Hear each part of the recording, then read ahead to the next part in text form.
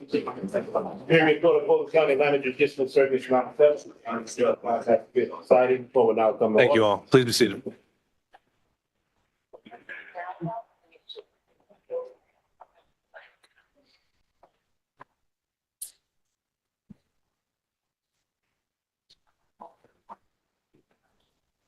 All right, we are back on the record with 23 SC 188947. As with yesterday, if we could have counsel just briefly introduce themselves, make sure we've got waivers on the record for today, starting with the state. Good morning, Your Honor. I'm Anna Greencross for the state. Morning, Your Honor. Adam Abadi from state. Morning, Your Honor. Steve Taylor, I'm good for Liverpool President Trump and re-waive his presence. Alan Stockton from Mayor Giuliani, re-waive his presence. Mr. Durham joining us by Zoom again. Good morning, Your Honor. This is Jack Van Wy on behalf of Mark Meadows. He waives his presence. Thank you. And William Cromwell for Kathy Latham, she waives her presence. Your Honor, Mike Smith, Prague Vichy for Mr. Hampton with local counsel John Monroe. I'm sorry, I didn't hear that at all. With local counsel John Monroe, is to my right. Okay. Richard Price and Chris Anonowitz for Mr. Cheeley, who waives his presence. Harry McDougall for Jeffrey Clark, waives his attendance at the hearing. I think we're now to Mr. Roman. Good morning, Judge. Ashley and John Merchant for Mr. Roman, and he waives his appearance. Greg Gillen and Anthony Lake for Mr. Schaefer, and he is present. All right, and then Mr. Floyd.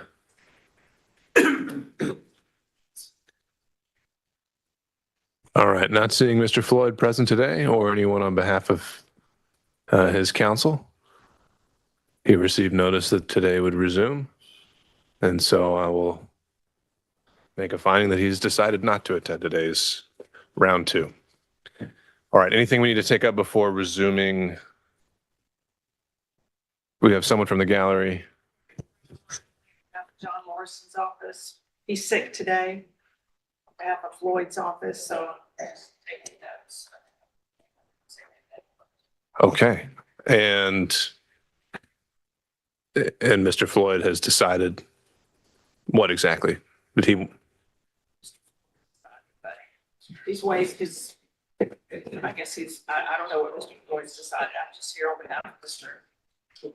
Morrison. Ms. Cross? It sounds like it's a deliberate choice for Mr. Morrison not to be this morning, and the defendant was certainly here yesterday if he joins later. Otherwise, I think we could call that a voluntary waiver. Okay, I agree. And I haven't heard anything else from Mr. Morrison or any other counsel. Is there anything we need to take up before resuming testimony here? Let me start with the state. I'm sorry. Thank you, Your Honor. Yesterday, the state had asked that Ms. Yurdi be, her subpoena be held in case we needed to recall. I let her attorney know last night after speaking to him, don't intend to recall her. And as far as the state's concerned, I know she'd already been released from the subpoena from the other side. So there was no reason for her to rejoin us today from the state's perspective. All right, Ms. Merchant, can we excuse Ms. Yurdi? I talked to her attorney last night, and I said we had a different conversation, so I think she's still on standby if we need to recall her. So your position has changed since yesterday? Well, based on the state's representation that they may have rebuttal evidence, but they didn't give us that, so I don't know what that is. So in rebut, if they present something in rebuttal that I need to call her to talk about, then I will do that. All right, we'll address it as it comes up. What else? Anything else, Ms. Cross? Not from the state, Your Honor. Okay, Ms. Merchant. I know that we are still in the middle of Ms. Willis, but we need to address some of the things that were said yesterday in court in regards to Mr. Bradley, privilege, things like that. Do you want to do that now, or would you rather do that before Mr. Bradley comes back? When you say address them, what do you mean? Well, there's a couple different issues, but we've got the privilege issue as one of them. But I also, what I did was I drafted all my questions, and I thought I could give those to either the court, opposing counsel, everyone could review them. So we didn't have to worry about the privilege stuff. There were some allegations made. I had a transcript made of the proceeding yesterday. Some specific allegations that I think I should have an opportunity to refute. Specifically that I had egregiously misrepresented, that things that I had said were patently false, and that all of that information came from Mr. Abadi speaking with Mr. Chopra. I spoke with Mr. Chopra, maybe, I don't know, we talked to him in the car on the way here on speakerphone, Mr. Merchant and I. And he said that he didn't tell Mr. Abadi any of that information, doesn't know where Mr. Abadi got it from. Mr. Abadi says that he did. And so, If there's any clearing of the air that needs to happen, and if we need to get to that, I think the right time would be once we've actually seen all the evidence that comes out. So, thank you. I just wanted to let the board know. Thank you. and in terms of the privilege issue, if you're planning to recall Mr. Bradley and you've actually typed out some specific questions, then yes, I think that would be helpful and might allow things to proceed a little more efficiently through his testimony. So if, to the extent you've got those typed out and are willing to provide those to counsel for Mr. Bradley and the state, I'd encourage you to do that. And before we call him, we can get into that as well. Okay, great. Thank you. And I have a copy for the court. I have one copy for either the state or Mr. Evans. I know Mr. Abadi was objecting to privilege yesterday, but I think actually Mr. Evans that needs to do that. Was Mr. Evans is here? Okay. All right. Anything else from any counsel? Vote the rule, make sure it's still invoked. The rule is still in place. All right. Not seeing anything else. If we could bring back in Ms. Willis. Actually, Your Honor, the state has no further questions for Ms. Willis, so All right. no need to recall. Okay, Ms. Merchant. Next witness. I think we're about to hit the privilege issue. We are about to hit the privilege. There we are. Okay. Then do you need counsel need a moment to take a look at her questions? So I've got a copy. Oh, I guess Mr. Evans. And then do we have Mr. Bradley somewhere in the whereabouts nearby? Mr. Chopra. I informed Mr. Chopra that he's still under subpoena, so let's. Well, him and his client. Yeah, Okay, so- I'm also with Mr. Bradley, and he's actually not here today. He's We need you to identify yourself for the record, sir. at ward. He's not here at this moment. He has a doctor's appointment that he's currently in as we speak. And his representation is on the way here as well. I'd love to be able to get one of the. Do you have a copy, Ashley? Ms. Merchant? I just need Mr. Evans. No, is there one? Do you have a time estimate of when he's supposed to be here? Yes, I have one copy for y'all. Of the He's, questions. Not for. Where's the doctor in relation to here? yes, at the very earliest, he would be free about 10 o'clock, 10 to 10:30. All right, he's currently driving here as we speak. He's at the actual doctor's office as we speak. Okay. And I think the council has been informed of that last night, that he would not be here until at the earliest 10 to 10:30. all right, I wasn't told 10 or 10:30, but sure. Ms. Merchant, other than Mr. Bradley, did you have any other witnesses? not that I can call before Mr. Bradley. But I do think we can take up some of the privilege. Sure. No, I think we can use this time to do that. So why don't y'all take a moment to look at the questions and then let me know when you're ready to proceed. My part of it doesn't have to do with the question. I understood yesterday. I know these gentlemen are looking at the same time, so you want me to wait until they've had a chance to. Well, I think you're about to maybe make a legal qualification here. So why don't we hear what you got? Yesterday, it sounded as if the witness was going to decline to answer any questions at all in relation to communications or observations or anything, be it independent source or otherwise, that took place during the time of the alleged attorney-client privilege or relationship, which is 2015, I think, until the present. I understood that as referencing not simply attorney-client privilege communications, but what we commonly refer to under 1.6 as confidences and secrets, which are not covered by the attorney-client privilege and are not barred from testimony or evidence in a courtroom.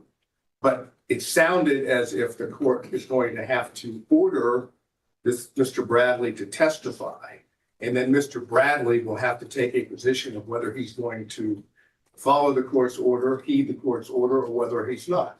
If he does, then we'll be able to get in hopefully to the questions that Ms. Merchant has prepared on Mr. Roman's behalf. If he says, I'm not going to comply, then theoretically we're in a position in which the court would have to hold him in contempt. And then at that point, my guess would be that somebody would say, I would like him to have the contempt stayed while I take it up on appeal. So I'm just trying to play through where we're going to be. Because if we're going to do that, we might as well know this before we start putting them on the stand. I think that's a good thing to flag now, and I agree that yesterday during the hearing, there was some intermingling of 1.6 and attorney-client privilege, and now having had the time to kind of parse through that, and it does seem that there is a distinction between the two. One is not covered by the evidentiary privilege, and pulling the case of Tenet Healthcare Corp., 273 Georgia 206, Supreme Court doesn't make that distinction. So to that end, Mr. Evans, as we work through these issues, I would say that when Mr. Bradley takes the stand, I would be directing him to respond and be responsive to any questioning that may be covered by Rule 1.6. That would be the order of this court, but that still reserves the issue of attorney-client privilege. So as you're reviewing those questions, we'll keep that in mind, and I'll be interested to hear your response. Anything else you think we should clarify before we take a break to look at the questions? Do you have a copy for me? Yes. A copy of the questions, Judge, and I also have copies of the, there's the exhibit that I would be filing to support it. Would you like that as well? I just did those. I certainly have an objection to filing. Did you say you want to file it? No, that I'm going to use in Mr. Bradley's testimony. I think it would help, but we can wait and I can use it there. I approached it with questions that I gave Mr. Evans.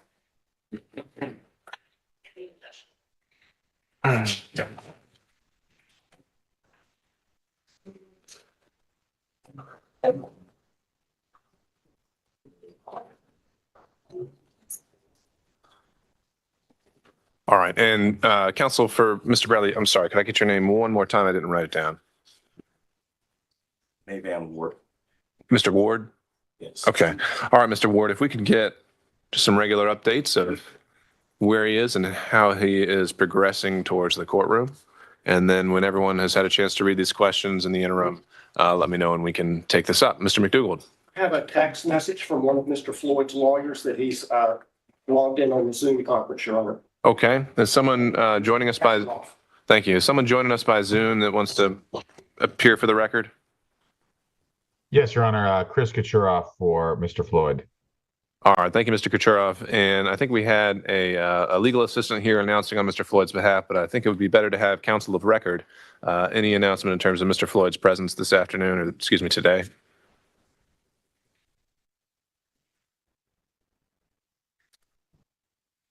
I'm sorry, Your Honor. I don't under, did you ask a question? Yes, sir. So Mr. Floyd joined us yesterday, but I do not see him here today. Do you have an announcement about his presence for today's hearing? No, he will not be present, Your Honor. All right. We would waive his presence. Okay. Thank you, Mr. Kucherov. All right. We'll be in recess until I hear from the parties. Thank you.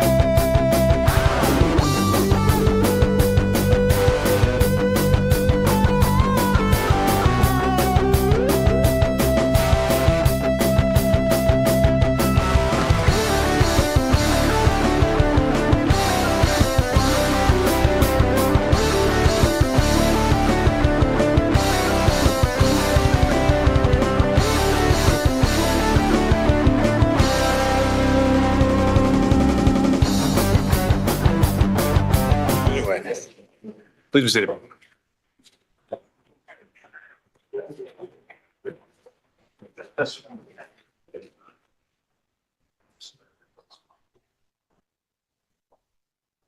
All right, we're back on the record, and I've been informed that Mr. Bradley is still not with us in person. However, there's a proposal to potentially move on to other witnesses. Why don't we start with the state? Ms. Cross. Thank you, Your Honor. Yes, in order to be efficient with the court's time, we have a witness here and prepared to take out of order, and it sounds as though there's no objection from the defense, so we can do that at the court's convenience. We don't have any problem taking him out of order, but it's our understanding it's Governor Barnes, and he's here to establish that he was the first choice of Miss Willis, and she testified to that. So I think it's just cumulative. I don't know why we need to call him to establish a fact that's already been established. We're not refuting that fact. We can impeach her on that fact. Ms. Cross, I think did she say it was her first choice? Did she not say who was her first choice? I think I don't believe that the governor's name was mentioned. I think there are some facts and circumstances surrounding the search for someone to take over the lead of this investigation at that time. Now, prosecution is something that, given the allegations in the case, is certainly relevant. All right, and it doesn't sound like it would be all that long a witness I don't. anyhow. All right, so in that case, we can transition over, and Ms. Cross, I'd like to call your witness. Thank you. The state would call Governor Roy Barnes. And Judge, just so I'm clear, so you had told us not to ask questions about qualifications. So we did not ask any of our witnesses about qualifications. So if the state's now going to bring in evidence of that, we would just ask permission to now be able to go into that. Sounds to me, well, Ms. Cross. If you want to ask Governor Barnes about his qualifications, I mean, that's certainly something he'd have knowledge of. I don't know what his basis of knowledge for anyone else's qualifications might be, but I also don't think that opens the door to anything other than what my understanding of what the testimony was. As I hear it, the issue of qualifications versus who was her first choice is going to be relevant to her intent, maybe, and perhaps that issue of the case in whole. I don't think that necessarily opens the door. We'll see how it goes. I believe he's being brought over, Your Honor. All right.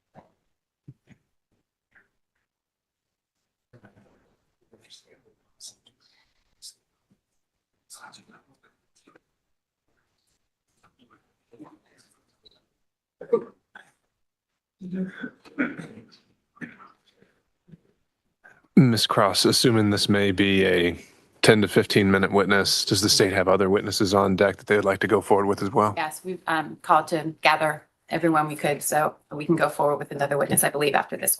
All right, appreciate it.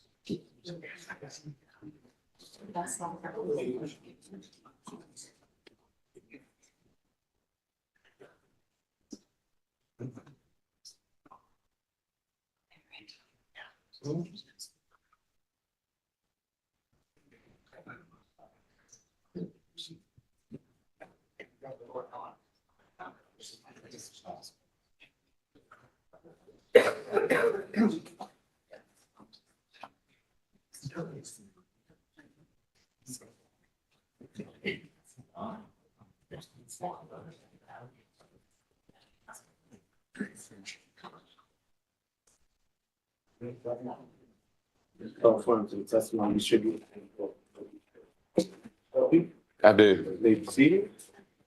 State is full name for the court. Roy Eugene Barnes. Royeugene. Barnes, Barnes. Say, good morning, Mr. Morning. Barnes. Can you tell the court a little bit about your background as it relates to your service in public service? I was first elected to the state senate in 1974 from Cobb County, and I served 16 years there. And then in 1990, I ran for governor and was defeated. And 2 years later, I went back to the House of Representatives. I was elected to the House of Representatives and served 6 years till I was elected governor in 1998, and I served in that position till January of 2003. And after serving in the position of governor, can you tell the court a little bit about what you transitioned into after your public service? I did exactly what I was doing before. I was elected. I went back to practicing law in Marietta, Georgia, with my daughter, who's now a judge of the state court, and my son-in-law. And now we have, I think, 6 or 7 lawyers. Charlie Bailey back there was one of them at one time. Okay. And Governor Barnes, would you consider yourself to be a trial lawyer? Yes. Okay. We don't write contracts or we don't write wills. All we do is try cases. And I want to direct your attention back to 2021, where you approached by the district attorney of Fulton County, Fani Willis, about being a special prosecutor. I was. I don't recall the exact date, but I know it was sometime in 2021. And she asked me to come down, and I met with her and Nathan Wade, and there were several other in the meeting. She asked me, said they were beginning this investigation, and she asked me if I'd be interested in being special prosecutor, to which I replied that I had mouths to feed at a law office and that I would not do that. And also, I just had a bad, well, I won't say bad because it happens from time to time, but I just had the FBI to report a fella, a militia trainer, to me that said they were concerned that he was making threats against me. And because I thought it was because of the flag, but I asked him and he said, no, it was because I was too close to the Jews, quote unquote. And I told DA Willis I'd lived with bodyguards for 4 years and I didn't like it. And I wasn't going to live with bodyguards for the rest of my life. So ultimately, you turned down. Yes. Yeah, I told her. I said, I'm not interested. Nothing further from the state, Your Honor. Ms. Marching. Ms. Morning, Marching? Governor Barnes. How are Morning. you? Just fine. How are you? Good to see you. Good to see you. You said it was sometime in 2021. Do you remember? I think it early? was. I don't remember the dates. They all go. I could look it up on my calendar at the office, but I don't have that. Well, I want to ask you about some statements that Ms. Willis made March 28th, 2021. She was talking about assembling a team for this case. Are you familiar with her work assembling a team for this case? Well, I assume that's what she was talking to me about. But besides that, I don't know anything. And I know you had said you had a meeting with some folks and Mr. Wade was at that meeting? Correct. Okay. So he was with the district attorney interviewing you about taking this case? Well, of course, I know Nathan very well, as you do. Yes. And I exchanged pleasantries with him, but the conversation was with Ms. Willis. Okay, with Ms. Willis. Were you aware at the time that her team consisted of Brian Watkins, Megan Vargas, Sonia Allen, Shannon Trotty, Sal Chan, and John Floyd? She had reported that was her team on this case. I know John Floyd was involved, and she probably told me the others, but listen, I barely remember what case I tried last year, much less every word that was said in the conversation. I understand, fair enough. But she said she was looking to hire more lawyers and investigators to work on this case? She told me, it was to me, she said, would you be interested in being special prosecutor in this case? And I gave the reply that I've already known. I mean, about hiring other lawyers or whatever, I don't know. All I can testify to is what she told me. Did she tell you at all why she wanted to hire special counsel and not use someone who is an ADA, not have an actual employee? No, she did not. I mean, we did not discuss that. And, but I would assume it was because in a case as big as this, that you'd have to have some additional help. I know John Floyd has been in some cases over the years out in Cobb County, for example, and others.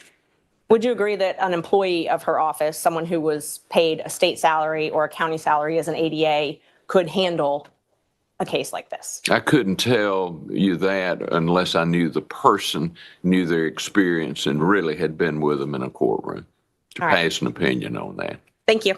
Yes, ma'am. Say Hello, Mr. Sadow. It's been a while. It has been a while. I hope you're well. I'm doing fine, just getting older, but that beats alternative. That's true, but that applies to all of us, I believe. Yes, yes. I think you indicated that if you had your calendar, you'd be able to pinpoint a date for it. I would. Is there a way for you, for example, at a break before you actually leave to contact your folks to see if you can get a date? I guess I could. I don't know how far back we archived those, but I assume I could. Would you be willing to give that a shot for us? I mean, I'll do whatever the court instructs. So if I ask the court and the court says, go ahead and you could do it, that's all right? I'll do whatever the court instructs. I hear you. And you should too. I try to live by those words. I'm not always successful, but I try. If I pinpoint a date, for example, I think the record is clear that Mr. Wade was hired for the position on November 1 of 2021. Does that help you at all? No, it does not. Okay. Then let's go to the meeting. It sounds like it was just one meeting. Yes. And could you tell us where that meeting took place, if you remember? It was in the conference room adjacent to the district attorney's office. So it was it in this, or the adjoining building? It was in the Lewis Slayton building, yeah. And District Attorney Willis was there, obviously, right? Yes. Yeah. And Mr. Wade was there? The best I recall, now I could be mistaken about that. It's like anything that far away, but that's my recollection. Do you have a recollection of anyone else being present? Yeah, there were some other folks, but I don't remember. Do you remember, were you introduced to Mr. Wade by anything other than you already knew him? Was he given a title I or would have anything? known him. So at least as you're there, if I heard you correctly, Ms. Willis did all the talking, Mr. Wade did not. I mean, we exchanged pleasantries, but as far as the basis of the conversation, the reason I was there, Ms. Willis did the talk. And would you be able to give us an estimate of how long this meeting lasted? Probably Just rough. Probably an hour. Right. And during the meeting, you made it clear, but it was the thanks for the offer, but no thank you. Oh, yes, I did. As I said, you know, I started off as a prosecutor, and for about 10 or 15 years, I did nothing but criminal. And then, but I've tried to move away from it and do primarily civil now. Mr. Gillen and I have done some white collar cases over in federal court. I've got one over there right now, but it's generally business related, you know, where I have a client that's got a kid or him getting indicted. And the case I have over there now is an alleged fraud case. Fair to say that based on your career and the work that you've done, you've handled high profile cases, correct? I have.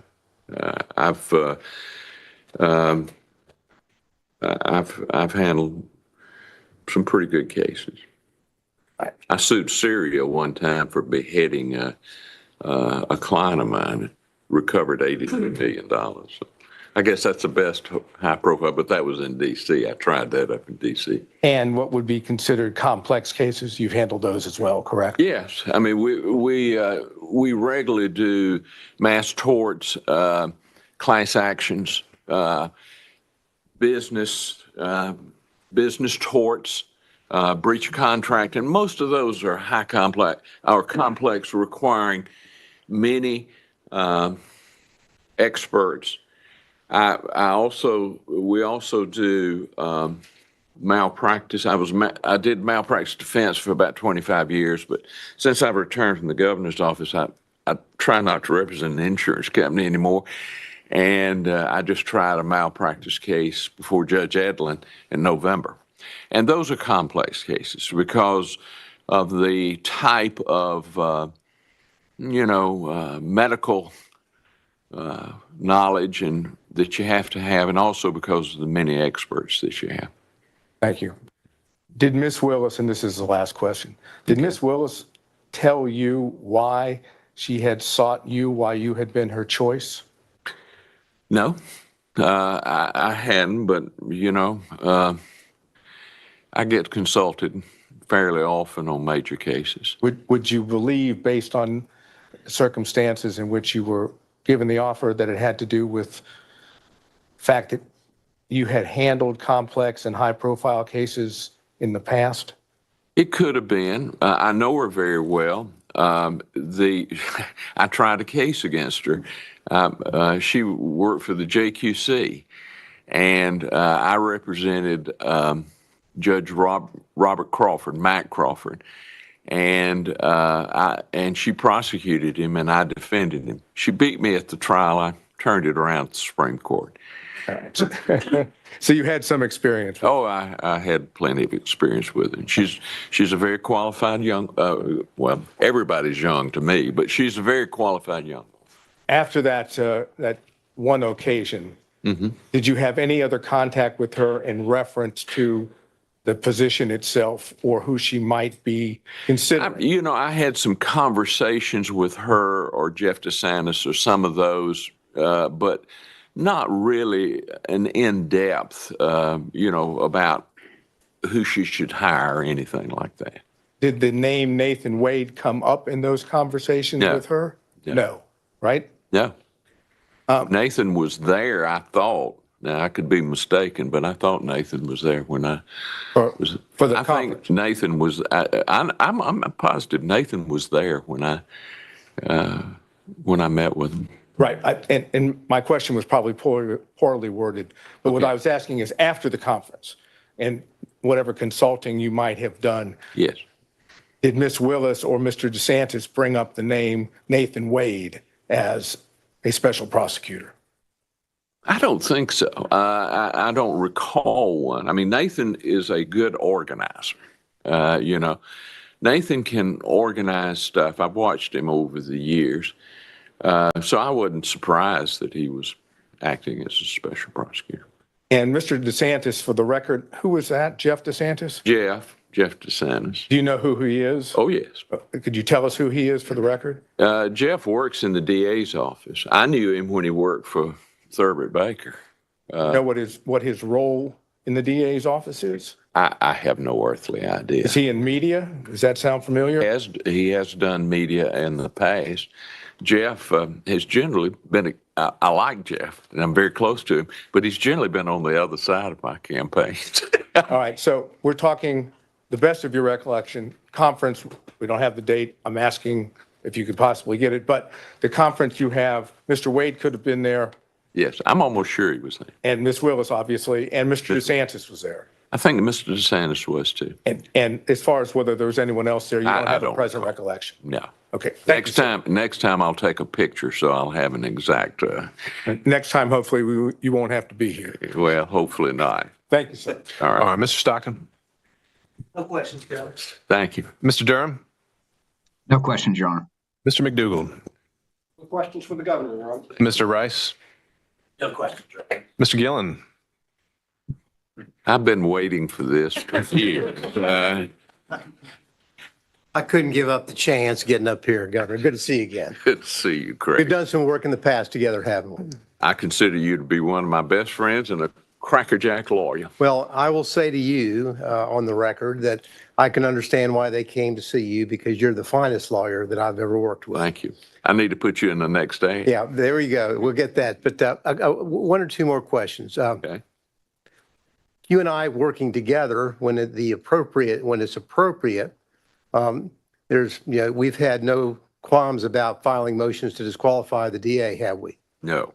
Matter of fact, you and I successfully disqualified the DA out in Cobb County in the Brown case, didn't we? We did. So whatever needs to be done should You be done. represent your client. You got that. Thank you so much. Thank you. Mr. Couture, are you still with us by Zoom? I am, Your Honor. All right, any questions? No, sir. All right, and is it Mr. Cromwell for Ms. Latham? No questions, Your Honor. All right, any redirect, Mr. Abadi? I got it. Can this witness be excused? Yes, Your Honor. Your Honor, Thank is there a way that we could potentially ask through you for that date if you can get it? The question is, you want the exact date that the meeting occurred? And I'm wondering if we can, if it's really material, the exact date rather than just its proximity to the November 1st hiring. Is that fair? If he knows whether it was far earlier in the year versus maybe closer, would that obviate the need for the exact date? If you can't get the exact date, of course, we'll take the best we can get. Okay, let's start there. All right. Let me Think, well, look you around. may take care of it for us, just if we hold in place here. I'm not sure I have this.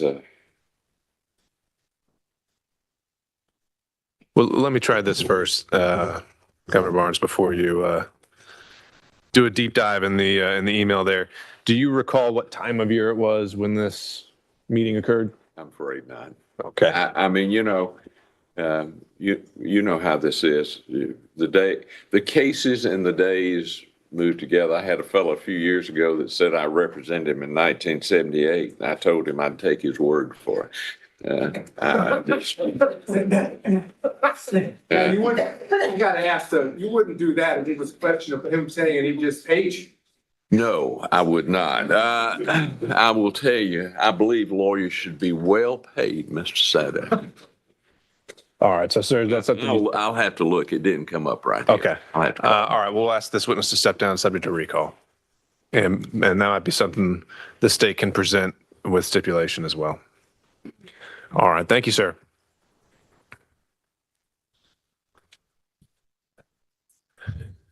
Do we have an update on Mr. Bradley? Lawyer. His lawyer should be here. He's probably outside. John's gonna go check. Okay. The last estimation I heard was about 11:30. Okay. If that's still the case, then Ms. Cross, did you have another witness available?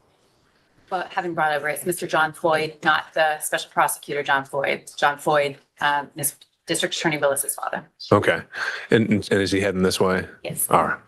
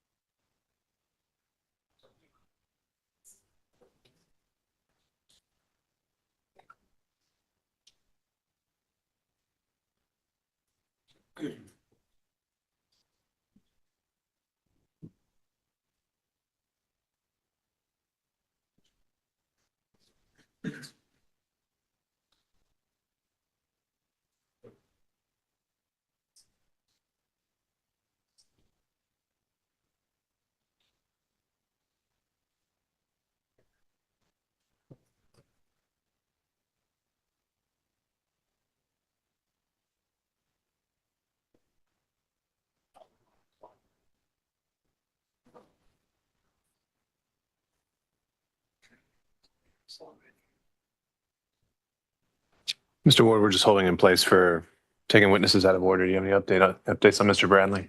Yes, so he is still in this appointment. This may last a few more hours. However, he's going to make himself available for Zoom if that's possible. That will be the quickest and easiest way in order for him to provide his testimony.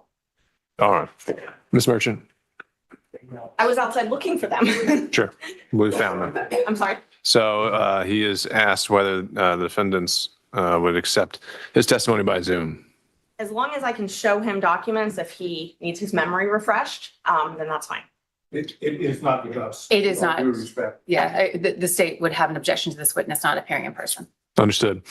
All right, Mr. Ward, I think we're going to need continual updates from you and also some kind of expectation of what this afternoon is going to look like. I was never informed of a medical appointment, and I think the notice in this hearing indicated it would last at least 2 days. So right now, I think he's in violation of his subpoena. Your Honor, I believe that the counsel was given notice of his doctor's appointment. He missed one yesterday. He took the stand yesterday and really was hoping to be able to finish his testimony yesterday as he stayed here all day. This appointment started at 9:00. And it's out of his control with regards to, again, the issues involved with it, as well as, being able to be at two places at one time. And I'm just trying to get more. I mean, we initially been told maybe it was going to be 9:30 and 10. Do we have any better idea to get a realistic expectation of when we think we can have him here? If it's your honor's wish, we can just tell him to come on in, and he'd have to go back to his. He'd just have to go back to his appointment. Is he, without getting too much into the particulars, has he already been seen by the doctor and he's waiting for results, or is he still waiting to be seen by a doctor? I'm just, Both. He's been consulting with his doctor, and they're waiting for results. and after he gets those results, he was supposed to have another meeting with them today as well. But potentially that meeting could occur later. After they're able to figure out the purpose of the actual appointment. Okay. If you can get any kind of an update on how much time they think that those results are going to take. If it's more than an hour or two, I think we would want to start bringing him here, and he can have that follow-up consultation later. All right. Thank you, sir. Did Your Honor want to take up the 1.6 motion? Or At this point, I think we've got something else that can occupy our time, and I think we need to move forward with that. All right. is Ryder, was that something? Of course. Perhaps we could all Yeah. take up? Absolutely. And I didn't learn about the appointment. Right. Okay. Understood. Ms. Cross. Thanks, Ron. Mr. Abate will, They can call Mr. John Floyd. Mr. Floyd, if you could have a seat, sir.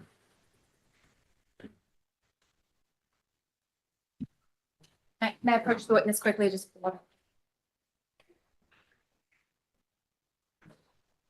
Thank you. This well-funded testimony should be to the board will be dismissed. I do. You may be seated. Would you please state and spell your full name for the board? My name is John Clifford Floyd III. Say, good morning, sir. Good morning.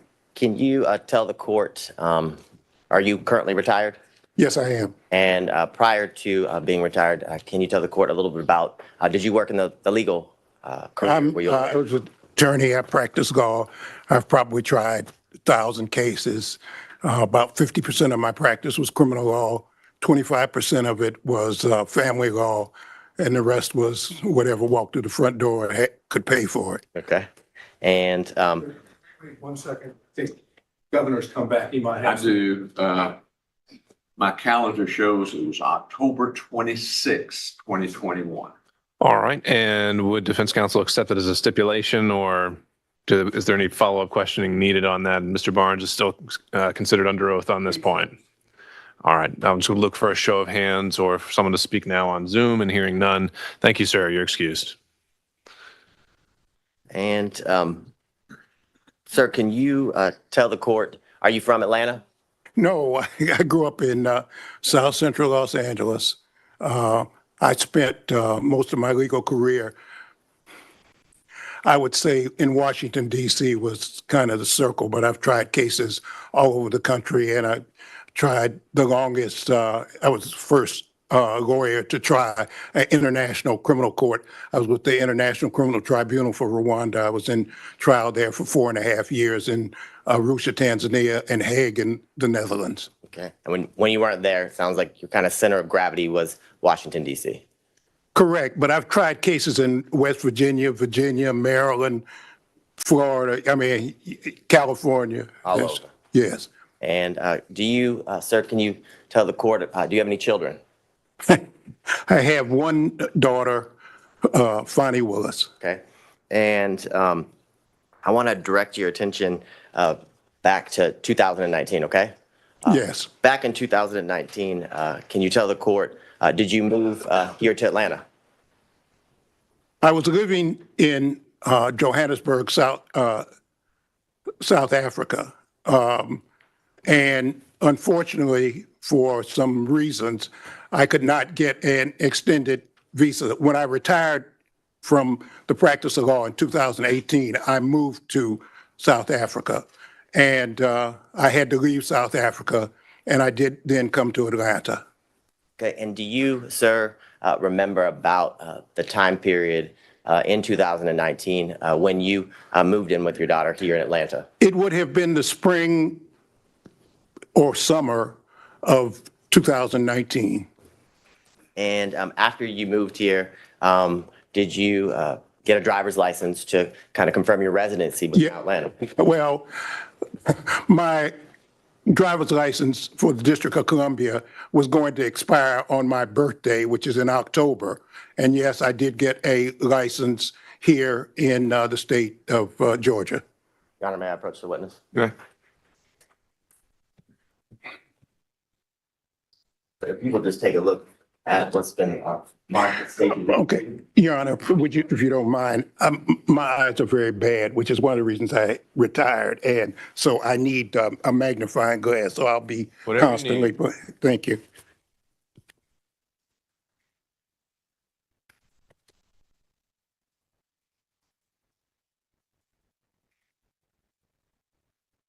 Yes, I see it was issued on 9/28/2019. Okay, so before we get there, do you recognize State's Exhibit 2? Yes, just my driver's license. Okay. And it states Exhibit 2, a fair and accurate copy of your physical driver's license. Absolutely. This time, Your Honor, the state would tender what's been marked as State's Exhibit 2 into evidence. No objection. Seeing no other objections, is submitted. State's Exhibit 2 is submitted for the record. Now, and for the record, Your Honor, the state is going to supplement State's Exhibit 2 with a redacted copy of the license. The current copy is not redacted with the address and things of that nature. All right, and do we need to mark that differently in any way? I will mark it as State's Exhibit 2A. Perfect. Now, you talked about when your driver's license was issued. Can you tell the court when was that driver's license here, your Georgia driver's license issued? It was on 9/28/2019. Okay, so September 28th, 2019. Now, when you moved into District Attorney Willis's home, who lived there?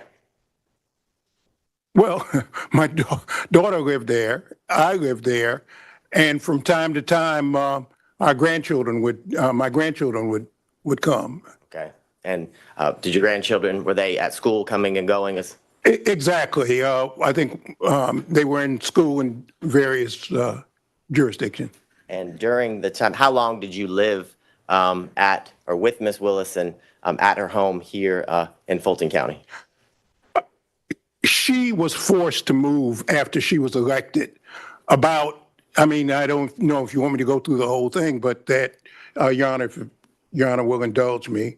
After she was sworn in on January 1 of 2021. And on or about the 3rd of February, at probably 5:30 a.m. in the morning, there were people outside her house cursing and yelling and calling her the B word and the N word and it was bizarre, okay? Sorry, but pause, sir. Mr. Abani. Hearsay objection to you. I would say it's effect on listener. He was present while all of these things were occurring. But I can. No, and he's saying he was personally present to hear these things? Yes. Okay, overruled. Okay, and fortunately, the neighbors called the police and disbanded the group, and it was just, I hadn't seen anything exactly like it before.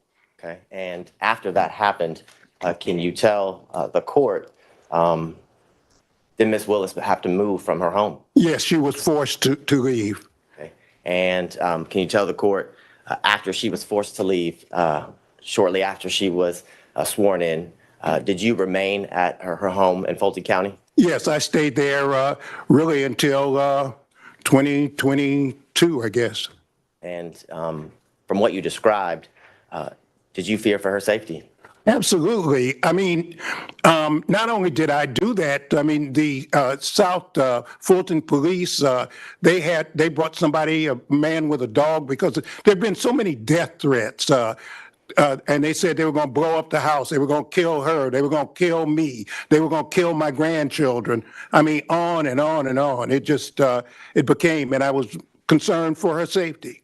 And after those concerns came to your attention, and after what you heard and saw that day, you remained at the house? Yes. And can you tell the court, with what you just described, why did you remain living at the district attorney's home here in Fulton County? I don't see how this is relevant. Mr. Abani.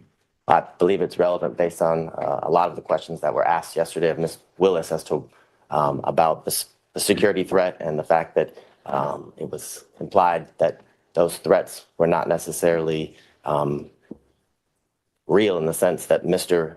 Floyd remained in the home. There were many questions about the fact that he remained and her children could still come and go to the house. I think it's relevant based to the testimony that was elicited from defense counsels yesterday. Overruled. Well, these South Fulton police, first, they put a car in front of the house that was there permanently, a police car. That was thing one. Thing two, they brought a person with a dog sometimes more than once a day, twice a day, and they would circle the house to look for bombs. I knew that that was a house that my daughter had worked for. It was a brand new house. She's the only one who had ever lived there. It's a 4-bedroom, brand new house. And somebody needed to protect the house. And I stayed there to basically take care of the house, to take care of the yard, to take care of that. Also, somebody sprayed, again, the B word and the N word on the house. And I don't think my daughter even knew that. I cleaned it off and called the police, and South Fulton police. They have, I'm sure, all the records of all the things that happened. And all of the neighbors, I notified all the neighbors to look out and to watch out. And it was so crazy. I mean, it was just so crazy. We'd have people would show up and park car. There was a guy parked for probably 8 hours out in front of the house. It was just, and we'd call the police and, Now, at the time that you lived there with Ms. Willis, and I guess even when you remained, so during the time period of 2019 to the end of 2020, are you aware if Ms. Willis was dating someone? Yeah, she did. She had a boyfriend when I first got there. And did you meet her boyfriend? Yeah, I met him often. Okay, and did you know him by any specific nickname? Yeah, Deuce. Okay, and can you tell the court why you were living there? How often would you see him? Sometimes every day, sometimes, every other day. He was a disc jockey or something, and he had all this paraphernalia that I'd have to move out. There was a thing with the keyboard, things that play music and so forth and so on. So now, when you moved in 2019 and then throughout the years in year 2020, 2021, had you ever met someone named Nathan Wade? I did not meet Nathan Wade until 2023, about a year ago, when a reporter by the name of Issakoff interviewed me. I met him. That was the first time I had met him. You said that was in 2023? 2023, right.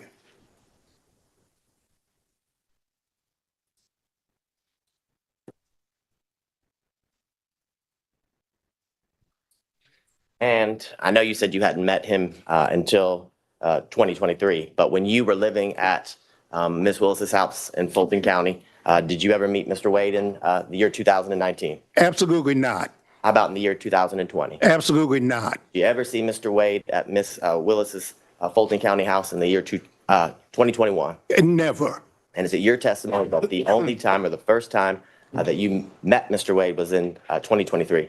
Let me say something. Mr. Wade said that he remembers seeing me, and I do remember some banter. I'm a member of Kappa Alpha Psi fraternity, and there's kind of this thing that goes on between fraternities, and Mr. Wade is a member of Alpha Phi Alpha, and I do remember there was some kind of banter when my daughter was sworn in to be district attorney between me and a couple of guys, and he said he remembers me. I don't remember him. And prior to that experience that you're talking about, as well as, I guess, your official meeting in 2023, had you ever even heard his name? No, never. I don't think I have any further questions, Your Honor. Ms. Merchant. Yes, Judge. Good morning, sir. How are you? Fine. How are you, counsel? Good, thank you. Just got a couple questions. On Monday, we heard you were in California. Do you have a place in California?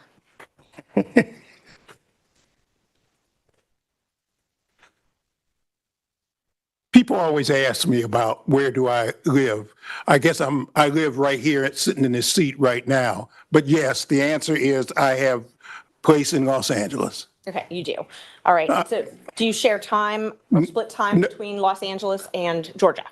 Actually, I'm working on a documentary film, and I'm supposed to be being filmed not for this trial, but I'm supposed to be being filmed right now. It was planned, and we had to stop it because they asked me to come here. But the answer is I'm working on a documentary, and I'll be in California until I finish the documentary if we don't have another actor strike and we don't have another writer strike.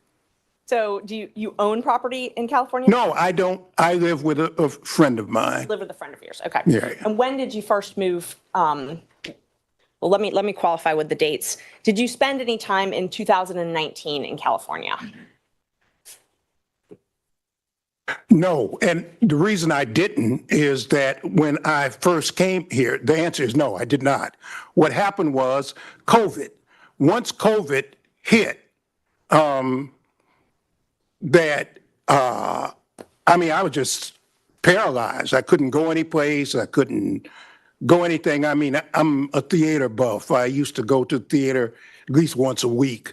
But when COVID hit, I just couldn't. I couldn't go to the dentist, which I need to do. Well, it was just a thing. So I was just stuck. I was just stuck there. I may be wrong, but I believe COVID hit in 2020. So I was asking about 2019. In 2019, did you spend any time in California? Before COVID was even here in the United States, remember I lived in South Africa and I've traveled the world. I knew COVID was coming before. I knew COVID was around before. They may have announced it in 20, but in fact, I knew about it and I knew what was happening in 19. Okay, so let's walk through 2019 then. You said you moved here in September. So no, I didn't say that. I moved here probably prior to September. In September is when I got the driver's license. I probably moved in the springtime. I'm sorry, you did. You said spring, summer. I see that in my notes. So spring, summer 2019 is when you moved here. So up until spring, summer 2019, where did you live? I lived in Johannesburg. Well, I lived in Washington, D.C., 2018. I had planned to retire for the rest of my life in South Africa. I had worked for Nelson Mandela and the Free Mandela and get that. And someone I'd gone to law school, he had located there after Mandela was freed from prison and became president. I was going to live there for the rest of my life, but unfortunately, because of political reasons, I could not stay in South Africa, and I was forced, in a sense, to come back to the United States. So let's just focus in on the period from, let's just start with October 2019, okay? We'll call that the relevant period. October 2019 until the end of 2019. Were you in Georgia every single day of that year? Absolutely. Okay. So now let's move to 2020. Okay. And every single day, before I move on, every single day in 2019, you slept at your daughter's house, correct? That's correct. Okay. So let's start in 2020. All right. So 2020, the entire year, did you travel anywhere? No. You didn't travel at all that year? No. So, and I didn't go to the movies, which upset me also. So that entire year, 2020, you remained here in Georgia? Right. In 2021, did you do any traveling? No. So when did you move back, or when did you start this documentary film in Los Angeles? What I had been doing to occupy time as I was writing my own memoir. As I delved into my family background, I discovered something, and that's what got me to working on the documentary. So I want you to understand what was going on in my life. I pitched I have a movie script called Bad Blood. I have a movie script I was trying to sell. So I tried to sell that, and I just happened to mention something that happened during the civil rights movement. SNCC, it's called the SNCC 5. The legendary Peter Fitzsimmons was interested, and so with Peter Fitzsimmons and Leah Smith, we're now doing the documentary. So I don't want to interrupt you, but what I was asking was when you moved to Los Angeles, not what you moved there for. Well, you keep saying moved.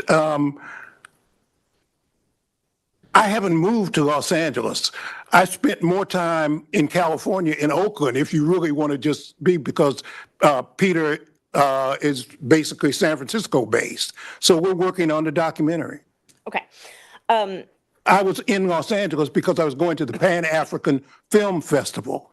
And that's why we were there. And the way Hollywood works is, you know, when you make connections, and film festivals are a place to try to sell ideas and meet people and organize things. You still own property in Washington, D.C., correct? No, I don't. You don't own property at 1467 Roxana Road Northwest? That's where I used to live. That's where you used to live. Did you Right. own that property? Yes, Okay. And you owned that property when you moved here in 2019? yes. And you owned it in 2020, correct? Well, now you talk about a very complicated issue. I left the property. There was a dispute between me, and I had gotten a reverse mortgage company. And there was a dispute between me and that. And I just, I walked away from it. Okay. You walked away from it with almost $300,000? Yeah, what is the relevance of that? Where he lived and registered to vote. That's what they brought in. So that's, Why is the money he got from a sale relevant at all? it's the only proof I have of that he owned that address. So I can move on though. Okay. When did you sell that property? I didn't. The reverse mortgage company took it. Oh, okay. Okay. So in 2019, when you got your driver's license here, Yes. the next day you registered to vote, correct? I think it may have been the same day, but maybe it was the next day. I don't remember. But you didn't own property here in Georgia that day? No, I was living with my daughter. Let's see. You said that you met Mr. Wade, that you remember you met in 2023, right? That was the first time you Correct. remember? Okay. And I wasn't really clear. You said something about meeting him. Was it with Mr. Isikoff or did Mr. Isikoff tell you? No, I was being interviewed by Mr. Isikoff. Okay. And he walked in, and I met him. That was the first time. He walked into the office and Where were you being interviewed? at the district attorney's office. And Mr. Wade walked into that interview? Yes. And so Ms. Willis had not told you about Mr. Wade prior to that. Absolutely not. So she didn't tell you anything about their relationship before you met him that day. No. But Mr. Wade remembers meeting you in 2020? He said that at my daughter's swearing in. I do remember that we having some banner about fraternities, but other than that, Oh, at your daughter swearing in. Okay. right. That's all I have. Just one moment, Judge. Nothing else. Thank you.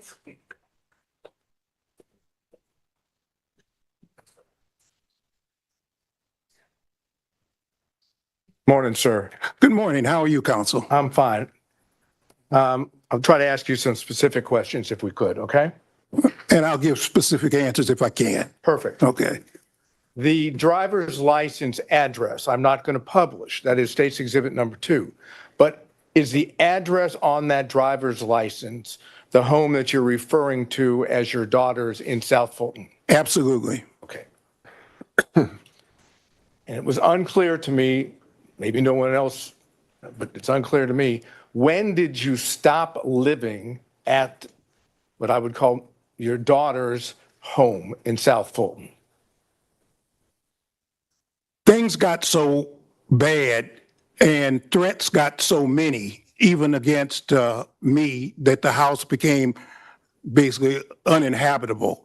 I got tired of sleeping in one room one day and no one that. I would say December of 2022, something like that. December of 2022. Right. That's about right. Yeah. Now, let me change and go back for another date. You had indicated, and I didn't hear it, when was your daughter, Miss Willis, when was she sworn in as district attorney? On January 1, 2021. Okay. And did you indicate that there was an incident, and I know you've described it, was that incident on February the 3rd, 2021? That's my best recollection. Okay. So my question then is, after February 3rd of 2021, how much longer did Miss Willis stay at the house before she moved somewhere else? Very short period of time, and I cannot be precise, but I would bet all the money I ever made, it wasn't more than a month and a half, if that long. Okay, so we're talking about, best of your recollection, end of February into the beginning of March, give or take, of 2021, when Miss Willis would have moved to a different location. Exactly. Okay. And did Miss Willis return to the house, that is, the house that you were in, at any point in time that you can remember? From time to time, she and her security might show up for her to pick something up or take something or something, but she always would come with her security. Okay, my question was poorly worded, and I apologize.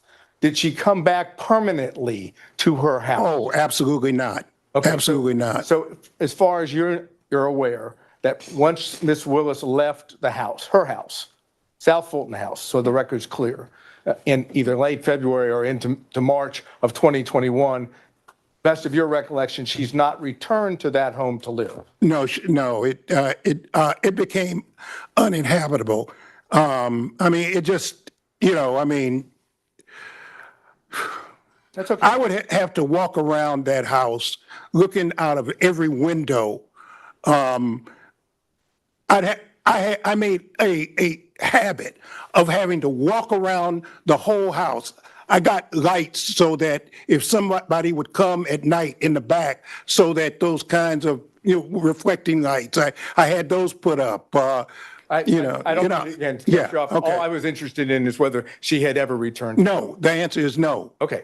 Now, when Miss Willis, when your daughter left the home, time period, end of February, beginning of March, give or take 2021, do you know where she moved to? No, and I didn't want to know. I intentionally did not want to know because I was not, if somebody stuck a gun to my head and I could tell them, I wasn't going to tell them anyway, or I'd have made up something, but I didn't want to know. Okay. So would it be fair to say that if you didn't want to know, you never visited her at the place that she moved to? Oh, I never did. Never did. Never did. Okay. Do you know how long she stayed at the first place that she went to after she left her house before she moved to a second place? What I know, and this is hearsay, counsel, is that my daughter has had to move something like 4 times. But do you know any potential? No, I don't know any place. I was taken one time for Christmas Day. I've only seen my daughter, and this is very hard for me to say, but during the period my daughter left, I've only seen my daughter 13 times because I can't, and we've never seen each other more than maybe 3 hours because of, the nightmare threats against her and me. And I understand that, and from the perspective of being a father myself, I understand what that means. So I'm going to move away from that. I was just trying to get an idea of date-wise, okay? So let me try to get one more date. In 2023, when you were being interviewed by one of the gentlemen that wrote the book at the DA's office, and Mr. Wade came in, can you give us, other than 2023, what the date would be? I'm sorry, I can't, counsel. How about spring, summer? Any idea? I would guess spring or summer, but I can't. I don't. I'm sorry. And you've already indicated, at least to your recollection, that was the first time that you'd met Mr. Wade. Oh, absolutely. Okay, I'm not arguing with you about that. I want to go to Miss Willis's boyfriend that you referenced. Okay, you met Miss Willis's boyfriend, as you've characterized it, when you came here in 2019. Correct. And you met him on one occasion, several occasions? Oh, no, I saw him often. Oh, so you mean there was no secret that she was dating this man? Not from me. Not from you. And he was a disc jockey of some kind. I think he had a government job during the day. I don't know what it was, but apparently he would do weddings and so forth and so on. He was a disc jockey, play music. So he had all his stuff was always in the way, and I was always having to try to push it aside. And anyway. But Ms. Willis, your daughter didn't keep him from you, correct? No. No, I mean, there was no doubt he. I mean, my daughter and I lived in the same house. I mean, he came and went, Right. Now, when did you learn that your daughter had a romantic personal relationship with Mr. Wade? Well, about 7 weeks ago when it, as a matter of fact, I just found out when other folks found out, okay? That is, your daughter, as I understand it, never told you one time in the year of 2022 that she was dating Mr. Wade, correct? That's correct.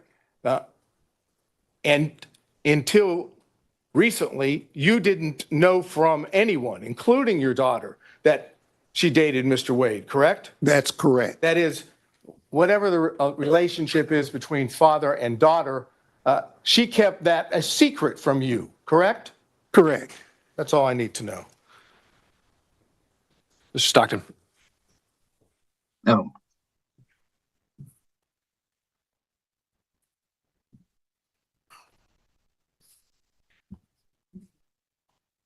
Good morning, Mr. Good morning. Floyd. Correct.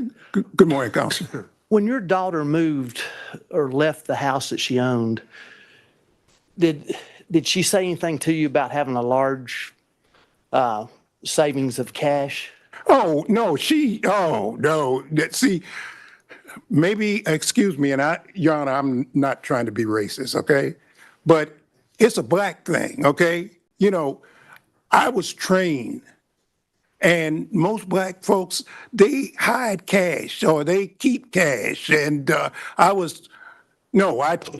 trained, you always keep some cash because I've been places, and just because of the color of my skin, for example, I took a fellowship at Harvard when my daughter was just if I might, Your Honor, when I was just, she was just, maybe 3 years old. And I remember going to a restaurant in Cambridge, Massachusetts. And I had a American Express credit card and maybe a Visa or whatever. And I had a lot of what they call traveler's checks. I don't even know if they still have traveler's checks, but traveler's checks. And there was a sign said, with the credit card. For whatever reasons, the man would not take my American Express credit card. So I pulled out my Visa card, and he wouldn't take my Visa card.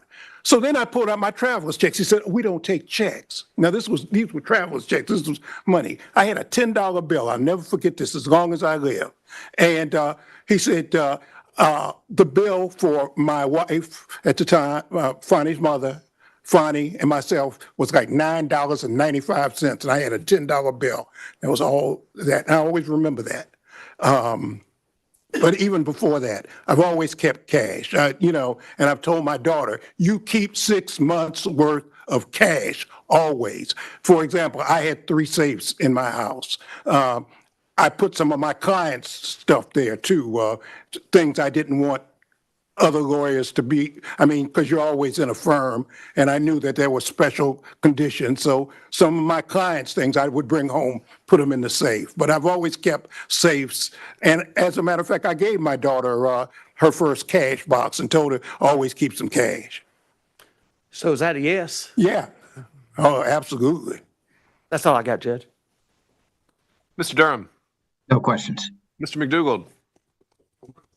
Thank you. Mr. Rice. No questions, Your Honor. Mr. Gillen.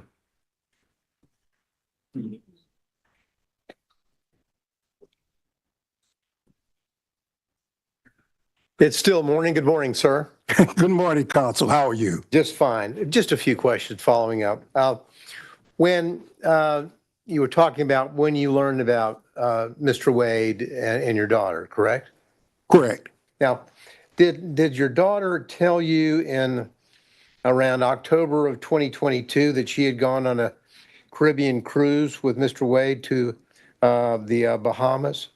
The answer is I knew that my daughter had gone, but I did not know who she went with or what the circumstances were. So I knew that she had gone out of town, but I didn't know with whom. I see. And did she tell you in November of 2022 that she had gone to Aruba and stayed at a Hyatt Regency resort there in Aruba for 3 days with Mr. Wade? Did she tell you that? The answer was, again, I knew she went out of town. I didn't even know where she went. I knew she was going out of town. She told me she was going out of town. I think she might have said she was going out of the country or something. She'd be going. But other than that, that was all. Okay. And did she tell you in March of 2023 that she was going to Belize for several days with Mr. Wade? It's the same answer, that I knew she would tell me she was going out of town, and she may or may not have told me where she was going, but she'd be gone for a couple of days. Okay. Now, in 2023, you were in many days you would be out in California, correct? Some days I'd be in California, correct. Okay. Well, did she tell you in May of 2023 that she was traveling to Napa Valley with Mr. Wade, so maybe y'all could see each other when she visited California with Mr. Wade? The answer is no. And so the first time that you ever met Mr. Wade or learned about Mr. Wade, to your recollection, was in 2023? That's correct. That's all I have, Your Honor. Thank you. Mr. Kucherov on Zoom. Yes, Ron, just a couple quick questions. Good morning, sir. I know I can't see you. I can't see you either, We but can take a moment. good morning, counsel. We take a moment. Let's just pause, see if we can change the screens to show Mr. Kucherov. Sorry? Your Honor, I'm on a phone, so it's kind of difficult. Can you turn your screen on though? I'm trying to.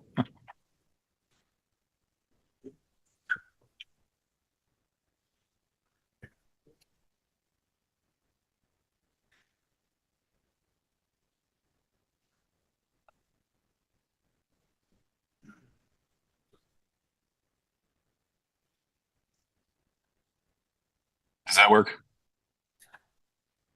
Just to hold one more moment. All right, there we go. You can proceed, Mr. Kucherov.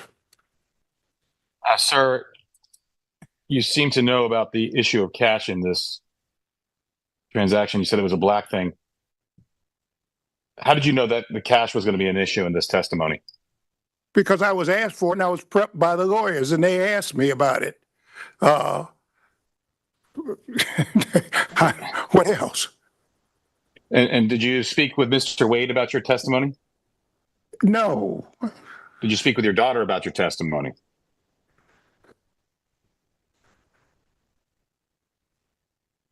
She may have been present when the lawyers were. I really don't remember. If Mr. Wade and your daughter were dating, you wouldn't have known that unless your daughter told you. What do you, maybe I'm not understanding your question, counsel. So maybe you want to restate. What is it that you're asking me? Yeah, if it wasn't clear, I can re-ask the question. I'll rephrase it. Yeah, right. Mr. Yeah, Wade, please do. If Mr. Wade and your daughter were dating, you wouldn't have known that unless your daughter told you. I did not know that they were dating. Judge, And when were you talking about the cash? I didn't know that. I don't know what you're asking me. What I told my child from the time she was a child is always have some money. Always have some money. If you go on a date so that people don't try to stick you and you want to leave whoever, always keep some cash, okay? Mr. Floyd, you answered the question that the attorneys prepped you for that. So that's all I wanted to know. Anything else, Mr. Kucherov? That's it, Your Honor. All right, Mr. Cromwell. No questions, Your Honor. Mr. Abadi? Your Honor. Mr. Floyd, now, it wasn't common for your daughter to confide in you about her romantic life at all. No, and I haven't confided in her about mine before when I had one, okay? Hate him. And you wouldn't have known about her boyfriend. Hey, Debs. Is that an objection? I think that might have just been still off mute. Okay. Let's keep going. Now, you wouldn't have known about her boyfriend, the disc jockey, had you not been living with her, correct? That's correct. I'll allow it. Overruled. I have nothing further. Did he answer the question? He did. Okay. He said that. All right. By show of hands, any redirect on those points only? Ms. Merchant. I just want to know when you were prepped by the lawyers, when this prep session was. I just got off the plane on, what was it, Tuesday night? I think I was probably drooling at the mouth. I was so tired. So it must have been, I got in Wednesday. It must have been Wednesday. Okay. And did you talk about any of the testimony from yesterday or watch any news reports or anything like that? Oh, absolutely. You can't cut the TV on without seeing this. The first first thing, and I listen to conservative radio a lot, and, you know, last night for 5 hours, all they talked about was this case. So you were aware of what the testimony your daughter gave yesterday was? Yeah, unless you don't cut the radio on, unless you don't cut the television on, unless you don't read the AJC or any other, the New York Times or whatever, which I do every day, yeah, of course. So is it fair to say nobody instructed you that you were under the rule of sequestration? Right, and I'm not under subpoena either. Thank you. All right, anything else? Seeing and hearing none. Thank you, Mr. Floyd. Thank you very much, Your Honor. It's a pleasure to appear in front of Your Honor. Thank you. Thank you. All right, Ms. Cross, let me check in. Was the state planning to call additional witnesses? Not at this time, Your Honor. We're trying to accommodate if there's a lapse in schedule to be able to this afternoon. But right now, that was our last witness. Okay, so even if Mr. Bradley testifies to some extent, there's still the potential that the state has no further witnesses? I anticipate at least one more will be available this afternoon, but that would be it. Okay, so there are potentially more state's witnesses. All right. Judge, before we move on, I'd move to strike the last witness's testimony because of violation of the rule of sequestration. All right, so I think the rule is invoked and the instruction was for the parties to tell all witnesses subpoenaed or expected to appear about the rule. I don't think the remedy is necessarily striking. I think it can go also to this credibility as well. So to that extent, unless Ms. Cross, you want something else to be heard on that, point is made. All right. Do we have an update for Mr. Bradley? Yeah, he should be here at 12:25. Okay, then what I think we should do is have these preliminary conversations about privilege, see if we can make any headway, and then take our afternoon break. So to that end, counselors, I don't know if you just want to argue in place there or go to the table, whatever makes you comfortable. But Mr. Chopra, I think maybe it was relayed to you since you weren't in the court earlier this morning. We'd had some initial conversations about the distinction between the privilege and Rule 1.6, and it sounded like you wanted to be heard on that. Your Honor, it was brought to my attention, and I apologize because I don't have things. What do you need? Well, a copy of the case in front of me would be helpful, but it's not necessary. It would just take me a second to keep looking at my phone to respond to the court. Whatever you need to do. Your Honor, I believe the case for in anticipation of piercing with the rule of 1.6 is owns Corning Fiberglass versus American Centennial. Is that correct? Pardon me, Your Honor. It's difficult here in council. Could you Yeah. And there's a microphone there at the jury box. You can try to hear what he's saying? Thank you, Your Honor. either try to lift that microphone up and speak in the jury box or make your way over to the podium or table. Sorry?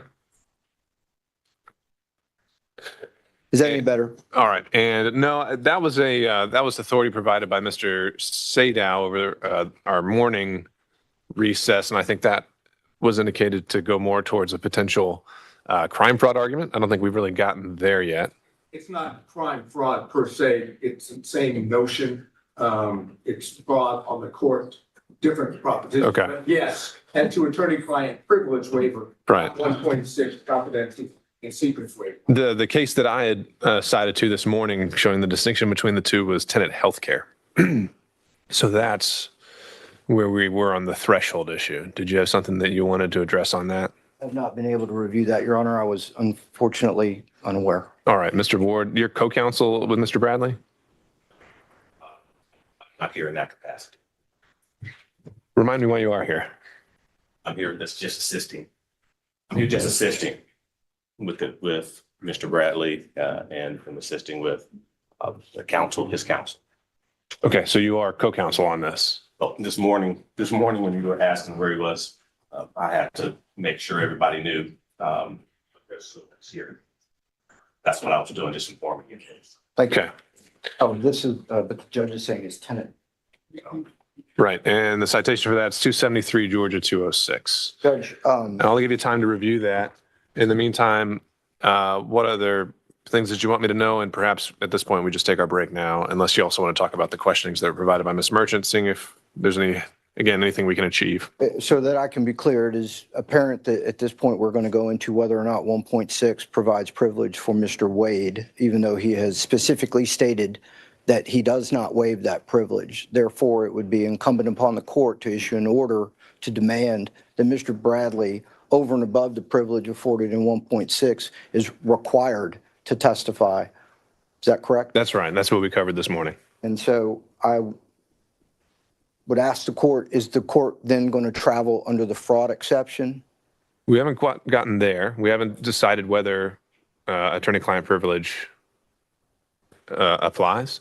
I think there are some other things that we would have to do to, I think we got held up yesterday on 1.6. As I understood it, I was waiting to hear from you whether we are now beyond that. And then if we're in the land of attorney-client privilege and only attorney-client privilege, so Rule 505, then I think Mr. Sadal has some arguments on crime fraud. And I think there's also just the general arguments of, does it exist? Were certain statements in furtherance? Does Mr. Bradley have any knowledge independent of those? Certainly. Right. And in order to keep the court abreast, yes, we are still traveling under, there should be a privilege afforded to Mr. Wade under 1.6. And we are aware of how they will try to convince the court that that should be overcome. So hopefully I can read this case in less than 5 minutes. All right, that's fine. Anything, I guess, as he reads that, let's do this. Assuming we do get beyond 1.6, if you can work with me here, anything we want to add to that? I'm afraid I would have to hear what the arguments were that got us past 1.6, Judge. I'm not here to insinuate to the court that we would do something else. I don't know. But there was a line of questioning that Ms. Merchant decided to write out and share with the parties. Were there any initial thoughts, comments, reactions to that? Again, just trying to make sure we make the best use of Mr. Bradley's time once he arrives. Your Honor, I just want to say that that might just reiterate that my client has not waived the attorney-client privilege. The questions that we reviewed this morning, Mr. Bradley is not able to testify about anything relating to Wade's marriage or dating history after December 2018. That's going to be the operative date. Nor does any of the questions Mr. Bradley cite to any external knowledge or sources.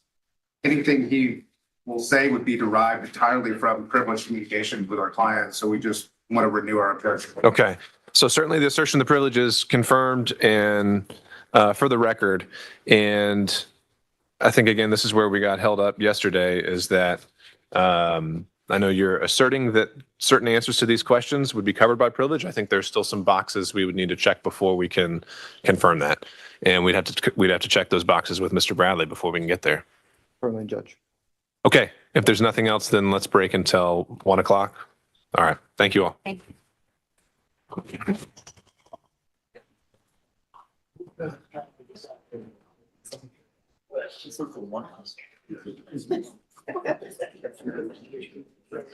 Yeah. You need your break today. You got a real break today. Man, I will do that. I mean, I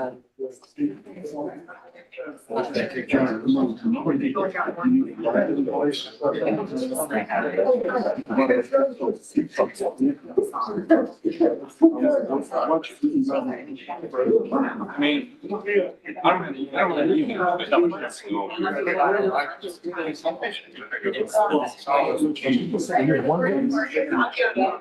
One more. Yeah, I think I'll have one more witness. Yeah.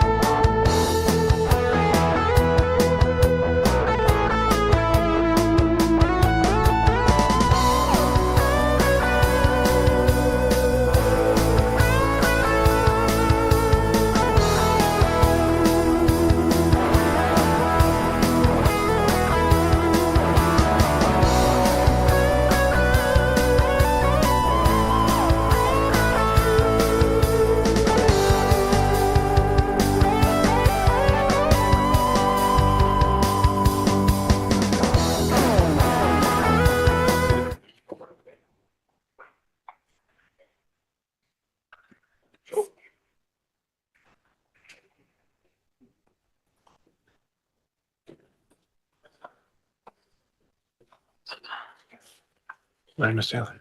All right. All right, we are back on the record. Beginning with the state and then to Ms. Merchant, anything we need to take up before we proceed? No, Your Honor, just I've alerted the defense, just for the court's planning purposes, the state doesn't intend to call another witness today. All right, thank you, Ms. Cross. All right, Ms. Merchant, you can call your next witness. I'll recall Mr. Bradley.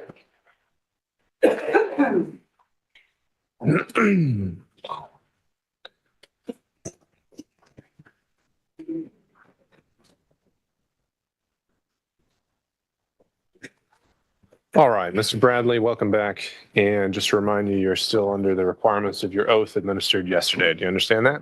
I do. All right, thank you, sir.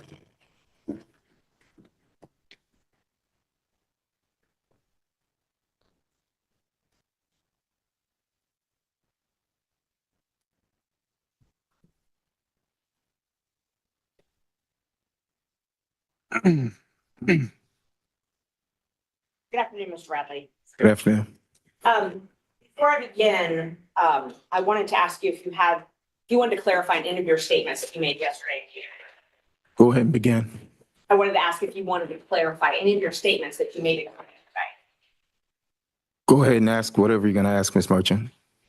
You initially became involved in this matter because you called me. Right? Absolutely not. I didn't call you. No, it was through a third party. You called me after you read an article and I don't even know where it was. I found one in the Washington Examiner. Honor? I've got an objection. Can we approach the bench? Okay. Well. Well, I can alert the court broadly to my concerns.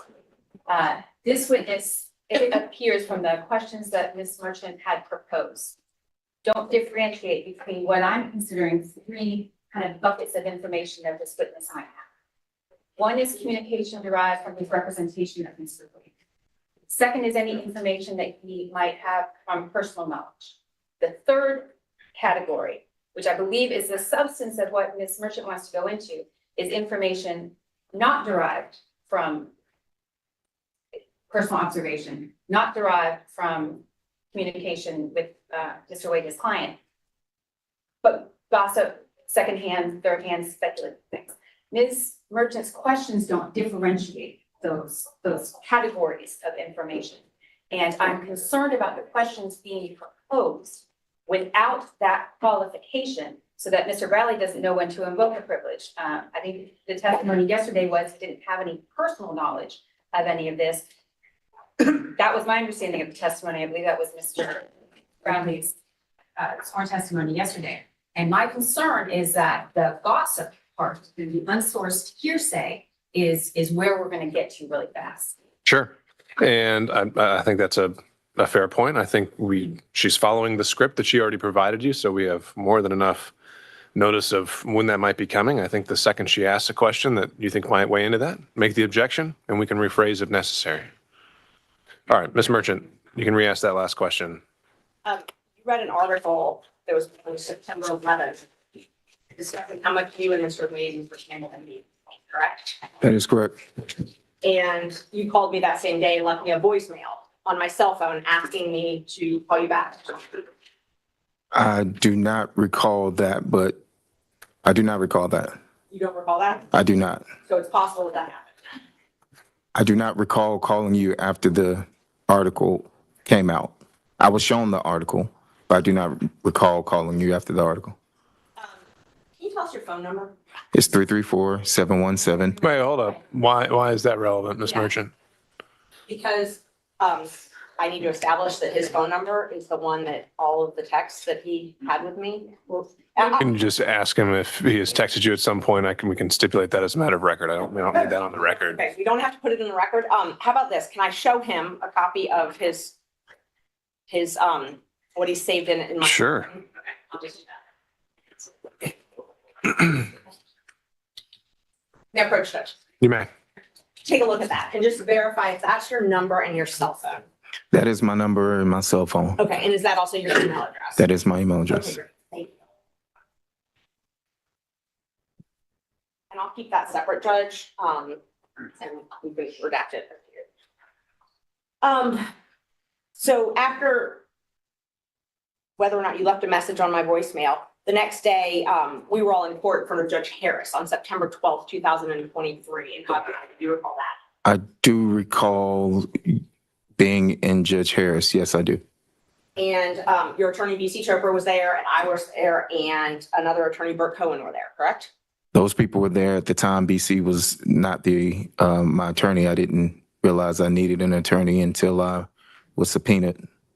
But B.C. Chopra was there. I'm going to object to the relevance of this. Ms. Cross, as I see this line of testimony, much of it is I'm taking in response to the original, how we started off this whole hearing, that Ms. Merchant had no basis whatsoever to bring this and she should be sanctioned. And I think she's laying that out. Okay. All right. Ms. Merchant. I recall it was in a conference room in the front. I don't know. I know you were handling a case in Judge Harris. I think I was speaking to Burt about a case, and BC was there to speak to Burt about a case. Yes, I think I do recall that happening, but I can't recall who else was there. It was a regular court date. In that conference room, that's sort of in Cobb County, there's a conference room in front of it. Correct. And it's not a public room, it's sort of like a jury room. Correct. And it was the four of us in that room talking.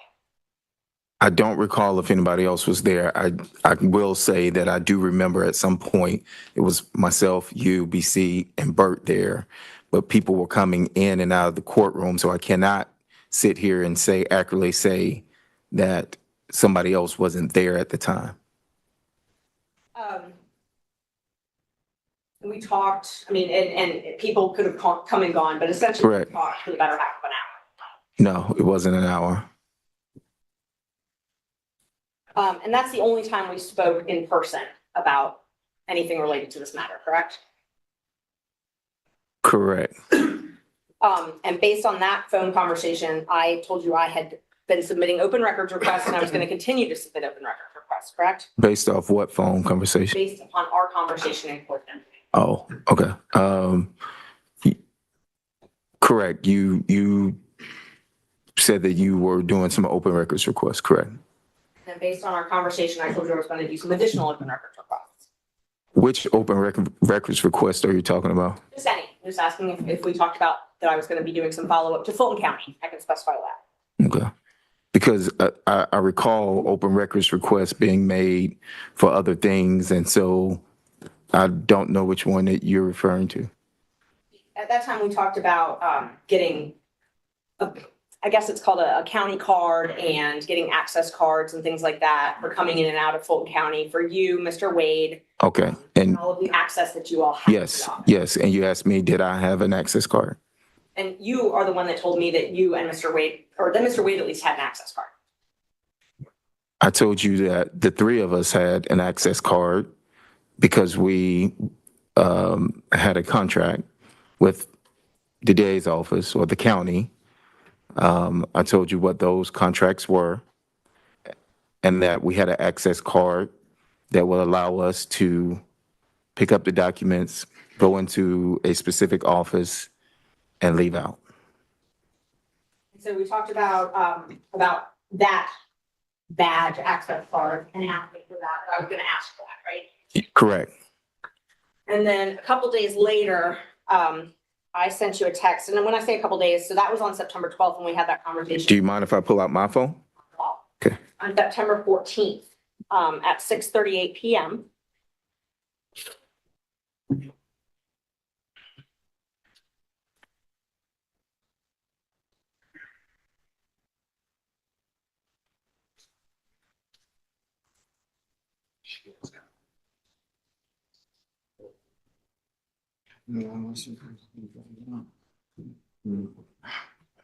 And what day was this? It was September 14th. September 14th, correct. And I sent you a screenshot of a Fulton County open records request I did. Yes, and I said, wow. And then let's see. And then we continued to text. Wait. And then you sent another text about a badge, and I did not respond. You sent another text about an entrance card. I did not respond. You sent another text about some other badges and with a circle around it, and I did not respond. Okay. I'm sorry, thank you. All right. Mr. I- Bradley, if you could just respond to the question asked and only the question asked. That was Thank you, sir. actually, I have an additional Okay. thing I want to raise. Ms. Merchant provided some text messages that she let us know that she was going to refer to. The text messages are inconsistent with Mr. Bradley's exchange as he apparently is reading it off of his phone. So if I could ask Ms. Merchant, is this it is true, accurate, and complete? And perhaps we can see what's on Mr. Bradley's phone. But more importantly, I am going to object. I understand the court's leeway about Ms. Merchant Sure. being able to establish contact based on previous statements made. But I'm concerned about going into the content of the statements without putting things in the buckets that I've identified. Sure. And so am I, Ms. Merchant. I'm not seeing so much the relevance of it back and forth. I'm allowing you to establish, the contact that was made and line with the outline you provided me. And I think we're on track with that. Were you planning to tender these text messages? I'm discussing them with him. Now, if yesterday he said we didn't text about this case, so if that was his testimony again today, then yes, I would show them to him to refresh his recollection or to impeach him. But Judge, their first part of their argument is foundation, is what I'm assuming. They're saying all of these. They're not all relevant. I can give you all of my texts, but they're not all relevant. And so they asked for screenshots, and so I took screenshots. If there's a way to submit my entire text history with Mr. Bradley, then that's fine. If they want us to read every single text, that's fine. I just don't want to be in a position where people are saying that I'm not. Well, I also want to avoid the situation where you as counsel of record are having to lay the foundation and do that sort of thing yourself. So I don't know how much further we can go with this before we get into that. So Well, I'm not sure what their objection is. So I asked him about one question and he read out sure. several. Why don't we just go with your next question and we'll see where we go from there. All right, let's see. But so, and Bradley, when you wait for her to ask a question. I understand that, Judge, and I'm not Well, trying apparently to you don't, sir. Wait for her to ask a question and you'll have a chance. So I think the last thing I asked you was about September 14th. So those texts that you're talking about, those refer to the issue that we're here today about though. Some text did, yes. Yes, okay. And then you called me again on September 15th, 2023, and we spoke on the phone. I do not recall that. Well, I texted you and said I needed to call you back, and then I later called you back. I'm not sure. I do not recall. You don't recall that? Okay. And do you recall the following Monday?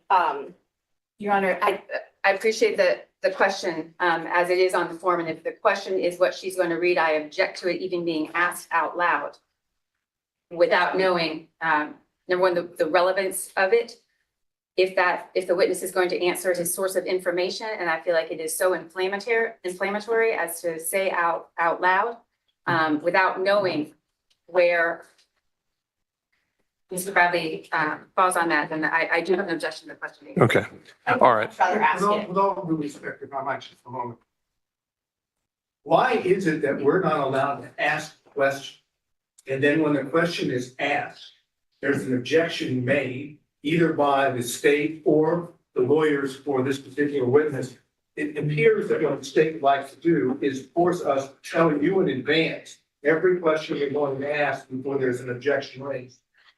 And I don't understand why they get to do that when we are obviously in the same position to say to them, tell us every question you're going to ask first. I realize it's a privilege, but that can be the questions asked, state objects, chauffeur objects, and the court rules, but not being able to put it on the record because it's inflammatory or it's somehow prejudicial. I don't think that, I'm just suggesting. Sure. So, Mr. State, I'd agree with you in the general sense of things, but in this situation, Ms. Merchant offered to provide essentially her list of questions in advance, giving us a preview of what she's going to say. And that puts us in kind of a different posture in that respect, where we can actually have some sense of what's going to come out. But Ms. Merchant, I think knowing what your next question may be, since usually we don't have that opportunity, does it presuppose some knowledge on his part that we have yet to establish is inside or outside of privilege? Well, the first thing, Judge, is I gave these questions so that we wouldn't be in a situation Sure. where we were objecting and having 4 different lawyers talk about privilege, confidentiality, every single question. So I was hoping that we would ferret that out ahead of time. So this is the first that I've heard that objection to question 18. I did give the state copies of them as well, trying to be completely transparent. I also, I have to establish that his information, there have been statements in this court that I lied, multiple statements yesterday. I can't even tell you how many times that was said under oath yesterday, and that I did not get this information. And so I have a right to. Which I've already said we can do and we can go over, but and we've already started doing that. But the next question, as you plan to ask it, may presuppose again some information that he has that we need to determine whether it's inside or outside of privilege. Is that right? No. Well, I don't believe so. No. I mean, if we're going to talk about the privilege, I wanted to talk about it beforehand, which is why I gave all of these. I didn't know the state had objections on these questions to privilege. If we're going to talk about privilege, I'm happy to ask him the substance of the question, but that is what I'm getting objections for. So I'm trying very carefully to craft something to avoid that. But I'm happy to just ask outright the question. Right. I don't see a way around that, Ms. Cross. I understand, Your Honor. I'm going to do whatever you tell me to do. The problem in the context that Ms. Merchant is posing the questions is, this was our communication. This is what I asked you. This is what you told me. And here are these texts that are supporting it. I understand the court's ruling that based on how things have gone, if Ms. Merchant feels like she needs to establish there was contact and communication, then I don't have an objection to that.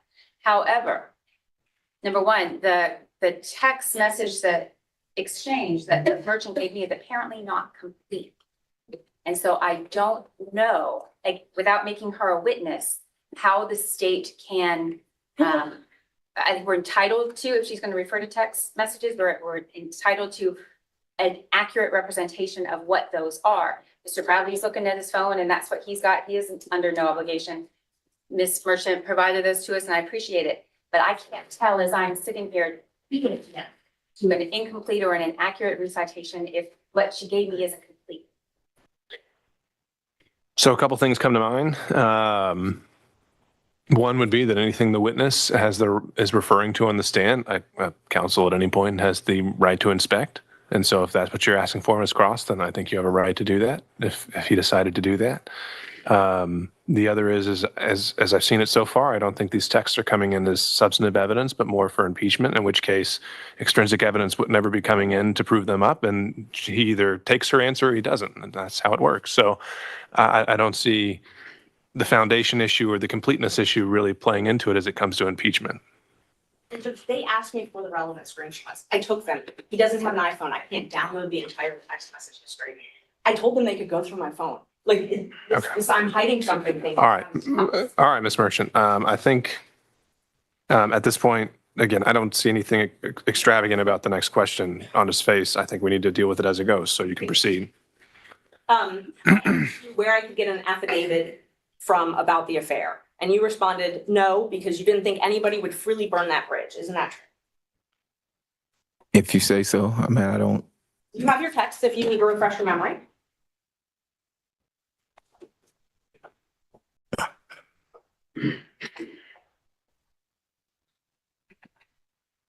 September 18th at 3:11 p.m. if you need to. Can you repeat the question? The question is, did I text you asking you if you knew who I could get an affidavit from about the affair? And you responded, no, no one would freely burn that bridge. Yes, I do see that.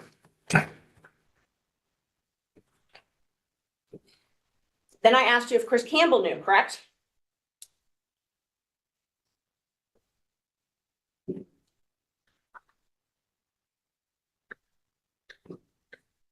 No, you asked me if under oath he would testify. I'm going to object to the source of the witness's information about that, whether that's firsthand information or not. And Mr. Campbell, of course, has a privilege too. Well, since Mr. Campbell hadn't even been brought in to this proceeding at all, I'm also wondering about just the relevance of asking questions about Mr. Campbell. It's been objected that I'm not asking about all the texts and I'm selectively asking, so I'm trying to go through all of them. I would much rather just asked very relevant ones. Well, I have an objection to her asking. I can't tell if the statements or the testimony provided is consistent or inconsistent without a complete set of this text exchange. And it's not clear in the text exchange what the source of Mr. Bradley's information that he's providing is. And so that is, I'm struggling, Sure. and I know everybody else. And again, I think you're focusing more on the merits than the impeachment value, right? If the sole purpose this is coming in is under those grounds, then you being able to match them up word for word, I don't see that as being the necessary prerequisite.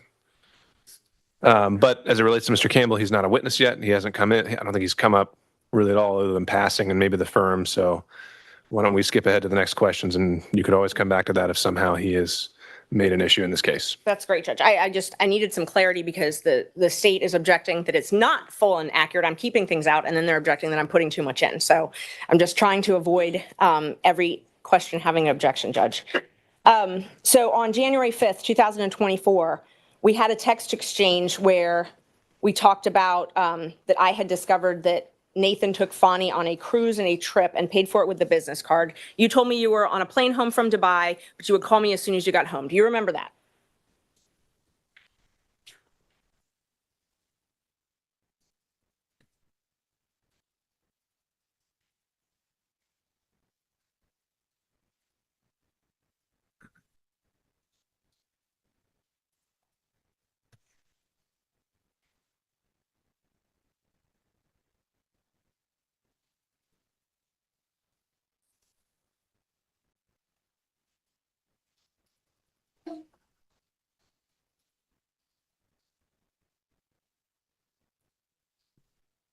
So what I have is a text message from you saying, "Oh my God, Nathan took Fani on a trip to Napa and paid for it with his firm."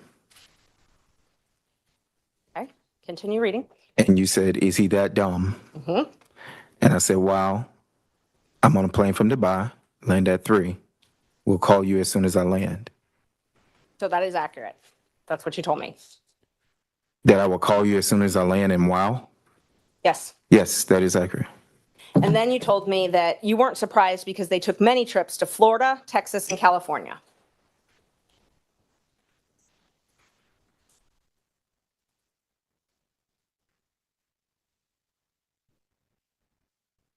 Okay, so I don't have that, and I can show my phone, but I don't have that in my phone. So the question is just, do you recall I do not recall. communicating that to me? I do not recall. All right. Do you recall telling me that it was when she had to move her daughter a trip to California?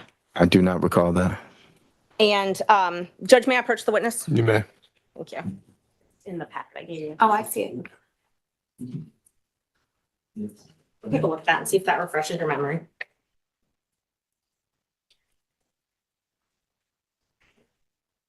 Yes, I see this. Okay. Does that look like, does it refresh your memory?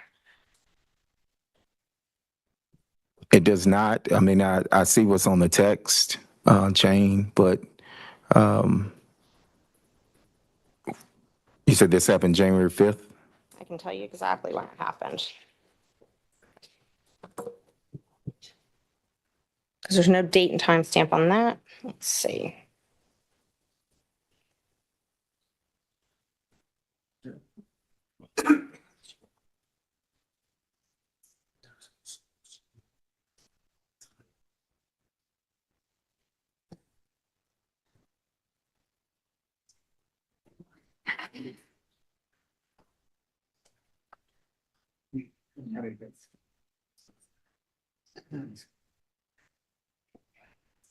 It was, let's see, it was.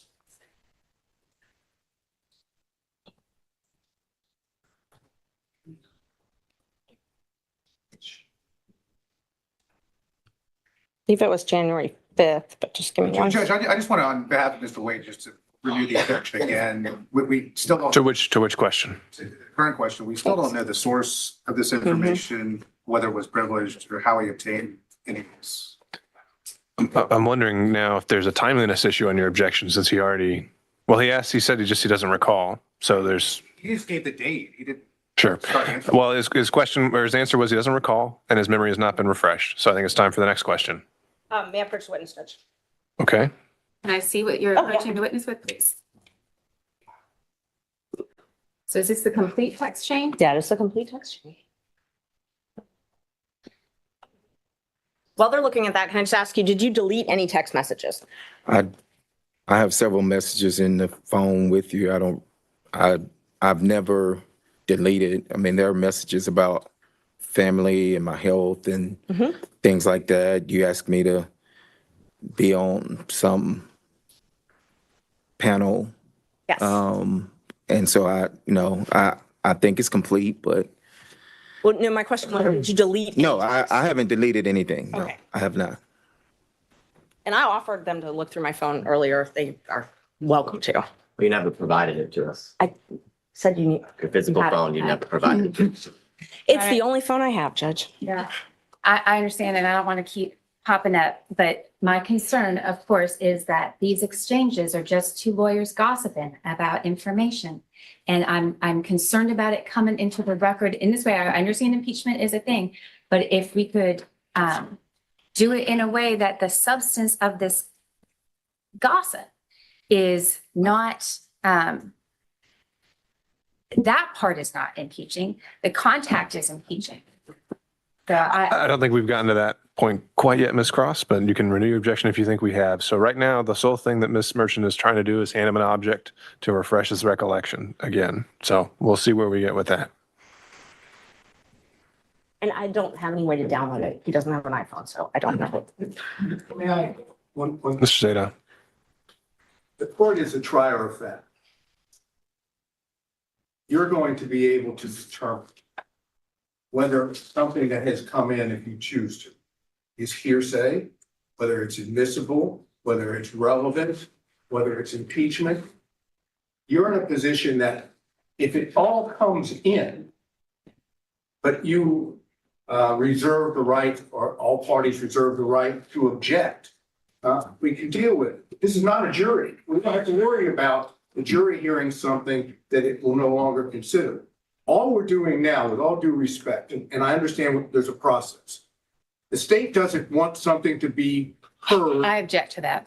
They've repeatedly attempted to stop questioning. Your Honor can hear it all and then decide what is and is not relevant and admissible.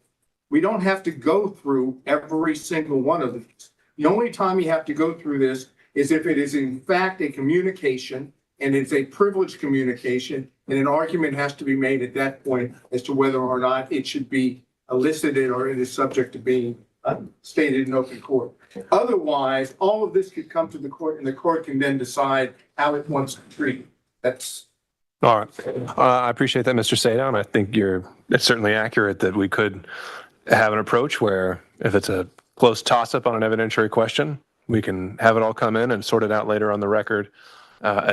I don't think we've quite reached the point where I need to do that. I think we still have time to get into these, and it'd be my preference to keep the record as clean as possible and without questionable evidentiary issues. But we may get to that point. So the question from Ms. Merchant was to approach the witness and with an object to see if that would refresh his recollection to the last question asked. Yes. Now, I'm sorry, the state scrolled through it, so not right there again.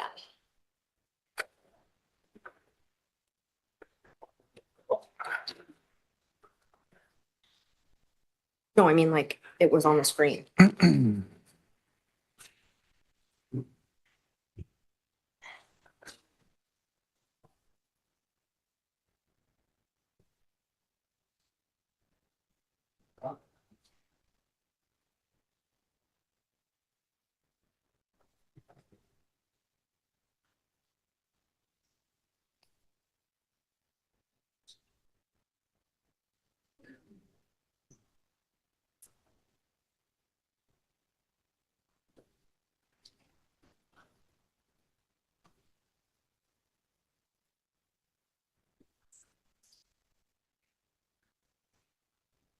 Now I can't find it. So I'm going to move on to the next question that I actually can find, and then I'll find that and come back to it. I sent you a statement and said, upon information and belief, Willis and Wade met while both were serving as a magistrate judge and began a romantic relationship at that time. And you corrected me and say, no, it was in municipal court. Is that correct? I think that's pretty accurate. And is that based on your personal knowledge? But what question, was it municipal court or when they first met or? My question was, is this accurate? Upon information and belief, Willis and Wade met while both were serving as magistrate judges and began a romantic relationship at that time. And you wrote, no, that it was municipal court. Okay. So I answered. Mr. Bradley, just a second. Mr. Chopra has risen. Sorry. Your Honor, I do have one purpose here, and that purpose has now been met. Any information that Mr. Bradley may possess would in fact have come from his representation of Mr. Wade. This falls within the purview of his divorce proceedings, which, as we've testified earlier, commenced in December of 2018. There is no pierce or shield associated with it, and so we would say that under Rule 1.6, we should not be compelled to give any further information. Okay, and as we discussed about before the break, Ms. Chopra, if I ruled earlier this morning that this witness is going to be directed to respond to any question to the extent it falls outside of attorney-client privilege and only attorney-client privilege, meaning 1.6 is not going to bar his testimony in this case, what would be your response then? Then Mr. Bradley would have to consistently assess on his own, unless I'm jumping up and objecting for him, whether or not this came within his knowledge based on his representation. Now, I can say based on the phrasing of the question from Ms. Merchant, it would in fact come within information obtained from his partner client at the time associated with the activity in question. All right, Mr. Evans. Same issue. I just want to reiterate that it's a compound question anyways, that so it needs to be separated out, but it's still based, we just renew the objection that it's still based on gossip, either gossip or privileged communication. He doesn't ever cite the source of where any of this information is coming from, so I just wanted to renew that objection. Okay. There you go. Judge, Merchant. as far as privilege, any privilege objection, it's been waived, particularly for this issue because Mr. Wade You did testify on this subject. testified on this subject. Well, he didn't testify as a communication with his attorney about any subject. He testified factually about what trips he took and events that occurred. He didn't testify, to my recollection, about any communication with his attorneys. But he testified about the subject matter of the question that was just asked, which was when apparently they first met. Furthermore, Judge, my client wasn't privy to that testimony. We have been under subpoena and therefore under the rule, so we do not know what was or was not Sure. testified to. Everything he says would be a violation of that privilege unless we know specifically what all has been waived. Sure, unless I make a finding that there was an express waiver on behalf of the client. Yes. Per Right? question. Okay. And Sure, got it. So All for right. this question particularly, Judge, we would ask that you find that there has been a waiver of the attorney-client privilege because Mr. Wade testified to something directly different than what this witness, we believe, has Okay, knowledge Ms. of. Cross. Yeah, so Mr. Wade testified as to when they met. That is not the entire substance of the text message that Ms. And began a romantic relationship. He did not testify that they Okay. were serving as magistrate judges when they began a romantic relationship. All He right. testified differently. Okay, Ms. Merchant, I think you're going to need to establish whether this witness ever gained that knowledge independently or during the course of a attorney-client relationship. Did you have any, thinking back to the source of your knowledge, and let me just, before I do that, let me remind you what is covered by attorney-client privilege.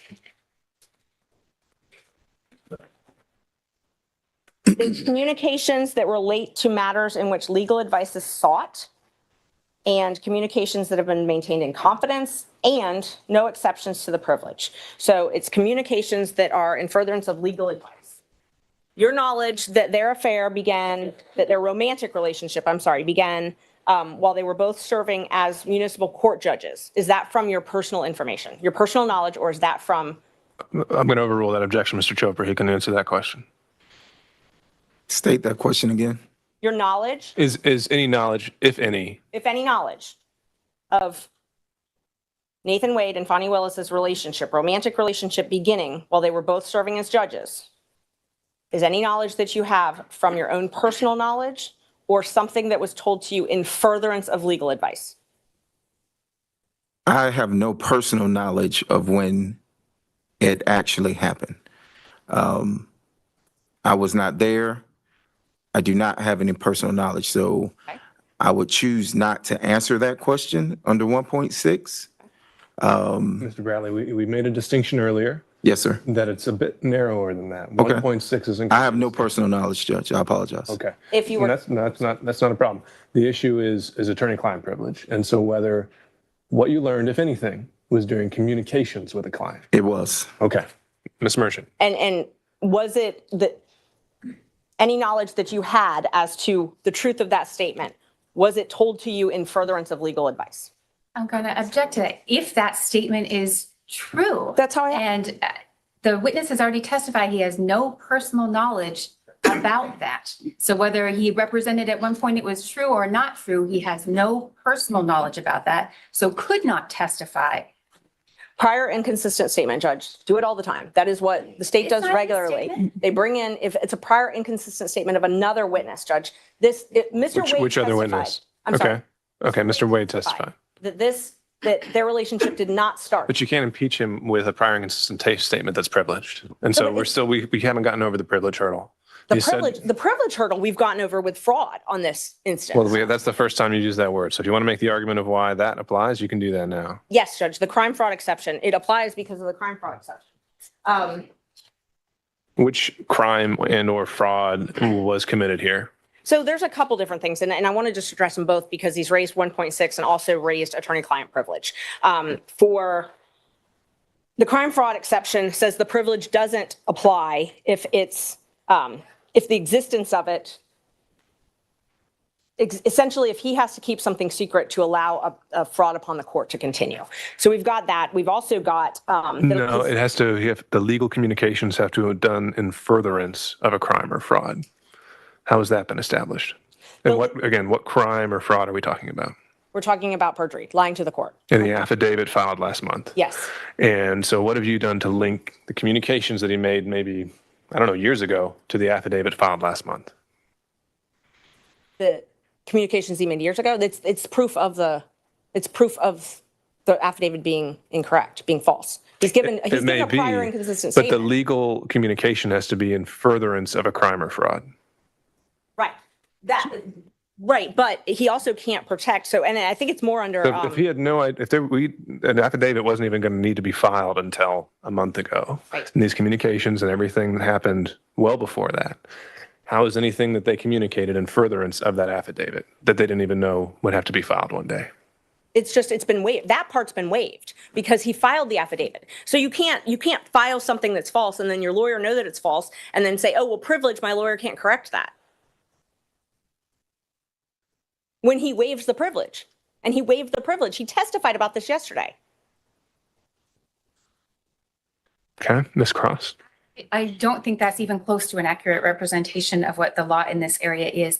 And beyond the real kind of throwing out fraud and this and crimes, which what you have, Your Honor, is a conflict in the evidence at this point. I know which way the weight of the evidence appears to me, but that's going to be for the court to judge. If a conflict in the evidence, that is not a crime. That is not a fraud. That is not perjury. That's a conflict in the evidence for the court to provide. So I agree with you there that you would have to first establish a crime or fraud occurred by preponderance. Got it. And anything else? Just that she can't, under the guise of impeachment of this witness, number one, establish that. Number two, the witness has already said he doesn't have any personal knowledge of that. And there is the kind of specificity that is required to lay the predicate for a crime fraud exception to the attorney-client privilege is nowhere close to being met here. Okay. Anyone else want to be heard? Mr. Sadow. Yes, this is what I sent to the court earlier. This is not crime fraud. The scenario in the case I said, do you want me to cite it for the record? We go for it. Owens Corning Fiberglass Corporation versus American Centennial Insurance Company et al. And it was 660 Northeast 2nd 812 out of the state of Ohio, Lucas County, Court of Common Pleas. And it references, make sure I get the right page.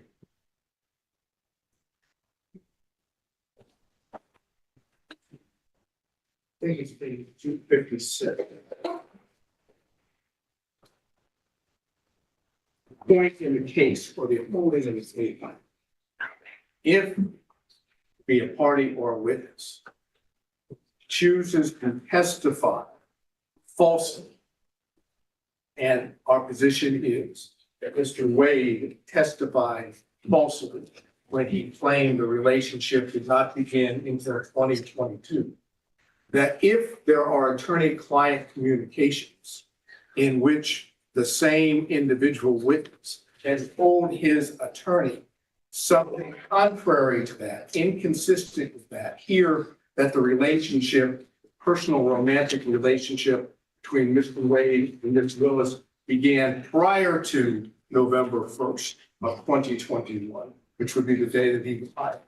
That if that communication took place, that is the attorney communication, that the fraud upon the court is Mr. Wade lying under oath about the starting date, and the attorney-client privilege under those circumstances for that material fact is pierced, and the attorney may be forced to testify to the contrary or inconsistent statement so that the fraud on the court no longer holds.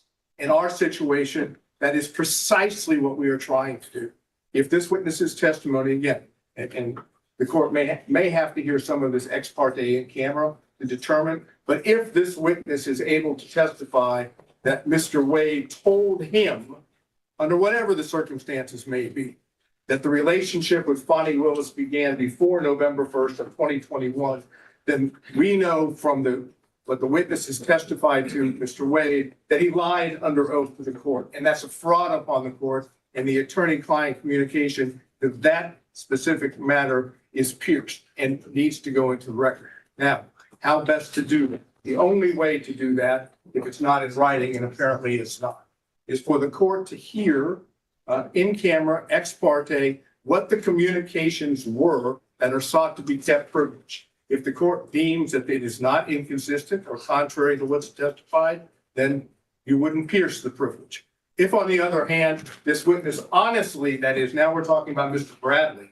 actually testifies to what he has told in text messages to Ms. Merchant on behalf of Mr. Roman, that he absolutely knows that the relationship started before November 1st of 2021, then he's testifying that his client took the stand and lied under oath and therefore did a fraud upon the court. So my request in this regard, the court's going to have to hear from counsel and from counsel from Mr. Bradley and from Mr. Bradley to determine whether or not he actually said what he said to Ms. Merchant and whether or not it was based on communications, whenever it took place, with Mr. Wade. All right, Mr. Sadow, I understand. Thank you for clarifying your argument there. So I understand this fraud upon the cart theory. And what I'd been going back and forth with Ms. Merchant on earlier was that, as I understood, crime fraud applied in Georgia was that the communications had to have been in furtherance of a crime. And to me, that presupposes the existence of a crime at the time, or the forming of one at the time of the communications. The theory you're putting forward is one where we go back in time and can reopen that box because it's now become relevant for something completely potentially unconnected to the communications whatsoever. Is that fair? That falsity has occurred now by the very person who is attempting to use the communications as a shield to protect his life. Okay. And when I say crime fraud, it's a fraud waiver that's what Millich calls it is essentially. Millich says that it doesn't offend the privilege to ask an attorney to testify to matters already freely discussed by the attorney and a client at another hearing or proceeding. Allowing a client to selectively waive and reassert the privilege as tactics dictates suggests that the client is using the privilege as a sword and not merely a shield. Sure. So I think it was quite explicit that Mr. Wade never waived anything regarding to communications between him and Mr. Bradley. He was willing to discuss the subject matter, but he was never willing to get into communications that occurred between him and Mr. Bradley. So as to Mr. Sadow's point of this fraud upon the court theory, my question is going to be, has it ever been applied in Georgia? The answer to that is not appears to have been applied in Georgia. I cannot find a case in which it has been applied. The cases that I have, case that I gave you, plus the cases cited in there, are the only thing I've been able to locate. Although I think that the bar rules, if we want to go back to those, and I don't have them in front of me, that a lawyer should not allow his client to commit a fraud upon the court. Okay. And I think that, along with this, gives the court the discretion to do that. And the only way to make the record, even if the court suggests that this is the law that the court should apply, but even if the court disagrees, there's no way for there to be a record about it unless Your Honor does it ex parte in camera to determine the nature of the privilege, which of course Your Honor knows from earlier days is how judges can do it with the Fifth Amendment privilege. They can do it with any privilege as long as it's ex parte in camera. So I'm going to ask him to go through, because when I get up, I'm going to ask him directly. I'm not going to go through this that's going on now to find out whether or not Mr. Wade has ever told Mr. Bradley in his capacity as his attorney or otherwise that the relationship started earlier than what Mr. Wade testified to. All right, understood. So the big takeaway I'm hearing from that, Mr. Sadow, is that once again, we're hearing the words a matter of first impression here and noted. Mr. Gillen. Yeah, very quickly, Your Honor. Number one, he apparently, now he's claiming a privilege, which he certainly did not assert when he was communicating in a text with this person. Sure, but do we have any indication Mr. Wade waived it and allowed him to communicate by that text? We know what he did. We know what he did. So how is that an implied waiver? And I would assume that as the attorney, that he would know whether or not he should protect a communication. That's a pretty big assumption, right? Not all communications are protected, number one. Number two, let's not forget how we started on this journey with the state getting up and making very serious allegations against Ms. Merchant, asking for sanctions, saying all of her representations were inaccurate. And now they are doing whatever they can to block access to that information, which shows exactly what she said was exactly the truth. What they're trying to do is they're trying to say to the court, the 100% accuracy of Mr. Wade's declaration and of his testimony. And by the way, please, Judge, don't let Mr. Bradley tell you what he knows, because what he knows is that this relationship, based upon what we see from the text and what we've seen in the context, would show that the relationship started before November 2021. So I think we have a waiver issue, and parenthetically on the issue of crime fraud, Your Honor. The issue about crime fraud is whether or not in any context the communication would be not in furtherance of a crime at that time, but it could be for any particular crime committed by the client in the future as well. It doesn't have to be something that's being committed at the time. I will also note that when you look at the attorney-client privilege, the law basically says, look, this is a privilege which blocks evidence from coming in. So in order to have that, they have the crime fraud exception, which is a very low standard once a prima facie showing has been made, which I believe has been done by Ms. Merchant. All right, let me clarify one thing, Mr. Bradley. When you testify to personal knowledge, does that include anything you may have seen, heard, outside of communications with a client? When you say you lack personal knowledge, does that include anything you may have seen or heard outside of communications with a client?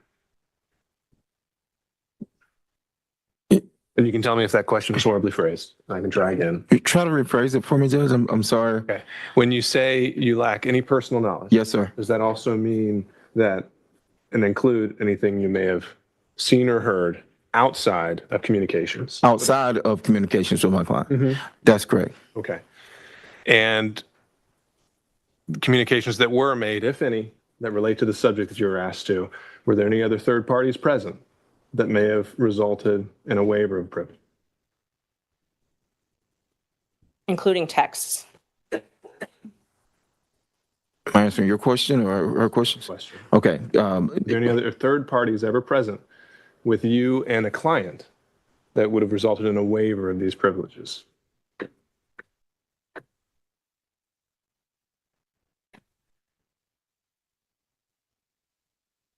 No, Judge. I can't recall anybody being present. I mean, we ran an office. We had people around our office, but no, I can't say that there were other people present. All right. And did you ever receive any kind of a waiver from your client at any point? I have not received a waiver. And anything that you learned regarding the subject matter at all, if anything, was it in the course of legal advice, of receiving or giving legal advice?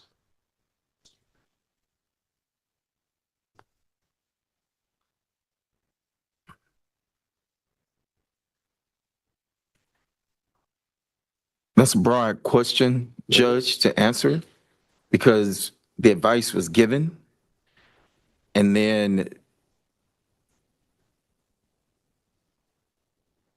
you have interaction. I mean, it wasn't, hey, this is for, to say specifically, this was for that, or, you know, I can't sit here and say that.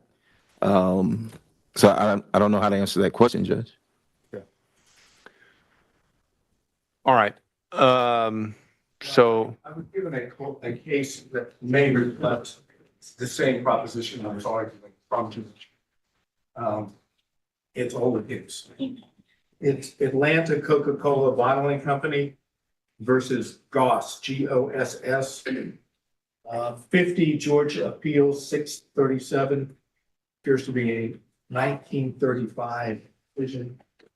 Have not had the benefit of shepherdizing it, so can't say certain that's been limited or overruled.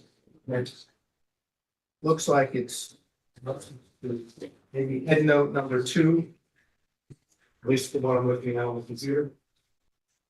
Language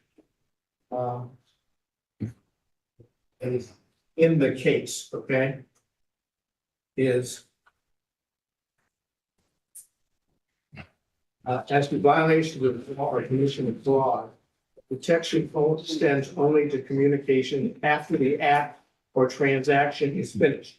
It does not cover communications respecting proposed infractions of the law and the commission of a crime or the perpetration of a fraud.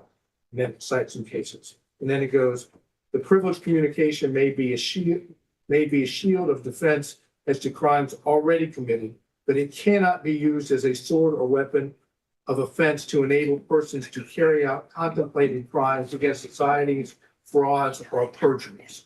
So our position, as I indicated before, is the witness, Mr. Wade, has committed perjury on the witness stand and called into question the statement. all right, understood, Mr. State. Mr. McDougall. Your Honor, this is adjacent Georgia law, perhaps not controlling, and I'll explain that in just a second. And that's Rule of Professional Conduct 3.3 A2. A lawyer shall not knowingly fail to disclose a material fact to a tribunal when disclosure is necessary to avoid assisting a criminal or fraudulent act by the client. A4, now the reason I would qualify that, since we're talking about candidate of the court, I need to do that. I believe this rule is regarding the conduct of advocates representing clients in court. It might not govern or control the situation where the lawyer has been put on the stand, but it's adjacent to the point Mr. Sadow made earlier. All right, fair point. Okay, Ms. Trooper, anything you want to address on that end? Briefly, Judge, and clearly there's a lot of smarts in this room, but this whole thing is a deductive fallacy. It is suggested that the truth of the conclusion of the argument necessarily follows from the truth of the premises given, when in fact the conclusion does not necessarily follow the premises. He's called him a perjurist. He is officially succeeded in saying the thing itself is true. Therefore, we must ask these other questions. And Judge, it's a fallacy. It does not exist as such, and the privilege should still apply. All right. Thank you all. So I think here is what we need to do, as I understand the law. as I find it, the crime fraud exception only applies when by preponderance we found that communications made in the existence of a relationship were in furtherance of a crime, or the client at the time knew or reasonably should have known that a crime, that the attorney was being used to further a crime. I don't think that's been established here. Maybe something happened afterwards, and that's something that can be argued during closings, essentially. So I don't think the crime fraud exception covers this. The objection is preserved for the record. Mr. Bradley has indicated also that anything he learned about this subject occurred during those communications. There's some uncertainty on that point, and so in order to preserve the record, at the conclusion of the hearing, I think I can go in camera with Mr. Chopra and Mr. Bradley, and we can put in a sealed filing exactly what the extent of those communications were, if any were relevant. Or excuse me, not relevant, but just what they were, and those would remain sealed until some time if we're ever directed otherwise. However, at this point, the question, getting back to the question asked by Ms. Merchant, as asked, would be sustained on the issue of privilege, the premise. He may have told you something, but it does not appear that there's any evidence that the client ever waived and allowed that information to be conveyed to you. Next question.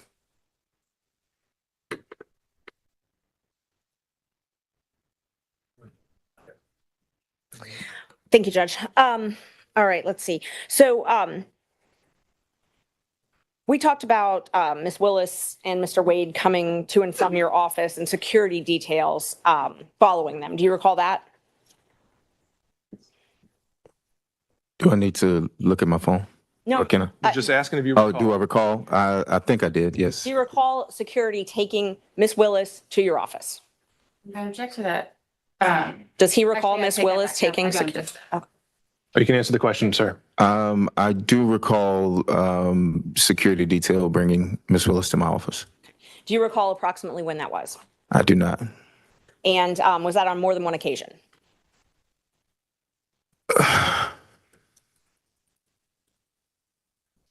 I remember 2 occasions. Okay. Yes. Can you tell me about those? I can't remember when they were.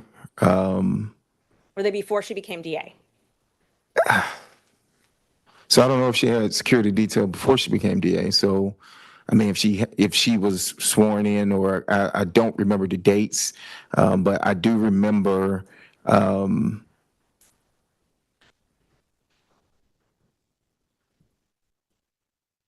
I think she was DA.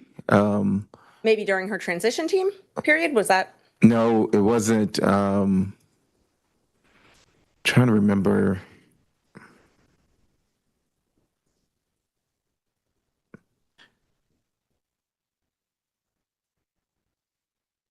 She would have had to have been the DA, I think. And I don't want to go on, I think. But I do remember twice her coming to our office, correct? And she had a security team both of those times. There was yes, she has a security team with her. And do you believe that it's a different security team than she has now? I don't know her security team now. Well, however, I'm sorry. I don't know her security team now. I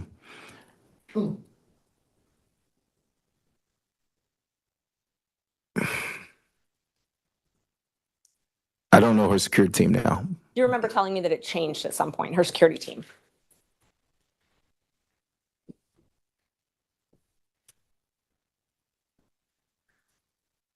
Yes, I think I recall saying that, yes. And that the most likely people that could testify or had seen things about them having a romantic relationship early on would be the original security team? I don't recall saying that, no, but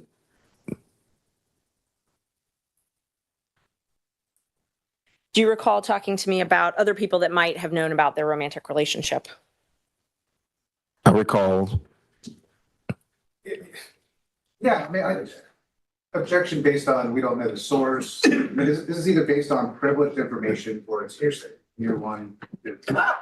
It's neither. I asked if you recall. You need to clarify it. If you're actually going to think, if you think that this draws on information from outside the relationship that he's already testified to, then you need to lay that foundation. So sustained. Are you aware of other people that you believed would have known about when their relationship began? I object to the relevance of that. Again, the witness has testified he has no firsthand information of it. Anything he knows about the topic came from representation. Who he thinks might have been able to say something else is speculation, not relevant to anything, and a backdoor to get in the gossip and innuendo that has been pretty much this entire. All right. Okay, Ms. Merchant, I think we're getting to the point where, you know, the reason I thought this line of questioning was appropriate was to rebut certain inferences about why we were here in the first place. Right. But to go into it at the granular level, I'm not as wild about. So if maybe you can ask more overarching questions, and if you have anything else you think that's relevant, then you can get to those as well. Isn't it true that I gave you a copy of the motion to disqualify in this case? I emailed it to you and you read it, reviewed it, and emailed me back that everything in it was accurate, to your knowledge. You emailed me, and Objection. Okay. All right. So there are things contained within that, Ms. Merchant, which he has now said fell within the privilege and that he did not have the ability to waive. So I think that's where we have to leave it there. And I believe I still have to ask the questions, and then if he wants to assert the privilege, I think. Well, I think he's pretty much already established the privilege and the objection has been made, and I think it's a valid one at this point based on the record. So the answer was he did acknowledge that you sent him the motion, and I think we leave it at that. Let's see.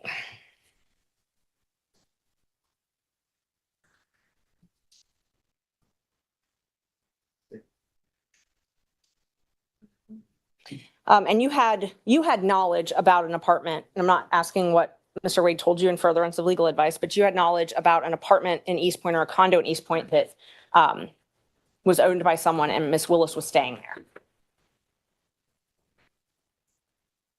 Judge, privilege. I think in the way the question's phrased, she qualified that, so. I did not have knowledge. You did not have knowledge. I did not have personal knowledge at all. No, So no knowledge outside of what is privileged. that's correct. Did you have texts between yourself, Miss Willis, and Mr. Wade? Do I? Have you ever? I have. Maybe once or twice, but Did Mr. Wade ever ask to use your credit card to pay for trips? Objection. On Privilege. I mean, just still same thing. just asking him to use a credit card, how's that in the nature of furthering a divorce proceeding? Do we try to- All right. I had a business card and we would use my business card. The firm would use my business card. For travel?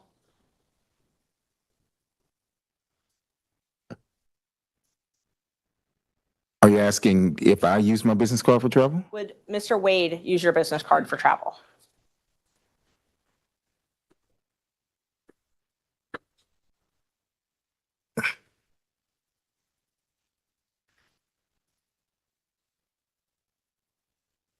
I recall, I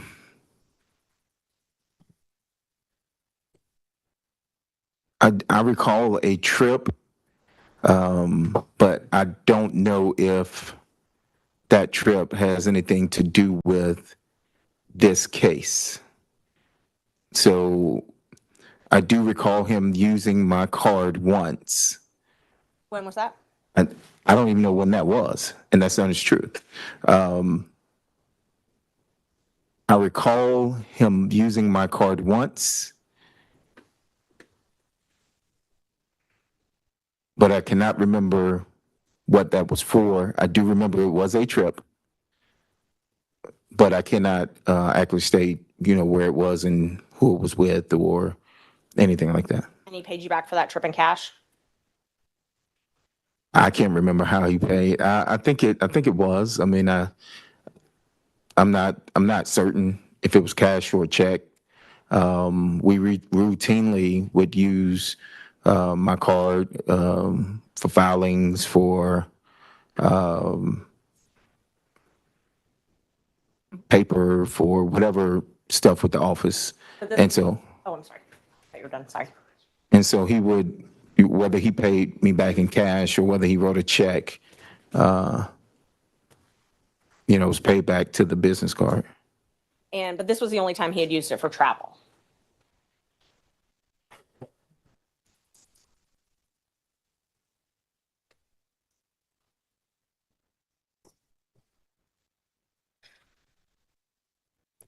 I cannot recall. I don't even have that business card anymore.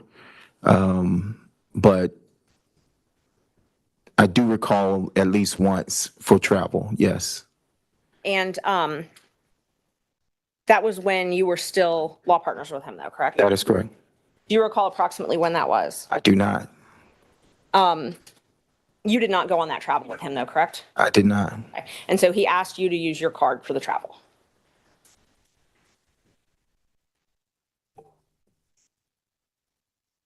Yes, I mean, I'm assuming. I mean, we would use the card for firm stuff. And so it was a business card. Your business card, though. It was my business card, yes. Right. The law office of Terrence A. Bradley, correct. So it showed up on your accounts. That is correct. Okay. Wouldn't show up on his accounts, though, correct? That would be accurate, yes. Do you know if this was before he became special DA in this case, special prosecutor? I cannot recall. Did you see he and Miss Willis together? You said you were in and out of the office, in and out of the DA's office. You saw them together, correct? In and out of my office or the DA's office? The DA's office. Correct. You saw them together in and out of the DA's office? Did I see them in and out? Yes. Well, if you preface it like that, no. I saw him in and out of the office when I would be there doing my filter work for the taint team. Right. He would come by. I rarely saw Miss Willis and Mr. Wade together in the DA's office. So you brought up the taint team. Let's talk about that for a minute. Tell me about, you did work you had a contract as a taint lawyer, correct? That is correct. Okay. And that was in the anti-corruption unit? Yes, I think so. Yes, correct. And how did you get that contract? What do you mean? How did I get it? How did you get the contract? It was, Bid? Did you apply online? oh no, it was proposed. By who? We were, it was proposed by, I guess it came from the district attorney. I mean, I didn't speak directly with her. Okay. It was with Mr. Wade, and he asked if we would be interested in having a contract with the Fulton County. Okay. He And I asked said I you, would. Mr. Campbell?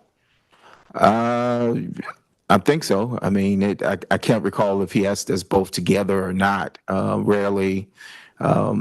We all handled several, different things for the firm, Okay. criminal, personal injury, things like that, family law. And so rarely were we together there at the same time, like for an abundance of time. So he may have called me and then he may have called Chris. I can't recall how we got the contract, but Was Mr. Wade, to your knowledge, part of the transition team for Ms. Willis? to my knowledge, he was a part of the transition team. Did he spend a lot of time at that office during this transition period? He did. So from when Ms. Willis took office to when you left the firm, did Mr. Wade spend most of his time at the DA's office? You said most of his time, are you saying just working business hours or? Working business hours. I would say he spent,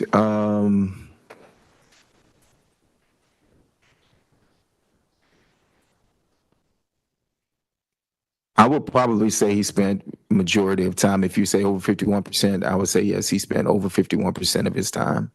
And that was the entire time from when she took office to when you left the firm?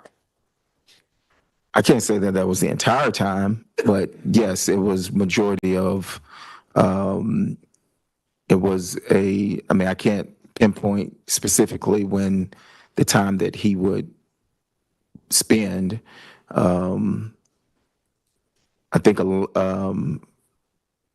if my memory serves correctly, getting to the majority of the time, it would have been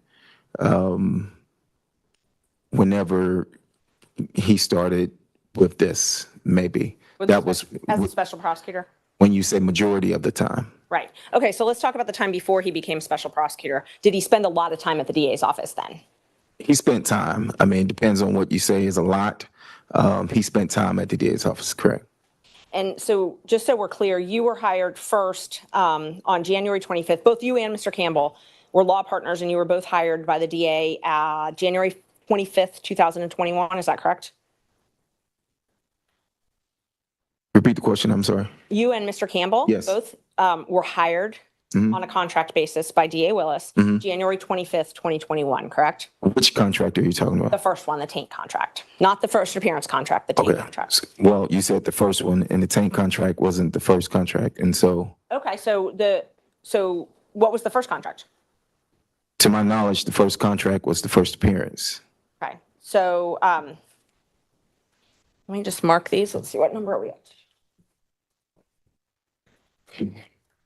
23, 24, 25.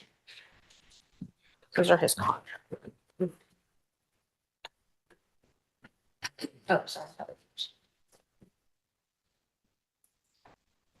Judge, when they're done reviewing contracts, thanks.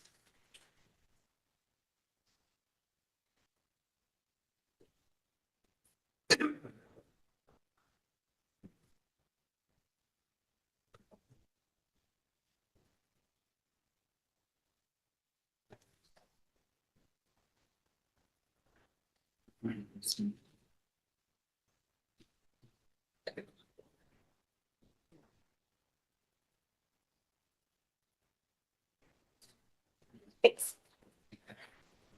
Mr. Bradley, showing you what's been marked.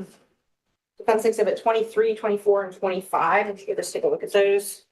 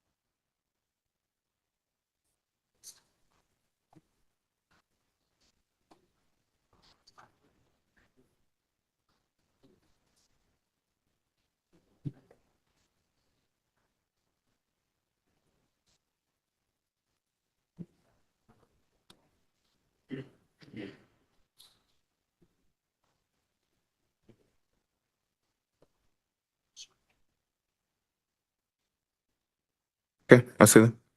So on, now that you've reviewed those, is it true that on January 25th, 2021, you got your first contract as a taint lawyer?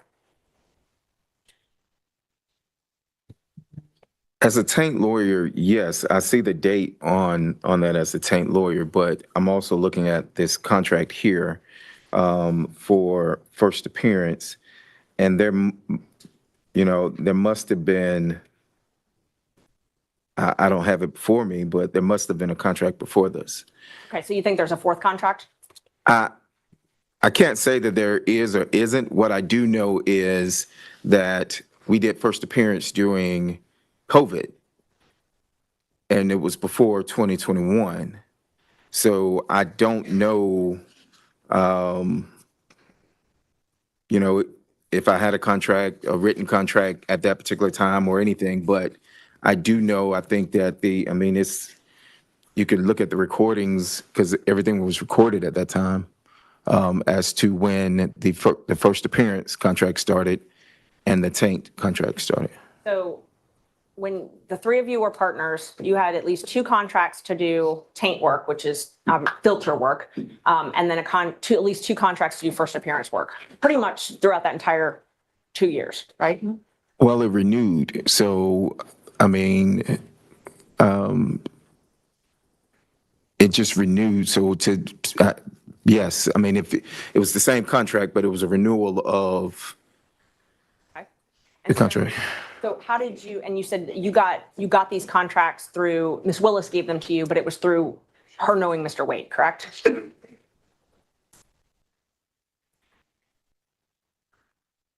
Yes, I didn't have a meeting with Ms. Willis or anything. It was brought to the attention that a contract was going to be needed or awarded, and if I was interested, because this was off of mine, and I said yes, and so Mr. Wade brought that to your attention? he asked if I was interested in doing the contract, correct. And then after that is when Ms. Willis, would come in, or I think we actually came down here or something, and signed the contract. And so that is how you were paid from Fulton County, these contracts? From Fulton County government? Yes, ma'am. And you shared, your partnership, you shared 1/3 of all your profits with Mr. Wade? At that time, yes. And so his contracts, he got a contract that same year, 2021, and he shared 1/3 of all his profits with you, correct? Yes, that should be fairly accurate. Okay. So during 2021, 2022, you all had 2 filter taint contracts. You had 2 first appearance contracts, and you had Mr. Wade's special counsel contracts, correct? My firm had what I have here, Okay. correct? But Mr. Campbell and Mr. Wade were part of your firm, correct? So I don't think at this time we had established WBC. Okay. At this time, I think I had mine, Chris had his, Nathan had his, and we operated in the same building. But if you ask me, did we fee share or, without everything that came in, yes, that is correct. So you weren't actually partners, you just fee shared.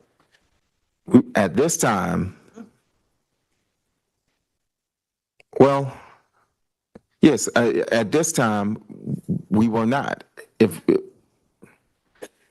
this time, I had Law Officer Terrence Bradley, Chris Campbell, PC, and whatever Nathan's was, if I'm not mistaken. And all these the taint contracts and the Nathan's special counsel contracts, all of those were under the anti-corruption unit, correct? You can look. First appearance was not under that. The taint contract, if I recall, was under the. I don't think they called it. What are you calling it? You can take a look at your contract if you need. Okay. And I'm not asking about the first appearance. I'm asking about the taint contracts and then Mr. Wade's contract, which has already been admitted in evidence if you need to look at that.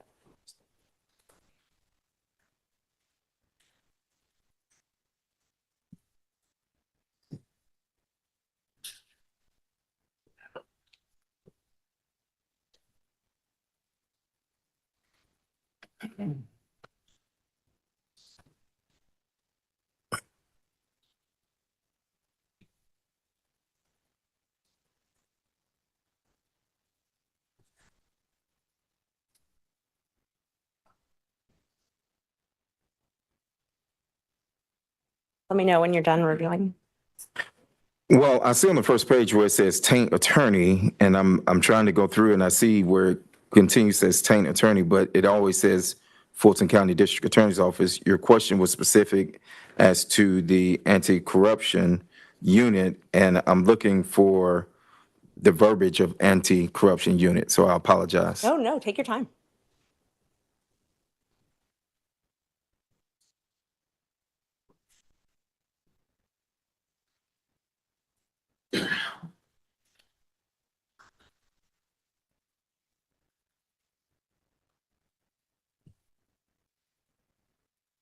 And see, on both pages, I mean, it starts out Fulton County District Attorney's Office, and then it just goes to initials FCDA, unless I'm overlooking where it says the anti-corruption unit, then the contract was with the FCDA.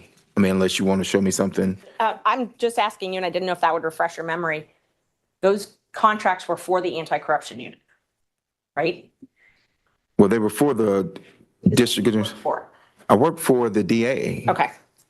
I work for the DA. Okay. So just in general, the DA. Correct. I work for Fulton County District Attorney's Office in as a contract person, as it says here. And when you did the taint work, you had to report to Sonia Allen? I did not. You did not. Who did you report to then? I can't remember his name. His first name was Brian. Okay. And let's see. So I know you said you met with Miss Willis when you signed those contracts, right? Yes, I know I met at least one time to sign these contracts, or to sign when I signed the contracts, yes. Did you meet with her any other times?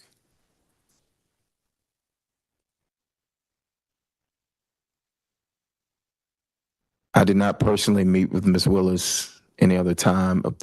When you say meet with, what do you mean meet with? Talk with her, meet with her. I mean, I would see Ms. Willis in passing if I'm walking through the office and something like that. But no, I didn't have any meetings with Ms. Willis. Okay. So the only times you met with her were when you signed those contracts? Clarify meet with. I mean, Sat down and had a conversation with her. I signed these contracts. So when I signed these, I met with her to say that I sat down and spoke with Ms. Willis. Are you saying in life, and you saying during this time? What are you asking me? I mean, if it's voluminous, I can narrow down the times, but I wasn't. Ms. Merchant, I haven't really heard a point in a while. Can we get along to something, Yes. or we're gonna have to wrap it up?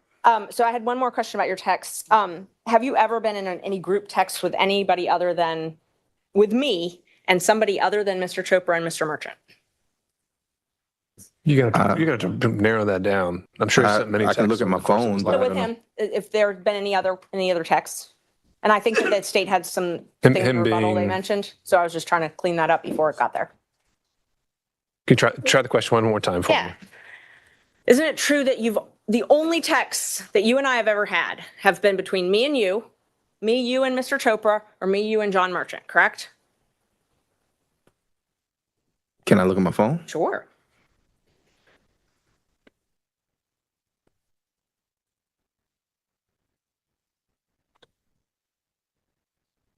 And what's the relevance of that, Ms. Merchant? They've said multiple times that there's this third party that we've talked to, and I'm trying to establish there's no third party. And I don't know why it was relevant, but the state's argued it, so. Well, if Ms. Merchant doesn't know why it's relevant, then maybe it might Okay. become relevant later, but right now. Ms. Merchant, I think you've been able to show Okay. what maybe launched this and answer the state's initial claims. And so let's get back to the core of what we were here for this hearing. Do you have anything else relevant to ask this witness? Yes, just a few more questions. After it became known that you were placed under subpoena, did you get a call from Gabe Banks? I did. And was he trying to determine if you were going to be giving information in this case? I don't know what he was trying to determine. He stated that it was an odd, I had not spoken to Gabe in a while. We are colleagues, we are friends, we are in the same fraternity, Gabe and I. And when he called, it was out of the blue, but he did call. Yes, ma'am. Okay. And you relayed that to me as well, correct? I did. And then you also got a call from your best friend who was relaying a message to you from Mr. Wade, correct? No, I got a call saying that he got a call, not that a message that was supposed to be relayed to me. The call was, I'm going to check if there's a hearsay, if the responsible call for hearsay. Thus far, it hasn't. Sure. So hearsay objection as to the contents of the call, Ms. Merchant. I believe the contents of the call were to remember your privilege. I took that as a threat. I think Mr. Bradley took it as a threat, and I think he would testify to that. And Hasn't testified to it. And he also said there wasn't any message relayed by Mr. Wade or any other party. well, no, he didn't say it was by any party. Mr. Wade. So assuming he did hear something from a party, what's the hearsay exception for that, Ms. Merchant? I believe that it was a threat, so it's a statement against interest. I'm sorry, it's a, if he took it as a threat to influence his testimony, then it's not hearsay, then it would be admissible. All right. So I did not take it as a threat. if you're saying it's to the effect on the listener, perhaps, Yes. then we'll go from there. Were you told to remember your privilege? Your Honor, the witness just testified he didn't take it as a threat. Understood. I'll overrule the objection and the testimony given the weight it deserves. Can you repeat the question? Were you told to remember your privilege? Can we, I was not. the witness, there may be a potential witness now in the courtroom because the person that Ms. Merchant is referring to is sitting in the courtroom. Well, if that witness hasn't been told to testify, then I don't see any sequestration issues. I don't know who it is. I don't know his All name. right. Okay. And so were you told anything to that effect, Mr. Bradley? Repeat the question one more time. But so I was not told, remember my privilege. Something about privilege, remembering that. I do recall privilege being mentioned, but it wasn't remember your privilege or, a threat of any sort. Did you immediately called me after? No, I called someone else after. You called me quickly thereafter then? I talked to you that day, yes, ma'am. Okay, thank you. Mr. Sadow. Your Honor, because this is a defense witness, is it the state's first cross? Have How we had been doing it yesterday. No, actually, we're doing it just this way. Yeah, I've been, this Okay, is I the first apologize. time he's gone, and then we go through all the defense, and then you'll have your chance.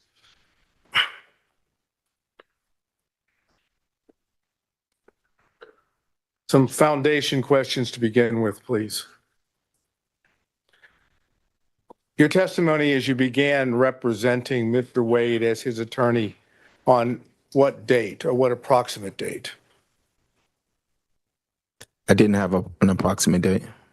Then give me an approximate date when you began acting as Mr. Wade's attorney.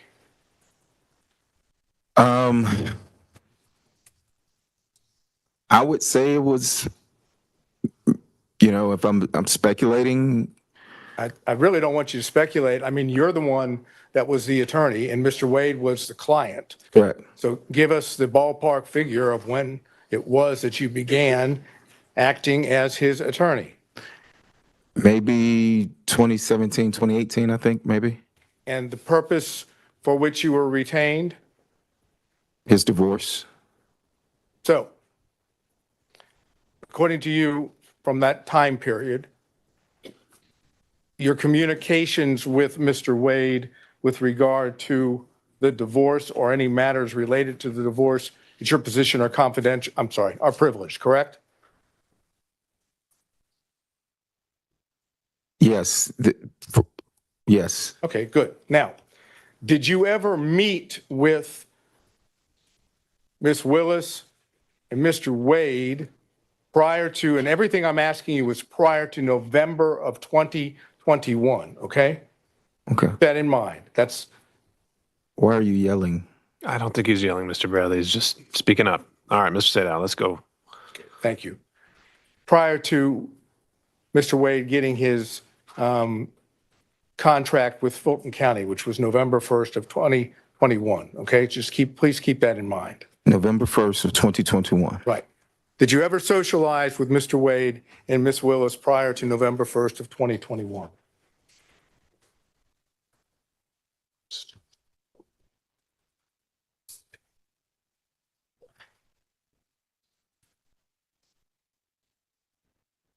I've never socialized with Mr. Wade or Ms. Willis in any setting. If you're asking, have I ever met with them, then I would say yes. But when you say socialize, what do you mean socialize? Have you ever gone out to eat with both of them? Before 2021, I do not Or think November 1st of 2021? out to eat with both of them before.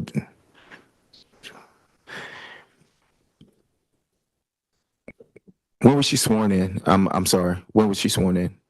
There was a dinner before, when she was sworn in that I attended.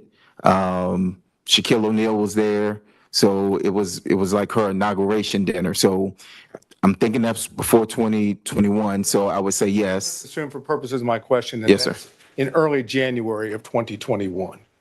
Oh, that is early January 2021. So yes, it would be before November. So if it was January, yes, that dinner would have been in, I'm assuming January.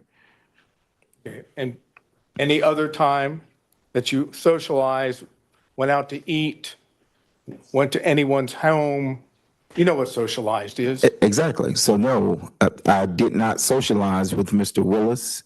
With Miss Willis and Mr. Wade. So prior to November 1st of 2021, did Miss Willis come to your offices? Your offices, I mean the offices that you shared with Mr. Wade. I think she came once or twice to our office, correct? And the purpose for which she came? I don't know. We had separate offices. I do recall, Well,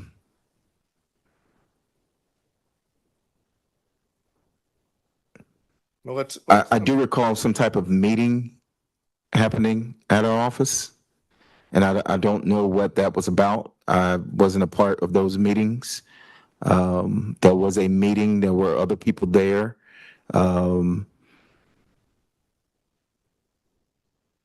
There were other people from the, I want to say DA's office there, maybe. Okay. Let's go back to the basics. Miss Willis came to your offices, together offices, on a couple different occasions. I recall Ms. Willis coming to my office at least twice. And on at least one of those occasions, or you tell us, did Miss Willis meet privately with Mr. Wade in his office that you observed or heard? I can't recall. You can't recall. No. Did she ever meet with you in your office? Miss Willis now. Privately in my office? No. I've never met privately in any office with her outside of signing this contract. Did Mr. Wade, prior to November 1st of 2021, ever talk to you about socializing with Miss Willis? I can't recall. You can't recall? You're asking me if he ever mentioned to me that he socialized. With Miss Willis, correct. And I'm saying I cannot recall if he socialized with Miss Will, if he ever mentioned to me that he socialized. Did he ever mention to you that he ate or went out to dinner with Miss Willis? Again, time period before November 1st of 2021.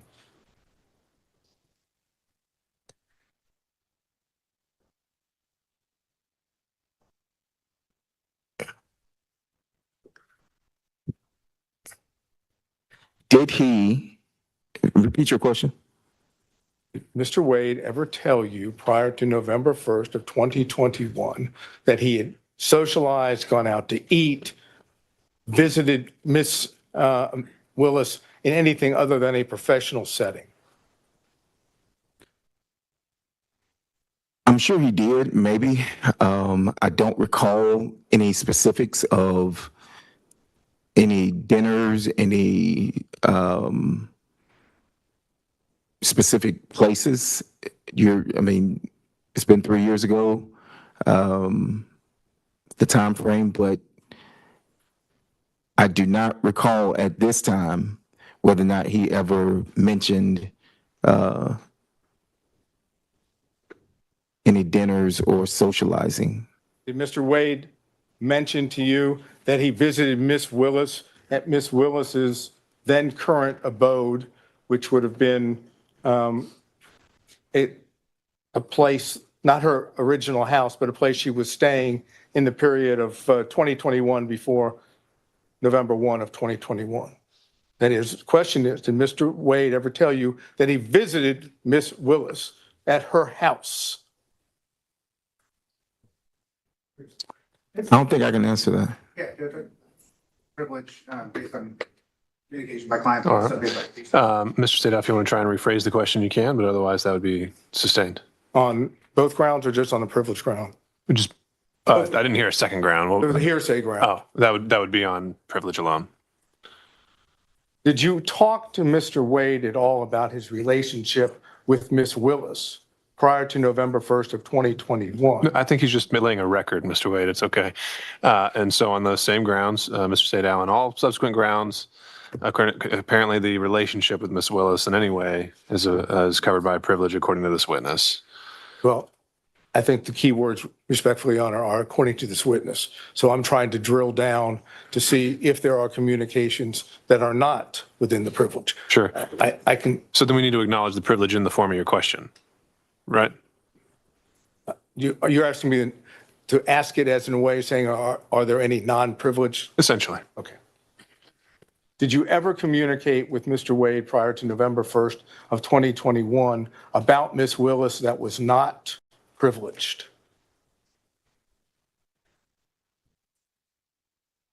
I mean, we discussed this contract, but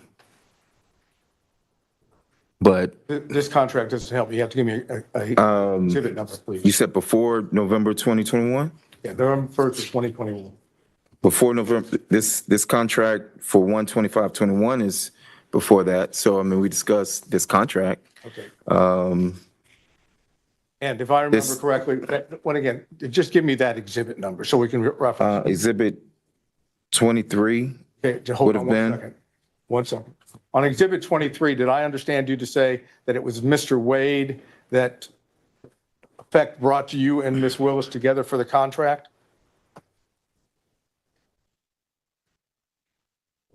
That would be accurate, yes. Okay.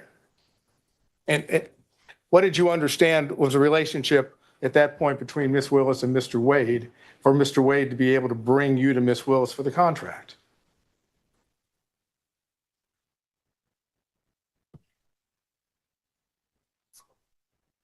It's not a hard question. It's No, really I'm simple. just, state that again? Mr. Wade is the one that basically says to you, go see Miss Willis about this contract, right? Mm-hmm. That's a yes, correct? Yeah, yes. So I Mr. Wade apologize. had to have some knowledge, you would assume, Yes, right? That you going to Miss Willis might bring you the contract. I right? never went to Miss Willis. So I stated I never went to Miss Willis.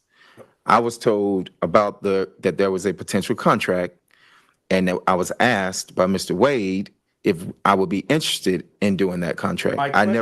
Okay, my question to you is, what was the basis that you understood Mr. Wade being able to potentially offer you that contract on Miss Willis's behalf? I object to that. That's a mischaracterization. Mr. Wade offered it to him. I think he said he expressed interest. And also, I don't see the relevance of this at all. So just in terms of relevance or phrasing, I'll overrule on those grounds. So the question is standing unobjected to, Mr. Bradley. Can you repeat the question? You've explained to us how the contract Yes. came to you, correct? Yes. And my question is, what was your understanding of the relationship of Mr. Wade and Miss Willis for it to have been offered, or whatever word you want to use, for him to have said, expressed to you whether you had an interest in the contract? Privilege. All right, Mr. Evans has invoked privilege on that question. So, Mr. Sadao, I think you need to clarify whether. Was it a privileged conversation that you had with Mr. Wade that let you know about the contract? Or, it was the relationship was the question you're focused on. Is the nature, no, I'm trying to do it in such a way, and I understand what the court's saying. Was the relationship that I asked you about just now between Mr. Wade and Miss Willis that gave rise to the contract? Did you know about that relationship as a result of an attorney-client communication? No, I knew of that through whatever work they did together as municipal court judges. That's. And how did you know that? Who told you about the work that they did together as municipal court judges? Mr. Wade told me that they did work at some conference. Okay, now, this would have been something that Mr. Wade said, according to your time period, at the time that you were representing Mr. Wade, correct? Say that again? Ask that again? Mr. Wade would have told you what you just told the court after you had established an attorney-client relationship with Mr. Wade, correct?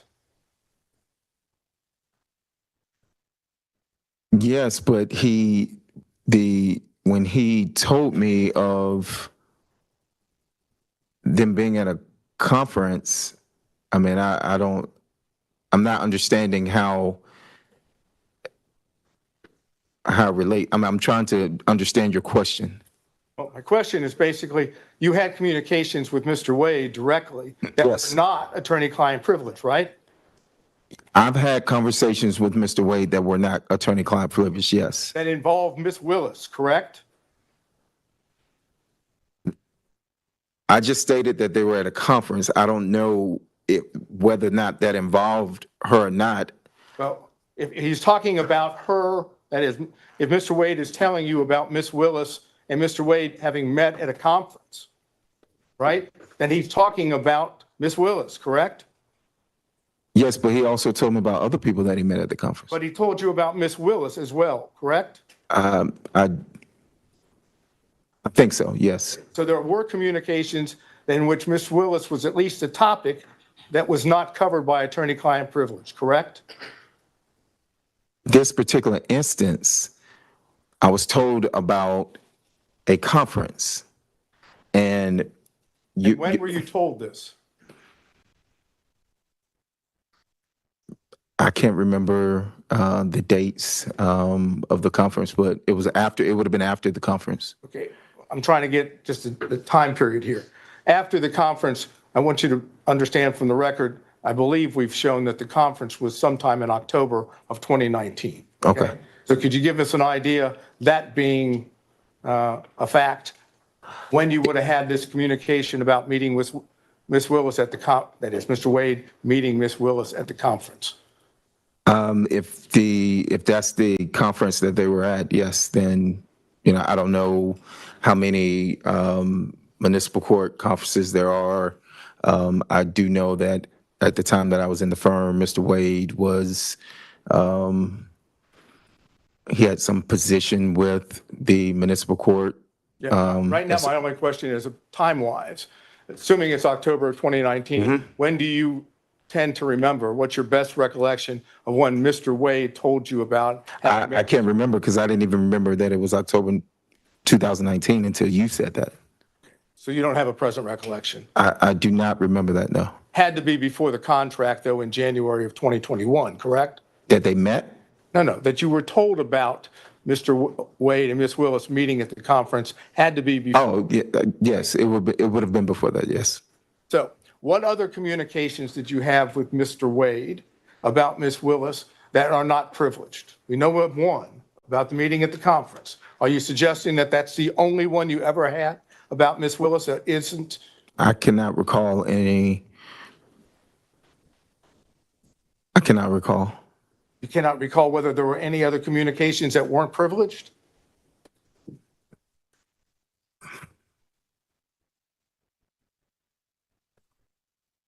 No. Well, I'll be specific, and I understand there's probably going to be objections, but I want the record to reflect. Did you have a conversation with Mr. Wade prior to November 1st of 2021 about Mr. Wade dating Ms. Willis? Mr. Wade has risen. An objection is sustained for the record. Excuse me, Mr. Evans. Say that again. You don't have to answer the question, Mr. Bradley. Next question, Mr. Stay down. Well, I understand it's been objected to and the court has sustained the objection. Can you tell us the circumstances in which, that is, under which Mr. Wade may have told you about dating? What I want to do is try to figure out if we can, you tell me if you want me, if I can do this. I'd like to know how the communications themselves took place, where they took place, how they took place, under what circumstance, whether he was at the time providing advice or seeking advice. So those are the basics. If I can ask as to all those, but if the court's going to sustain the objection to those, then I don't want to waste your time. And that's something I'll cover in camera. So I'll note the question and your question for the record, and I'll sustain the privilege objection to that. Okay, all of this prior to November 1st, 2021. Okay? I'm going to show you two text messages. I don't have a hard copy of anything. Text messages? This is, No. this is, you can see the date. Where, yeah, what is the date of that one? Yeah, this one. Just a minute. This is the first one. That date is. What do you know?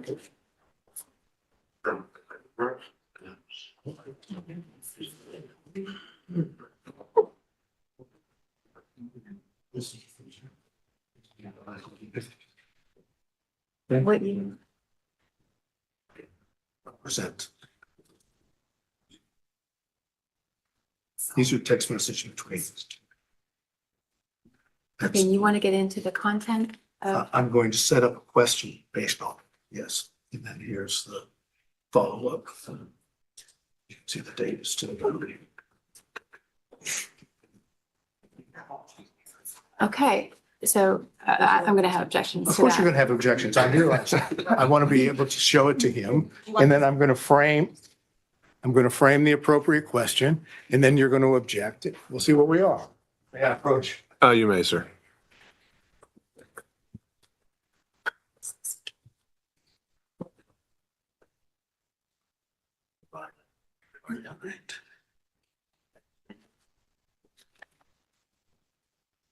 You'll look at this text message.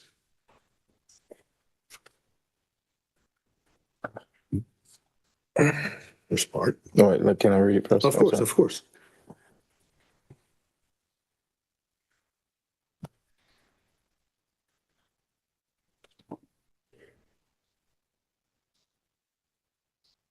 Okay. Good? Mhm. Okay. And then this is the second one. It follows right behind it.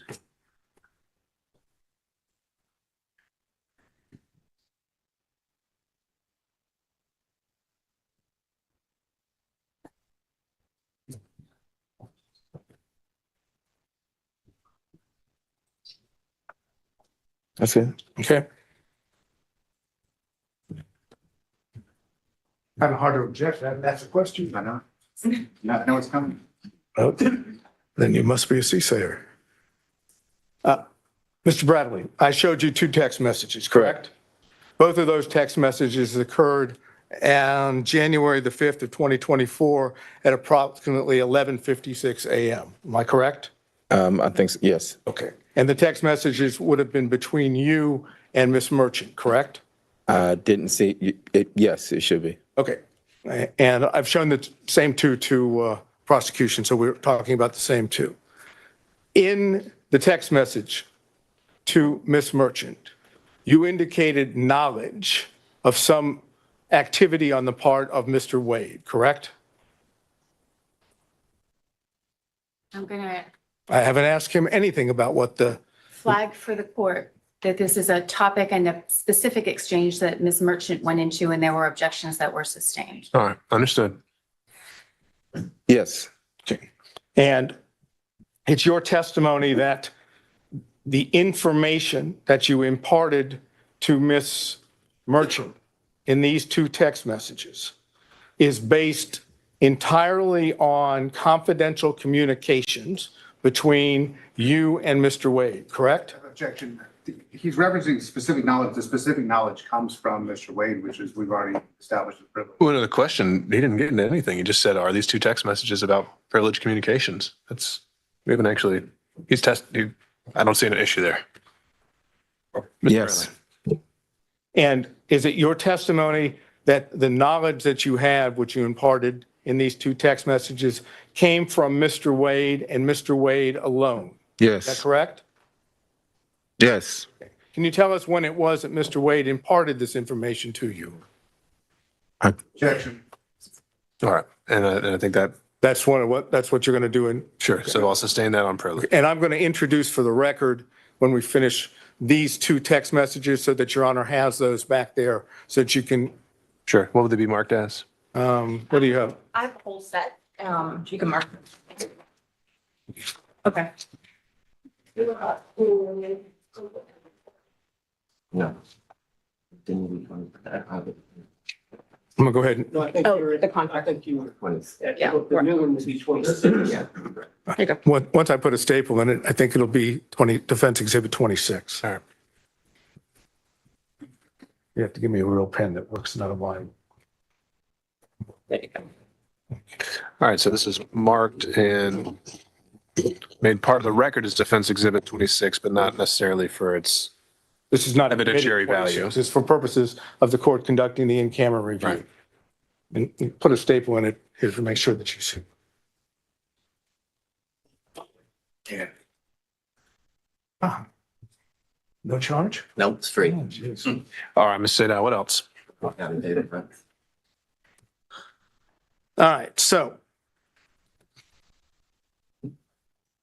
there was also reference, if I remember correctly, to some email correspondence in which Ms. Merchant sent you the motion that she was going to file to disqualify Ms. Willis and Mr. Wade for your review. Is that correct? That's correct. Okay. And that was sent to you in an email? That was correct. And did you respond to it in an email? I don't think I responded to her in an email. Ashley, do we know? He's responded by text. You responded by text. I'm sorry, I mischaracterized it. You responded by text? If I can look at my text, I can, but I'm assuming I did, but Okay, I'm going to get it for you because Okay, I don't want there to be any assumptions. As soon as we have it. Let me show you, this is the email.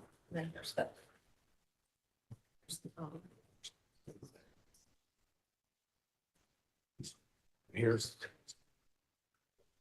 The date. I don't have anything besides what I just handed you. You know, I will attempt to do it for this witness. I always love your tone. So you didn't have any hard copies of it? If you want it to come out and make it on, you should do it. Okay. Which is like, obviously, stop me. Yeah. So Anything else? is that what you're? I'm going to ask you about. Okay. I'm going to show you if I might approach. I made reference to an email that Ms. Merchant would have sent you about the motion she was going to file. If you look at this, does this appear to be the email that you received? It's dated January the 6th, 2024 at 10:20, I can't make it as 5 or 6, 10:25 a.m. yeah, I see it, the email, yes. So that's the email that you received. Along with, obviously, the attachment, which is referenced. Yes. Okay. And then, did you respond to that email within the text message that I've just placed before you? Yes, I said looks good. So the answer is yes. Oh, yes, I did. Okay. We'll mark this as another exhibit for Your Honor to look at.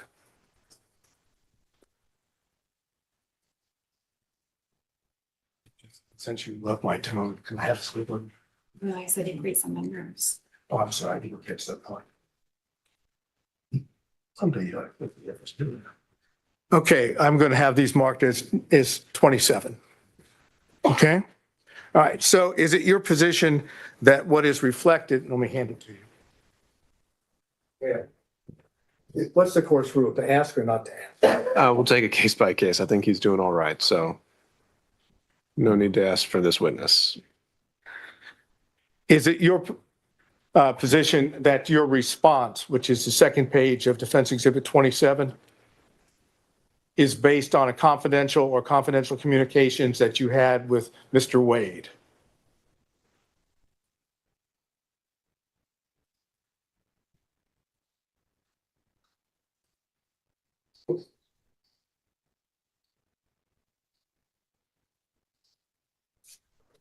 Do you want me to read the response? No, I'm only asking you whether or not the response, you actually already said what it said. I don't want you to read it again. Is that response, based on confidential communications that you had with Mr. Wade? Objection, this is privileged and cumulative. All right, so now we're talking about the email, essentially referencing the motion as a whole. He hasn't been asked to actually confirm or deny any specifics, just to say whether his response was privileged. So I think we're just laying the foundation, just like we did with the text message. So you can answer that question, sir. Was my response privileged? No. Was your response to the email of Ms. Merchant, which is on page 1 of that exhibit, is your response, which is on page 2, is that based on knowledge that you received from Mr. Wade pursuant to confidential communications? Yes.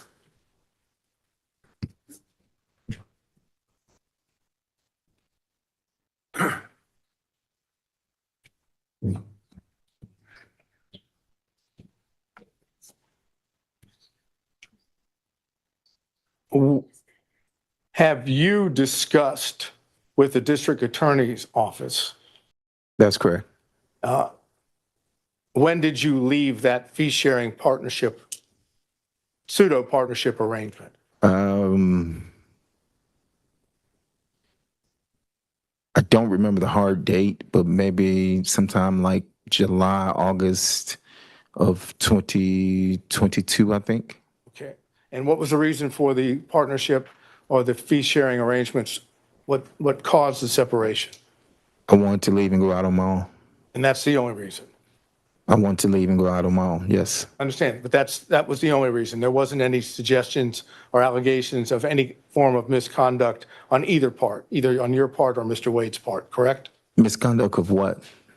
Trying not to get into the specifics.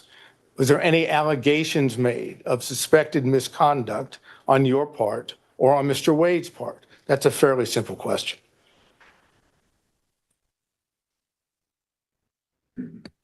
Did he accuse you of doing anything? Did you accuse him of doing anything? Without getting into what it is, were there any accusations made by you or him against each other?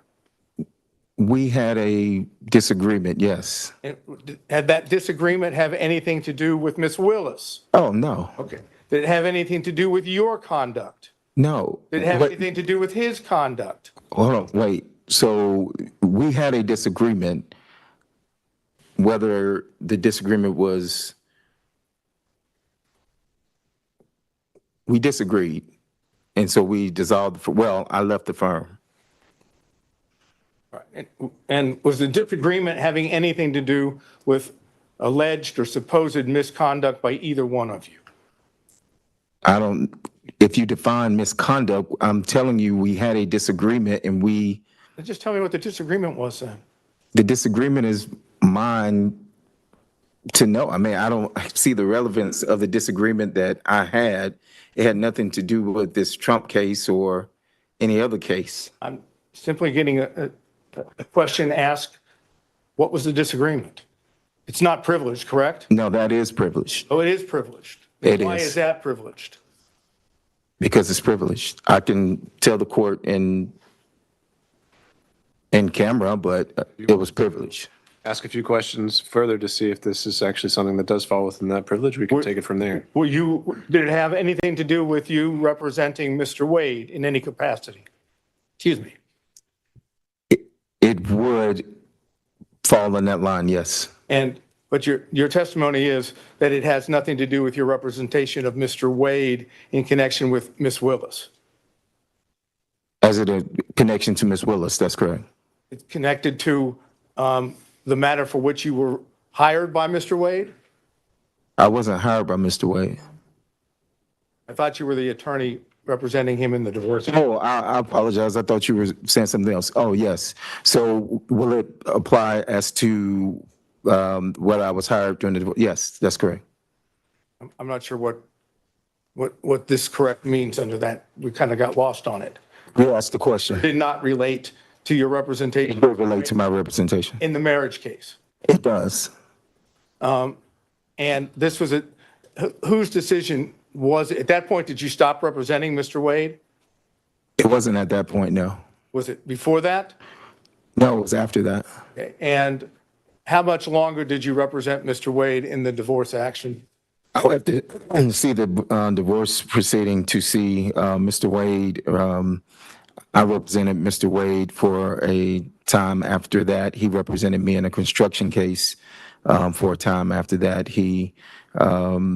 And I'll have to look at the filings. I ended up hiring new counsel for my construction case.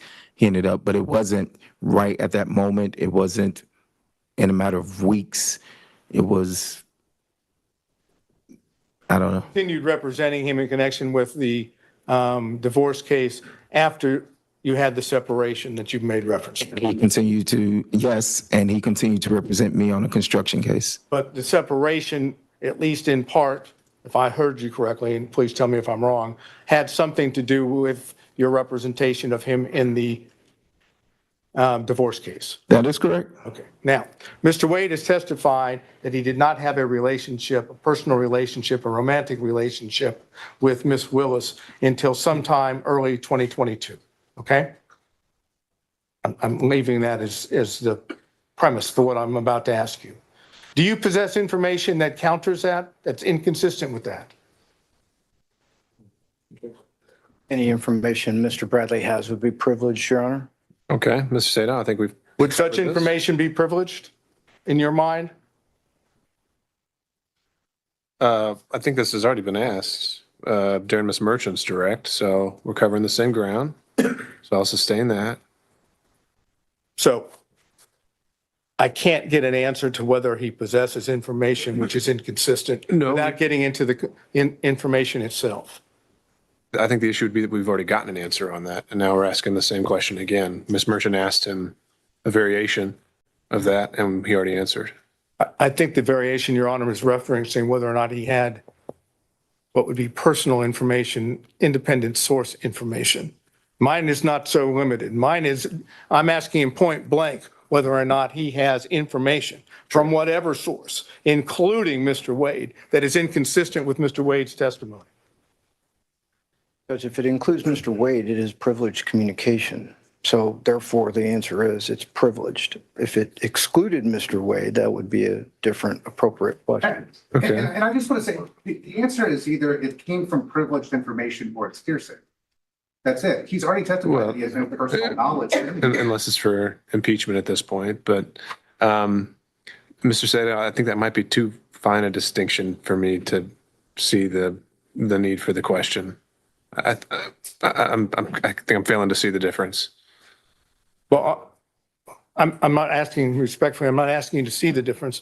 I'm asking whether I can ask that question and elicit a response which doesn't elicit the actual communications, which is what I'm attempting to do. And if Your Honor says I can't, then I'm finished. And I think that this was another aspect of what came up before, which is in my mind, even confirming the existence of the information goes into privileged communications, whether he does or does not possess information. If it came from that relationship, that's part of the privilege as well. So If I make that clear, then I'd So be you're sustained. sustaining what the objection would be. That's right. It'd be sustained on privilege to that And of course, question. all the questions that we're Preserved for talking the record. about as far as the foundation about when things are said and what is said, you're going to go into, if I understood correctly, ex parte in camera with the two exhibits we've talked about. That's right. My intent would be to make a record of the knowledge of when it was obtained and the extent of it and the different sources, and that'll be sealed. And what was actually said. That's right. So I guess my question to the court before I sit down is if hypothetically you learn through this in-camera ex parte examination that the information that this gentleman has through the attorney-client privilege is in fact inconsistent with what Mr. Wade testified to under oath, then the court is going to then make a determination of whether it can be used here or whether it just remains in the record sealed. So my intent would be to make the distinction of, from the in-camera hearing, if I still determine that everything is covered by privilege, then anything else that is said cannot go into the factual determinations or credibility determinations that need to be made. And so just the issue of whether the privilege did or did not exist is preserved. So again, just to follow through to make sure. So if the court knows that there's been a fraud upon the court through the lie of Mr. Wade, none of us are going to know that that in fact occurred, and the court's going to be in a position of making a determination on the motion, even though the court knows that it doesn't have all the information, truthful information. I'll take a closer look at the case law you provided to see if that is actually a variation of the crime fraud exception. And I'll apply the crime fraud exception as I see it. Right. And again, I'm not suggesting it is a variation. It is totally separate from crime fraud. It has nothing to do with using the legal advice of the attorney in order to commit a crime. It's you go ahead and commit fraud or lie to the court when you fully know that someone, your attorney, has information which is counter or inconsistent with what you've testified. And to that end, Mr. Sadat, that is something that you can, I mean, I've got this case from Ohio, but if you can find something more on point in Georgia before we schedule Other this than for the one argument. I gave you, The Coca-Cola one? the 1935 case. The Atlanta Bottling Company? I don't think I went that far. I think it just kind of said the sword and shield language, and it didn't go so far as to say that there's this alternative theory about fraud upon the court, but we can flush that out in our research. I appreciate it. Thank you. Okay. Mr. Stockton. No question, Jared. Mr. Durham.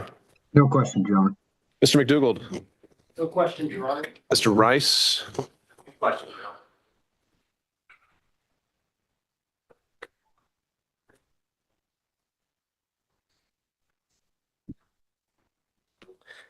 Mr. Bradley, you were counsel for Mr. Wade in the divorce case when the interrogatories were initially served on opposing counsel on or about December 27th of 2021, correct?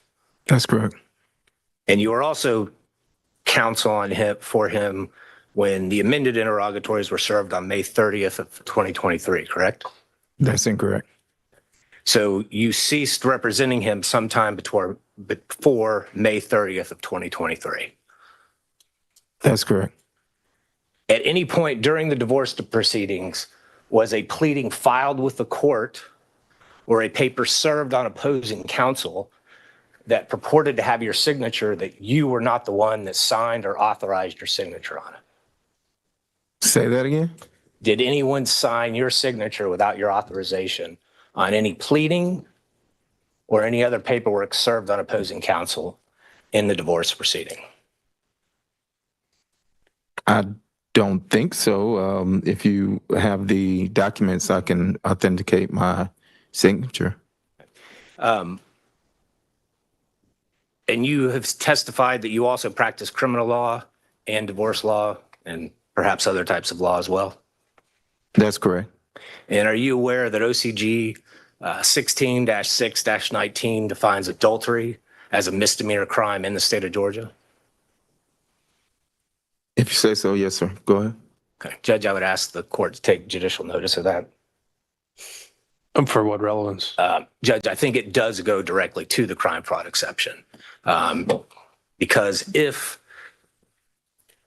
before we draw objection, because if Mr. Wade was providing information to him, to his counsel about his intent to either commit adultery or that he was committing adultery, then that would be a misdemeanor crime. It would implicate the crime fraud exception. And additionally, as we know from yesterday's evidence, Let me pause you there. Isn't adultery as a statute just on its face been found unconstitutional? You can't actually charge anyone with adultery anymore. It is still current in the Then it state can't of be a crime. It is still a current charge. Let's move on to that next argument. Additionally, Judge, with regard to the interrogatories, we have 3 different sets of interrogatories that were filed that came into evidence yesterday, 21, May of 23, December of 23, that contain false information. We also have the January of 24 that contains the invocation of privilege. So to the extent that this witness has information, both with the original interrogatories that were filed in December of 2021, and frankly, with regard to the later ones, even though he wasn't counsel, that would be a false swearing and fraud on the court, which again is a criminal offense, and therefore the crime fraud exception would apply as well. Okay. Understood. No further questions. Okay, Mr. Gillen.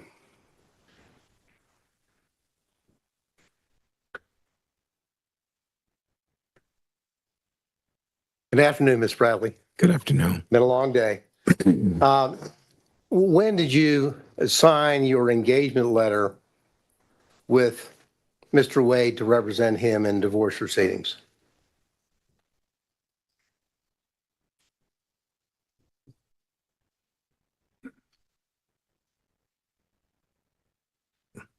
It would have to be 2017, 2018.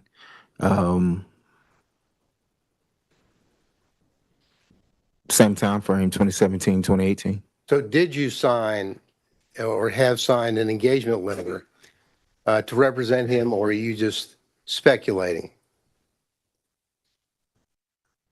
I can't recall. I mean, we were in a, we shared space. I can't recall if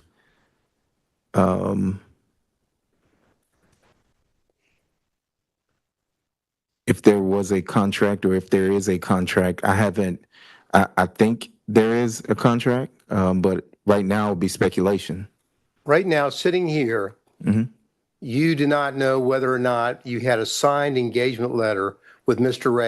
Wade discussing the parameters of your legal representation of him. Isn't that correct? That's not correct. I mean, I can't say. I don't have my files or anything with me. Well, sitting here, you do not have specific recollection or knowledge that you even had an engagement letter to represent him. Isn't that right? I think I had an engagement letter, but I do not know specifically if I had an engagement letter. Well, when did you open a file? Did you open, when you represent someone, you open a file in your office? And when did you open the file on Mr. Wade? I'm going to object to the relevance of this line of questioning. There has been no dispute from either the attorney or the client that there was an attorney-client relationship. And so I object to the relevance of the circumstances under which that engagement began, because as Mr. Gillen knows, that's not a factor in determining whether there was a true attorney-client relationship. Well, Your Honor, it's not just up to Mr. Wade and Mr. Bradley, it's up to the court. No, I agree with you there, Mr. Gillen, and so I'll give you a little bit of leeway, but I don't think we could spend too much time on this. No, so okay. We'll see. Your Honor. Now, did you or did you not open a file in your law practice with Mr. Wade's name on it? Yes or no? Yes, I had a file with Mr. Wade's name on it. When did you open that file? I'm assuming 2017, 2018. I can't tell you the exact date. I've said that 3 or 4 times. Well, let's approach it from another angle. When is the first invoice that you sent to Mr. Wade for your legal representation? I didn't send him an invoice in that capacity. So what we have here is you're not knowing whether you even have an engagement letter, You don't know whether you actually even billed him, correct? I represented Mr. Wade. I signed the documents that we filed. I filed the documents. There's depositions that I had with the divorce attorney that was representing his wife. I'm sorry, sir, that's not my question. Okay. My question is, did you bill him in your capacity as the lawyer that you're telling him? I don't recall. As a matter of fact, did you have any invoices where you billed him on an hourly basis? I don't recall. And the answer really is no, isn't it, sir? I don't recall. And the reason why it's no, isn't it, is because what happened is that you and Mr. Wade were in a law practice together, and it was a very small work environment, correct? It was a work environment, yes. A work environment where you and him would meet and talk literally every day, correct? Not every day, no. Well, almost every day. Not almost every day. I stated earlier that I ran one side of a practice. Mr. Wade did, and we rarely were there at the same time. I stated that earlier today. So just give us totally how much money you got for representing Mr. Wade in this since 2017 or whenever you told us up until you dropped off the case in 2023. I don't recall. Would the answer be zero? I do not recall. Well, you would know whether you got paid or not, wouldn't you, sir? I do not recall. So you don't recall whether you as an attorney got a single dollar to represent Mr. Wade, correct? That's correct. Because you really did it as a friend, didn't you?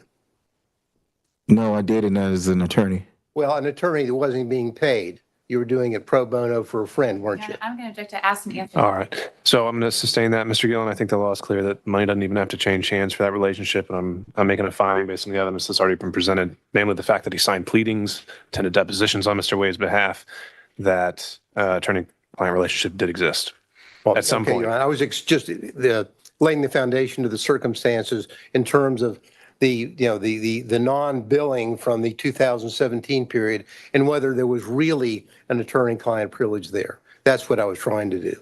Okay. If the dispute is just when it occurred, you can try to hone in on that. But the questions I've heard so far are more from you were never paid ever. It was from a overall angle. Well, from 2017 until November of 2021, you didn't receive a dollar from Mr. Wade for your supposed or your representation of him, correct? I don't have the file in front of me, and I do not recall. Okay. And the reality of it is, as I mentioned or asked you a few minutes ago, is that it was a small firm and you were doing him as essentially a favor as a friend and as a law partner, correct? No, I was representing him as an attorney. Were we in the practice together? Yes. And were we or are we friends? I mean, we were friends at the time. Yes. Well, you were friends and law partners, correct?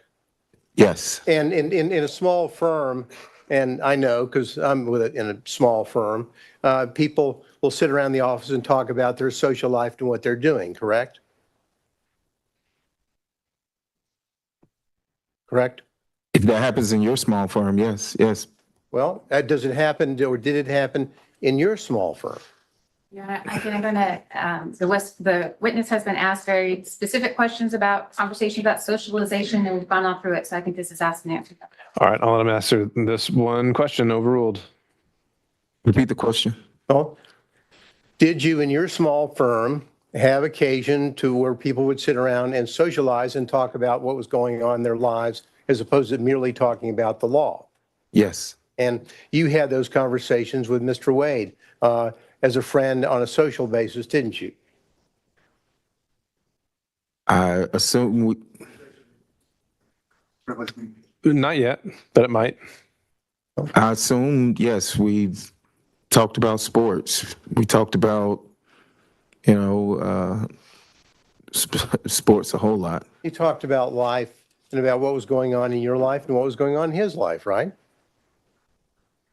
Right? Sometimes, very rarely, yes, sometimes. And that is what you do in a small work environment when you know people very well and you do favors for them, correct? You're going to object. Yeah. Chris- All right. Sustain. Next question, Mr. Gillen. Now, in that capacity, didn't you have discussions with Mr. Wade about what was going on in his social life that had nothing to do with him asking you legal advice? Objection, to be more specific. I think he's just asked whether he socializes outside of legal advice. So I think you can answer that question. I did answer the question. I said we talked about sports a lot. And I'm asking, sports is one thing, the social life. Did you talk about each other's social life, like Mr. Wade, and who he was dating? All right. So that'll be sustained on privilege. Your Honor, and just for the record, I would state that my objection would be that the privilege only protects communications in furtherance of seeking out illegal advice, not talking about something that might be personal or confidential. And that's the distinction that I would draw. I think that's a accurate legal point. However, I think the witness has already been questioned and testified on this point. Thank so you. Next question. Now, you got into the fact that you were the initial attorney on the divorce case, correct? That is correct. Now, did you and Mr. Wade, without getting into discussions, did you and Mr. Wade together prepare his responses to the interrogatories which were filed initially in the divorce case? I'm assuming we. Objection, he's asking about interrogatory responses, preparation of the case in the divorce case. That's all. Mr. Gillen?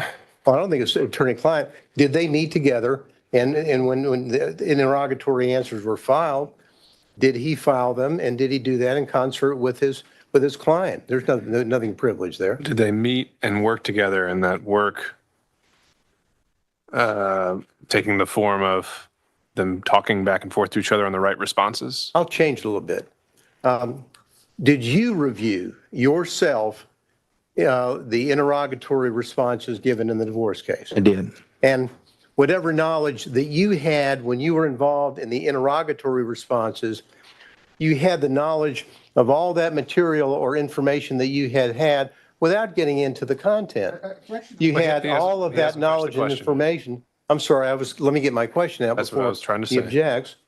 And when you filed those interrogatories, you had all the knowledge and information that you had obtained from Mr. Wade from 2017 up until the date the interrogatories were filed, didn't you, sir? Okay, so that's the follow-up question to that is going to be incorporating knowledge learned during communication. So I'll Oh, sustain no, on I'm not going to have a follow-up question. I just want to know whether is that the case? When he filed the interrogatory forms, he had all of the information that he had discussed with Mr. Wade from 2017 up until the time. That's it. That's my final question. Okay.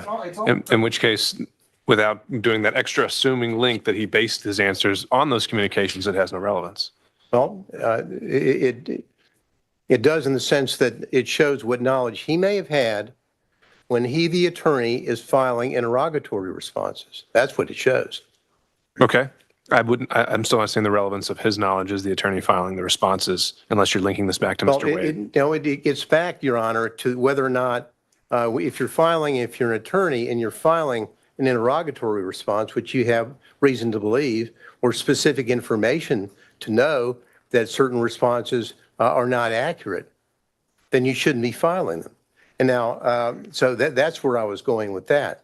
So if he's got a body of knowledge over here that's built up from his communications with Mr. Wade that everyone so dearly doesn't want everyone to know about, in spite of the allegations made against Ms. Merchant.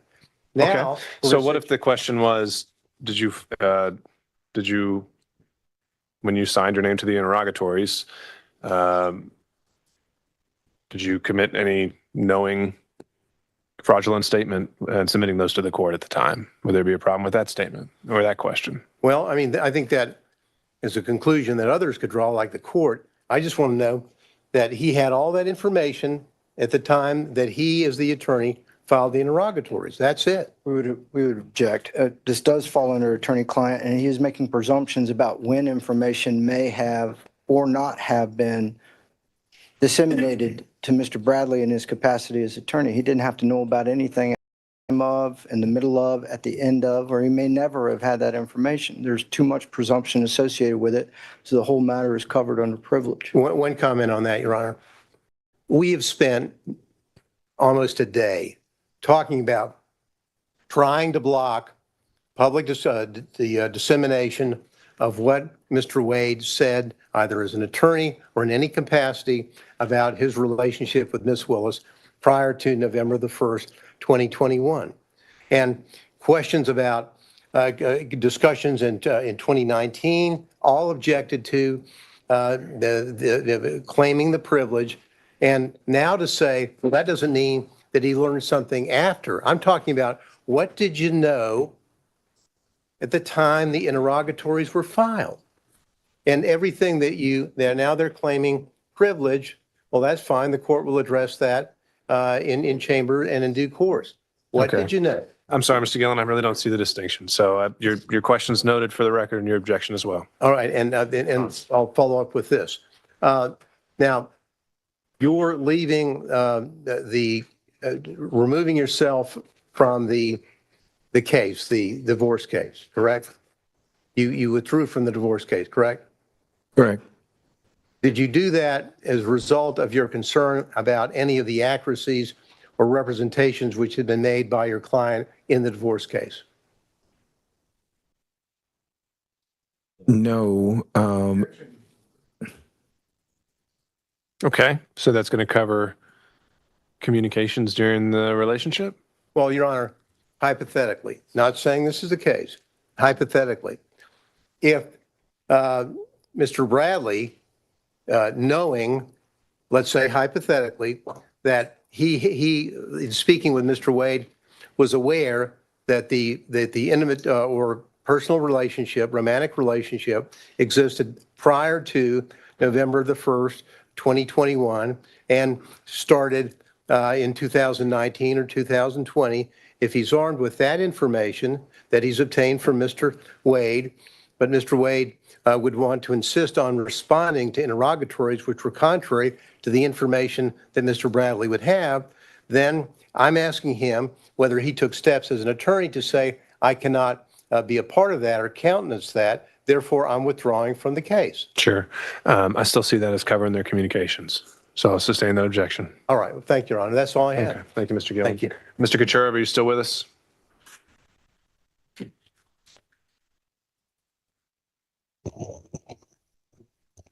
Anyone on behalf of Mr. Floyd still joining us? All right, moving on. Mr. Cromwell. Questions, Your Honor. I think everybody's exhausted with this line of questioning. We're going, Mr. Bradley. When did you withdraw from Mr. Wade's divorce case? I don't have it in front of me. I don't have the file. Was it sometime in 2023? No, it would have probably been, 2023. See, I left in 2022. It could have been anywhere between July of 2022 and maybe December of, it wasn't, I don't have the accurate date, but it wasn't when I left, and it wasn't. Make it easier for you. Okay, all right. You were not his divorce lawyer at the time the interrogatory responses were filed in May of 2023. Is that true? Oh, no, I was not. Okay, yes. And as of today's date, Mr. Wade is still a married man. Would you agree? I haven't kept up with the divorce proceedings, but I think they're still open. Okay. So, and if they're still open, that means he's still a married man. Yes, that's correct. So if the fact that in a pleading, there's a reference to the marriage is irretrievably broken, that doesn't mean the marriage ends, does it? I guess you have to ask the judge that's handling the case. Well, it doesn't end until there's actually a divorce decree signed by a judge. Would you agree? I would agree. All right. Thank you. Okay, Ms. Cross, were you taking? I am, Your Honor, and I'm time? going to have a minute. my cross-examination might be a long one. So we've been going for about an hour and a half. Can I have just a 5-minute break? Sure. All right. We'll be back in 5.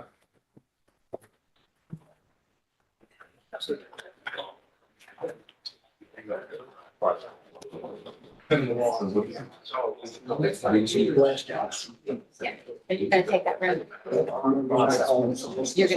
You want him to go to the room back there? No, not with me, for you and your client to go back into the jury room. Yes.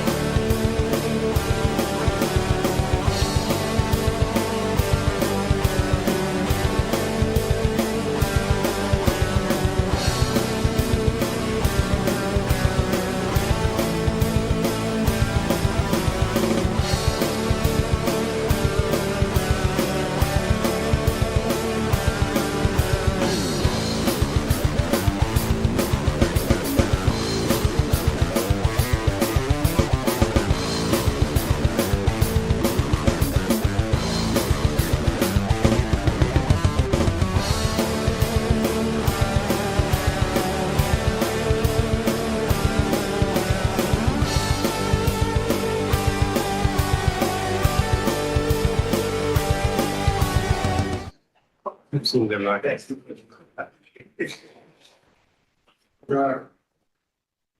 do we do? We're on the record, yeah. Do you need to be on the record? I just want to make sure what we do these to you directly. I believe just give those, we're gonna have all of them. Thank you. Okay, we're back on the record, and if, oh, maybe no, we're not. We can get Mr. Bradley back.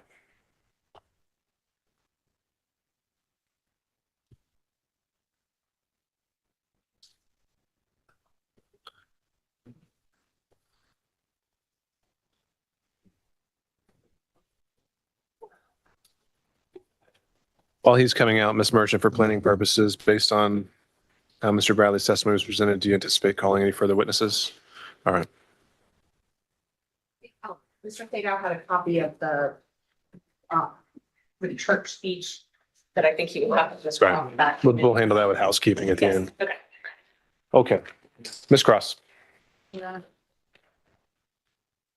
Mr. Bradley, have you still got the exhibits 23, 24, 25 there in front of you? I do. And 23, that's one of the contracts for, that was your personal LLC or PC, your personal legal entity, right? For the That is correct. attorney's office? Yes? Yes, that's correct. Okay. And I understood your testimony to be that any income that came into the partnership, when I say partnership, let me be more specific. You had an individual legal entity. Mr. Campbell had an individual legal entity. Mr. Wade had an individual legal entity, but y'all had a partnership agreement, right?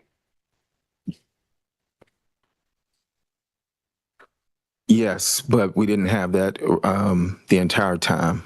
There was Yes. a period of time that we've been talking, or that we had talked about in 2022, prior to you leaving the firm, that there was an actual entity for the three of you, correct? That is correct. And that was roughly during the time period where y'all bought a building together. Yes, correct. And it made things simpler. For whatever reason, you decided at that time that a joint entity made sense to own that building, right? Correct. Okay. All right. But those contracts there, they're not with the joint entity, correct? No, they're not. Those are all with you individually. Is that right? Can you take a look at 23, 24, and 25? Yes. They're all with you individually? Yes. Okay. 23. What's the hourly rate that you were being compensated? That was 23 is the, I don't think, no, 23 is not the first appearance. 23 is the taint, it says. What's the hourly rate on that contract? 150 an hour. 150 an hour? All right. So the 150 an hour, the way I understand you all shared profits was you'd get 50, Mr. Campbell get 50, Mr. Wade get 50, and then y'all pay expenses jointly as well, correct? Correct. All right. What about exhibit number 24?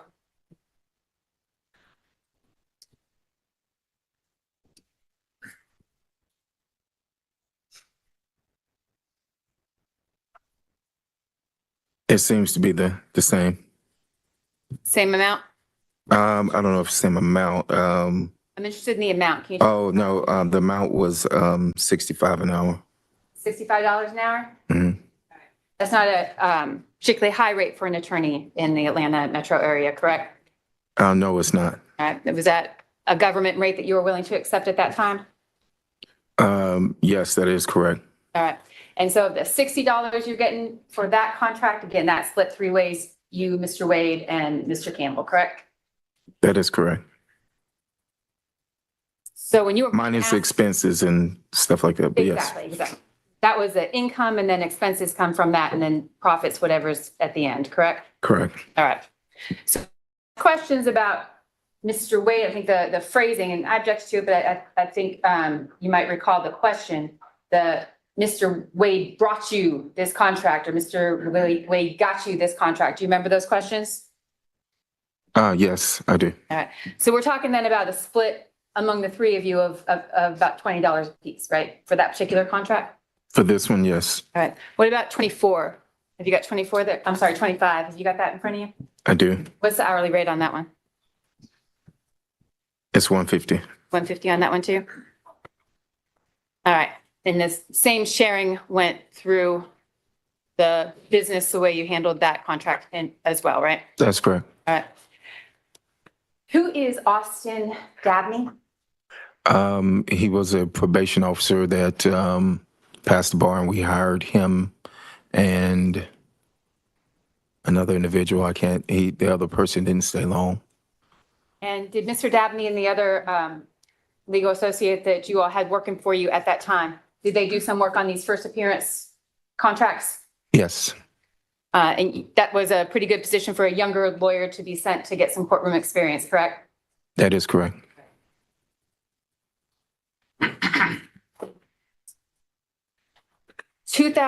$2020. You're aware that Mr. Wade had a serious illness during that time?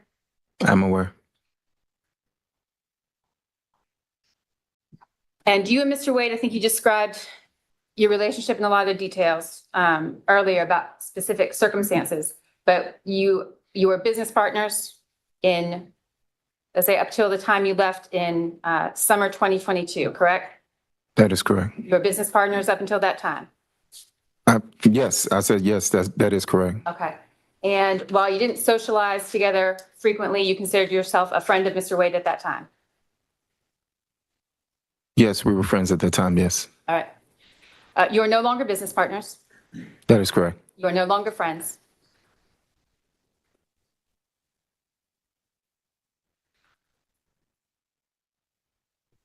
I mean, if he's saying that we're not friends, then I yeah. want to know what you think, Mr. Bradley. Do you consider yourself a friend of Mr. Wade? I would consider, Goes to potential bias. Ms. Cross. would I consider myself a friend of Mr. Wade? I would.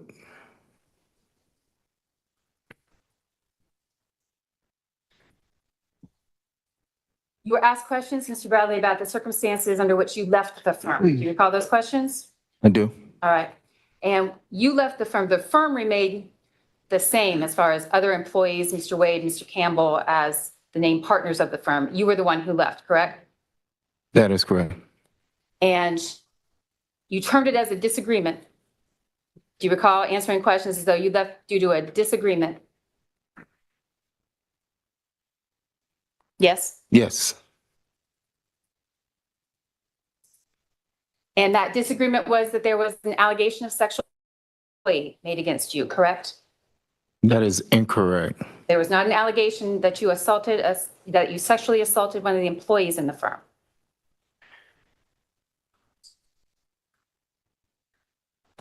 That is incorrect, but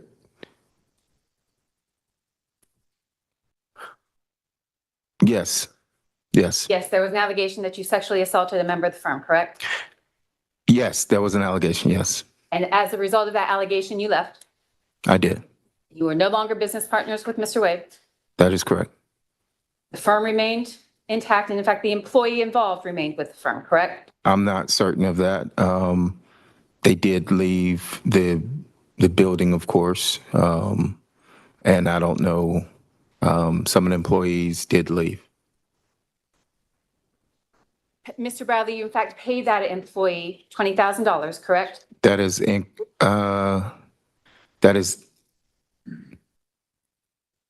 incorrect as far as what was. No, On or about the time that you left the firm, and on or about the time that the allegation of sexual assault was made against you, did you pay the person who had made the allegation of sexual assault any amount of money?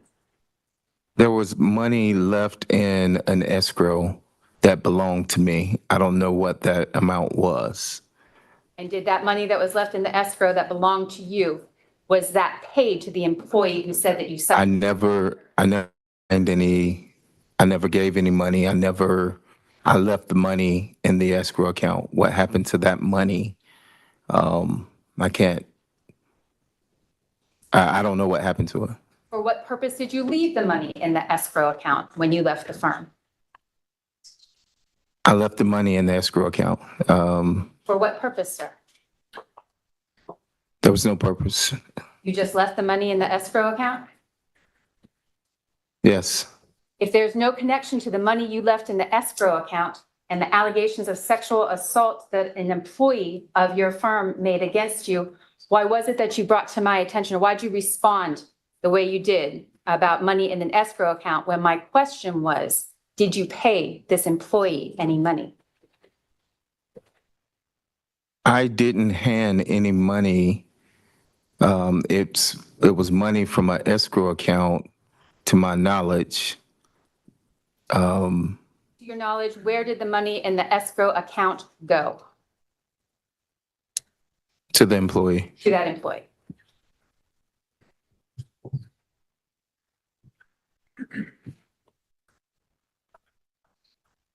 Was there one allegation or one incident of sexual assault with this employee, Mr. Bradley, or was there more than one?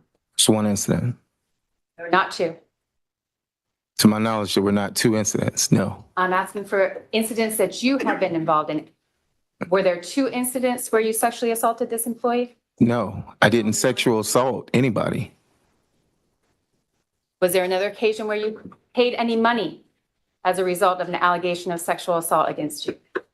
No, Did you sexually assault any clients of your firm? no, Never. never. Who's Anna Rodriguez? I don't even know that name. You don't recall a client named Anna Rodriguez? Anna Rodriguez? No, I do not. Never met her. I do not recall the name Anna Rodriguez. Your Honor, I would object to this. I'm not sure what we're trying to do here. So I would object to this line of argument. All right, Ms. Gross. Your Honor, this clearly goes to the bias that the witness has towards Mr. Wade and other individuals, his motive in Okay. involvement. And I believe it's an appropriate avenue to pursue based on exploring his credibility. All right. At some point, though. I'm not Well, going to go much further. Okay. Judge, if this is allowed to continue in this way, and it does appear a little bit harassing, then is Mr. Bradley going to be excused from his privilege because this is not? That's what I was gonna do. Don't do that. Mr. Chilver. Sit on it. I think she's already done that. Your Honor, I'm asking in all seriousness, that privilege, although. Based on the answer right now, I think now we've opened up a whole area. What he has just responded to, he previously said was privilege. That doesn't sound like privilege to me. We'll have to address that when we go back through the rundown. So, Ms. Cross. I'm finished. Oh. Okay. Mr. Sadow.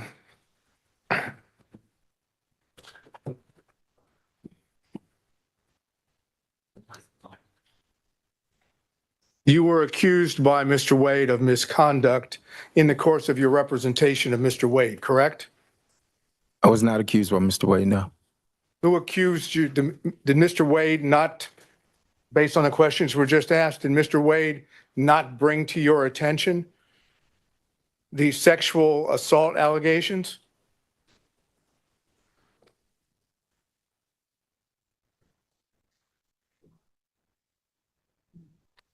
Ask that again, please. Mr. Wade brought to your attention the sexual assault allegations that you've been asked about by the prosecutor, correct? Correct. And at that time that Mr. Wade brought those allegations to your attention, you were still the attorney for Mr. Wade, correct? Correct. And therefore, your conduct as an attorney, and the attorney at that time for Mr. Wade was called into question by Mr. Wade's passing along to you allegations of misconduct, correct? I object to that. I don't think that's factually true. I don't know that that's not, I know that that is not legally true. The attorney-client relationship is of a matter. It is not vitiated by other instances or anything outside that matter. I'm not sure that that's accurate. He was accused by Mr. Wade, his client. Do you mind if I speak? I allowed you to speak. Mr. Sadow.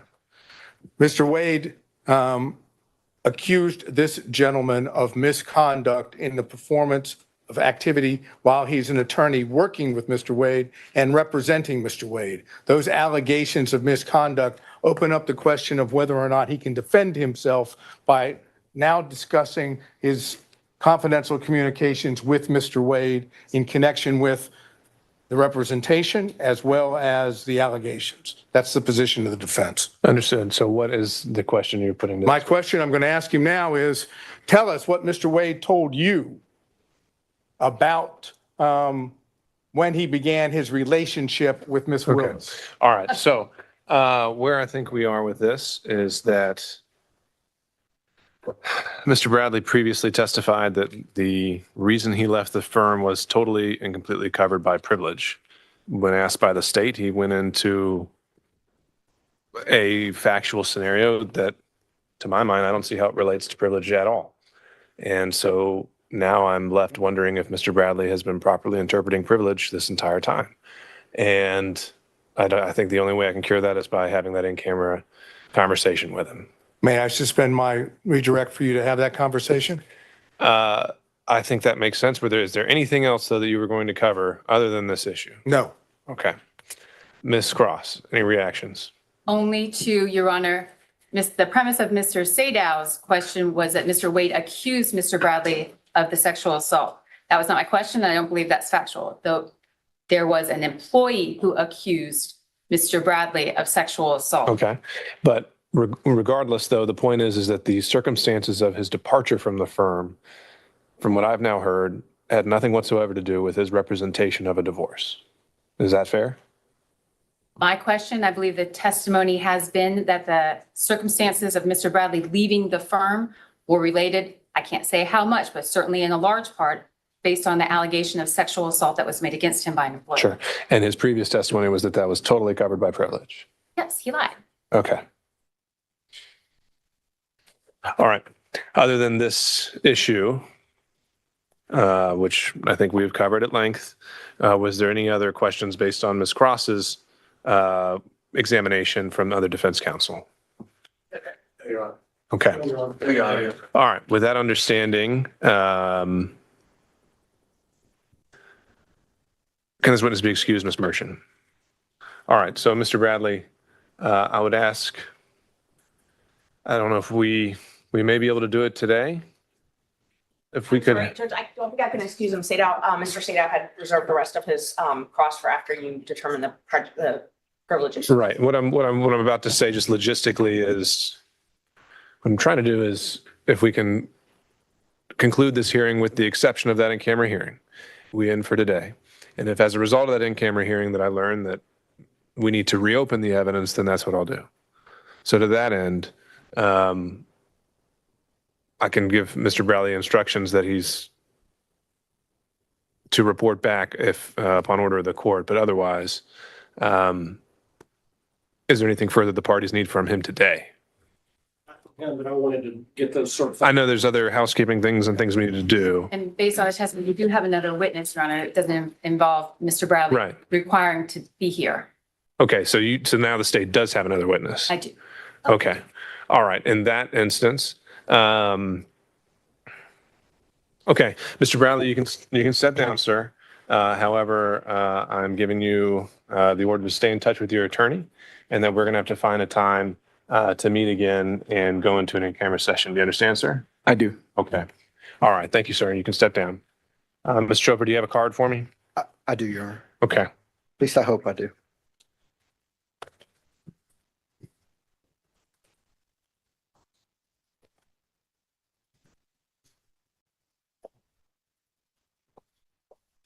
I'm the worst lawyer on earth. I usually just tag bus stations with my. You can write down your contact information for us? I would. All right. Ms. Merchant, do you have any further witnesses? No, Judge. Okay. On the issue of the Bill Solinsky, 1006 first 611, we're not going to call him. We think the chart, the foundation of the source of the chart is sufficiently in evidence, and we can just use the chart during argument under a 611 demonstrative. Okay. And any objection to this entry as a demonstrative, Ms. Cross? No, Your Honor, given the parameters we discussed earlier. Okay. Can we go ahead and mark that an exhibit and make it part of the record in advance of argument, since I don't know when we're going to be able to have that scheduled. I think this would be Defense Exhibit 28. But let me go down the order just so we're staying organized. Ms. Merchant does not have any further witness. Excuse me. Ms. Merchant, on behalf of Mr. Roman, has no further evidence. Mr. Sadow. Your Honor, we are in the process, if the court will allow us, to obtain certain phone records. And we would like the records kept open for the introduction of those phone records. We have them in draft. I say draft, we have them informally. We do not have certification yet. And they would deal with, you'll remember I asked Mr. Wade about certain activity down in Hayfield during the time period, and it deals with that specific time period. So we're talking about February to March of 2021 through November 1st. And is it your intention that you would want to introduce these solely as an exhibit, or you think that this should reopen and bring us back for an entirely new evidentiary day with witnesses? We would want to, if what we believe is there, based on our preliminary research, is there, we'd like to reopen and be able to introduce the records and someone to explain what they need. But that's it. The state certainly, I'm sorry, were you finished, Mr. Sadow? I believe so. Thank you. All right. The state would certainly have an objection to that. This hearing has been set. We haven't seen the records. So I don't know if I have any objection to what they are. But the day has been set for quite a while, and we object to leaving the evidence open for any purpose. Okay. And Mr. Sadow, when did you first go about trying to obtain these records? I know it's also the Delta records. As soon as we got a hearing date and the state's response. So what happened was when the state responded, I think it was February 9th, and admitted to the relationship, but put parameters on the timing. I sent subpoenas out in response to that. So that was February 9th. Problem is Delta, AT&T, all these folks aren't super fast about that. And so I know Delta, we're also waiting. I wanted to remind the court, waiting for those records to be submitted in camera. Yes. And AT&T actually emailed me these phone records yesterday morning on the way to court. Okay. All right. Any further exhibits that are self-authenticating? If counsel are able to provide those, obviously serve those on opposing counsel, and then before sending them over to us, let us know whether they would be tendered with or without objection, just purely on authentication or hearsay issues or relevance. We can make those part of the record, and I'll reserve whether this reopens a full hearing format. But the exhibits themselves, I'm willing to have come into the part of the record, but there will be a cutoff point very soon, as soon as we schedule argument. All right. Any other evidence, Mr. Sadow, then? So that would be cell records. Mr. Stockton, any evidence? All right. Mr. Durham, if you're still with us. No, Your Honor. All right. Mr. McDougald. Copies I mentioned to Your Honor yesterday, Your Honor. Okay. And why don't you lay those out for the record?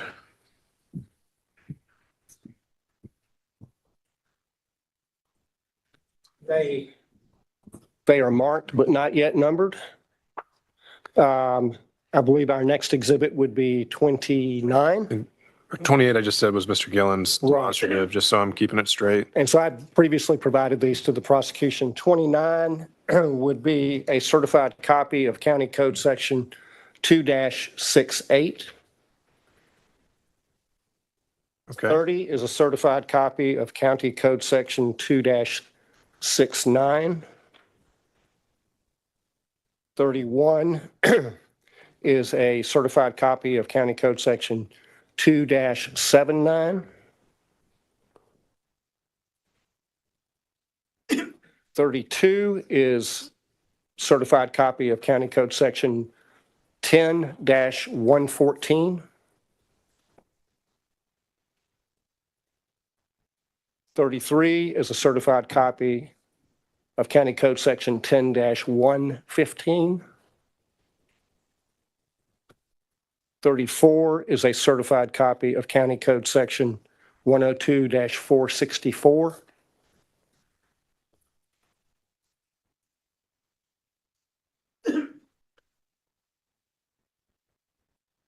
35 is a certified copy of County Code Section 102-465. 36 is a certified copy of County Code Section 102-466. And 37 is a certified copy of a emergency motion by non-party deponent for protective order filed on behalf of DA Willis in the Wade divorce case.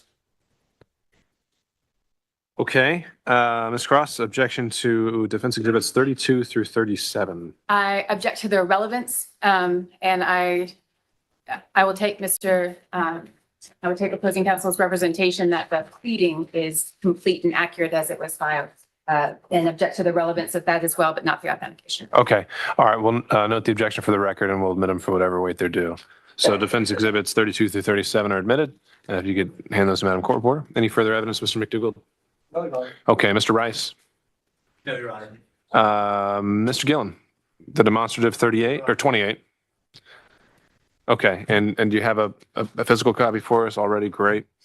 All right, do we still have Mr. Kucherov with us on Zoom or anyone else on behalf of Mr. Floyd?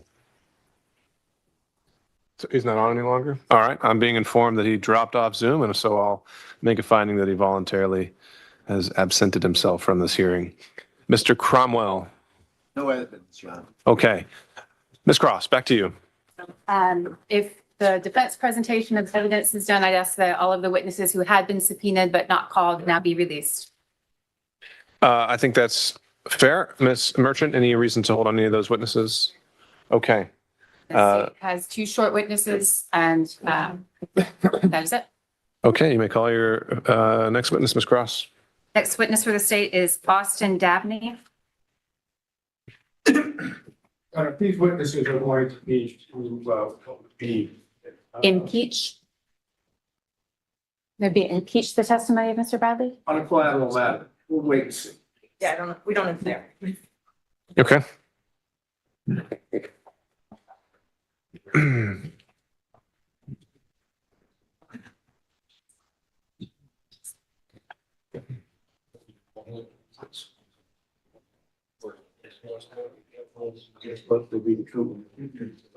I do.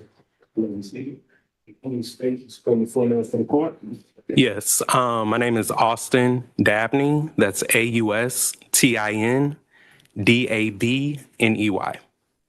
Good afternoon, Mr. Dabney.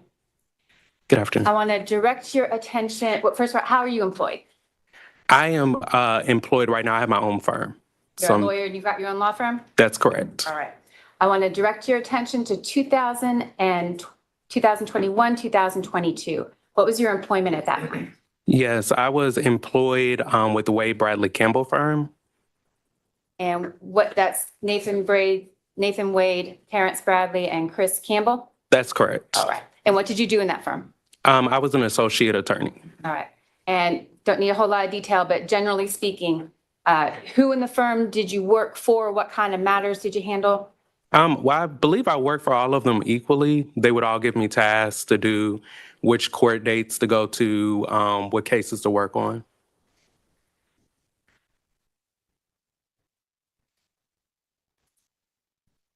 I want to direct now your attention, Mr. Dabney, to a particular instance. Did you have occasion at any time to go to a club with Mr. Bradley?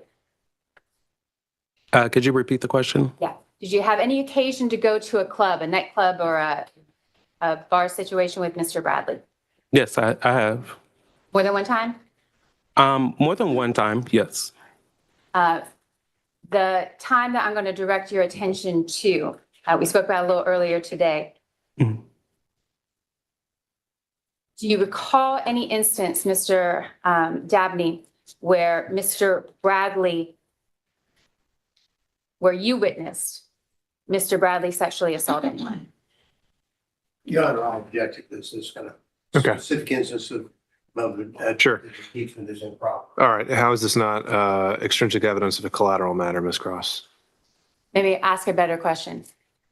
My question will be if this witnessed Mr. Bradley sexually assaulting another employee of the firm. It's the exact, but same subject matter. How is that not issue on a collateral matter for impeachment? I think it's not a collateral matter. Your Honor, the witness denied it. I think it is highly relevant.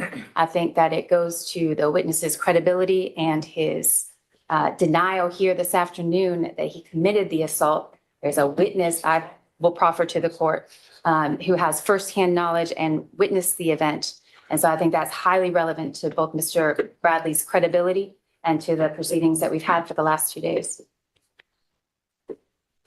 Still object, Your Honor. Oh, I understand, Mr. Attempt to impeach Mr. Bradley, they have to live with whatever answer he gave. They can't have a sub-trial with evidence of misconduct here. So we would object. 608A. Again. Right? 608. Or 608A.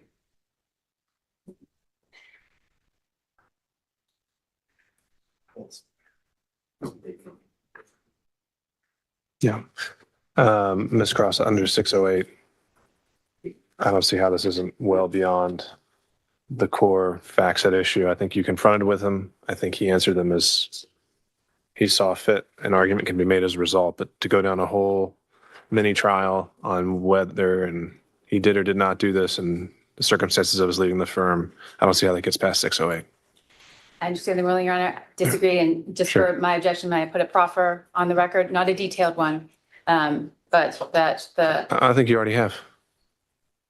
I'd like to, with the court's permission, I'd like to make it clear that the sexual assault I'm referring to, it was the same employee that I asked Mr. Bradley about. I just wanted that to be clear in the record. Okay. All right. Understood. Is there anything else that is relevant to this witness? Given the court's ruling, no. All right. Questions from defense counsel?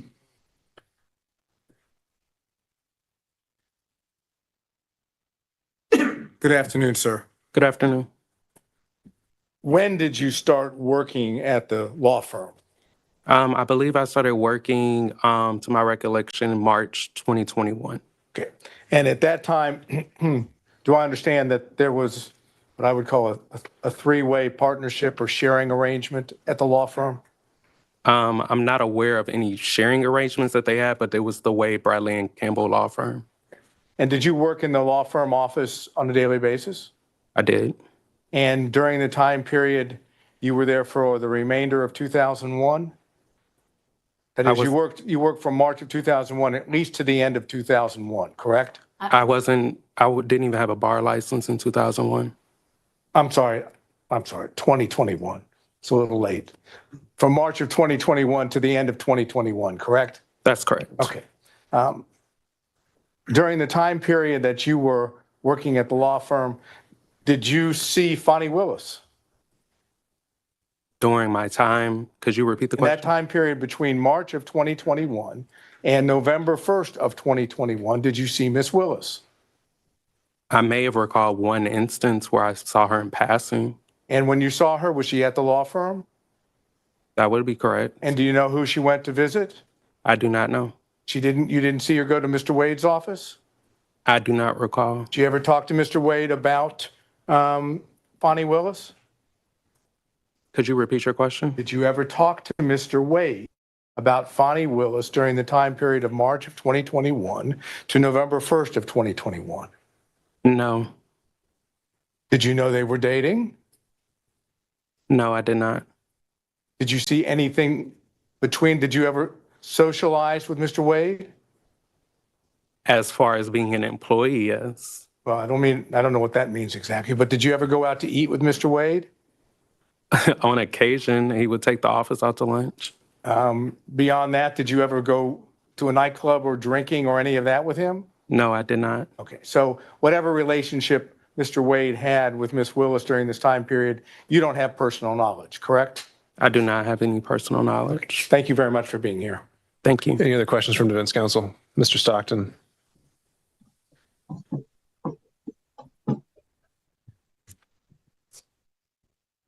When you started in March of 21, was that just you gave them a resume and started working there? I don't understand your question.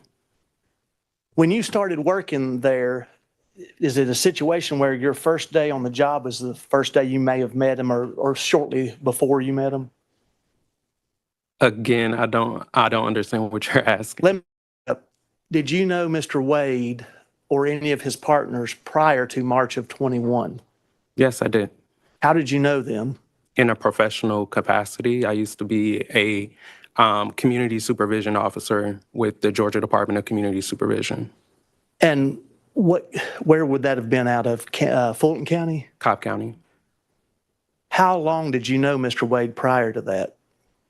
I didn't see Mr. Wade in my professional capacity.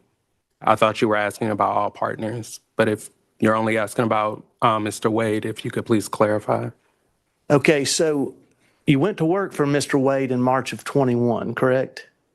I went to work for the Wade Bradley Campbell firm. Okay. Prior to that, how long did you know Mr. Wade? I did not know Mr. Wade prior to that. At all? At all. No further questions. Any other counsel? All right, seeing and hearing none. Any redirect, Ms. Cross? No, Your Honor, subject to the court's ruling. All right, can this witness be excused? Okay. All right, thank you, sir. Thank you, Your Honor. Next witness, Ms. Cross. I believe I know the court's ruling, so let me proffer that the next witness the state would call would be Anna Rodriguez. Question, Mr. Bradley, about a sexual assault of Ms. Rodriguez, a client of the firm. You denied knowing her or recognizing her name. I believe Ms. Rodriguez's testimony would be impeaching of Mr. Bradley. I believe it's appropriate, but want to present that before I call her. All right, thank you, Ms. Cross. And so based on that proffer and the subject matter proffered, I still believe that that would fall under 608B as extrinsic evidence of a collateral matter. And so I don't think it's allowed under our rules of evidence. Understanding that, I just make a proffer on the record that Ms. Rodriguez would testify that Mr. Bradley sexually assaulted her. She was a client at the time. And that would be impeaching of his testimony that he did not do so. All right, understood. Any further evidence or witnesses, Ms. Cross? No, sir. Okay. All right, then at this time, for now, I'll consider the evidence closed, subject to any certified submissions by counsel and subject to the results of the in-camera hearing. We will coordinate with all counsel to find a date to come back for summation. And to that end, again, using Ms. Merchant and running lead on this, I'd like you to consult on whether that's going to be a collective response on behalf of the defendants.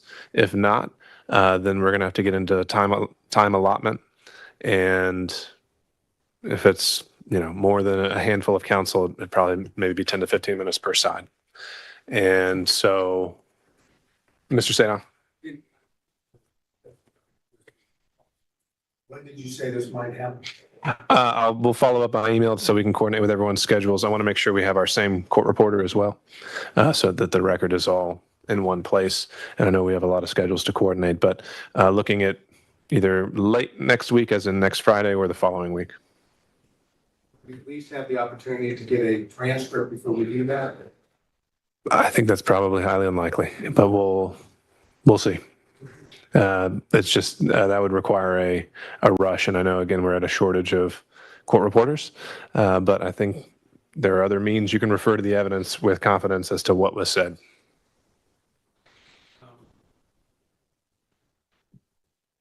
Ms. Merchant. Next week. Okay, and like I said, we will. We're gonna follow up with scheduling. Mr. Gillen. The argument would be on this hearing, And so on the forensic. yeah, any other claims brought in any of the filings regarding forensic misconduct, this whole line of questioning? All right. Any other questions from defense counsel? Anything from the state? Just ask that we be allowed to submit a brief as it relates to the rulings that you just made as relates to the objections by defense counsel under 607 and 6021, which would be impeachment by contradiction, which in the state's understanding would allow the use of extrinsic evidence to impeach the specific testimony here, Mr. Bradley. So we're just asking for leave to provide a brief and have the court to further consider your way. Well, if you still got your witnesses here and you think you've got a better legal argument, I'm willing to hear it. You said 607 and 608. 7 and 621.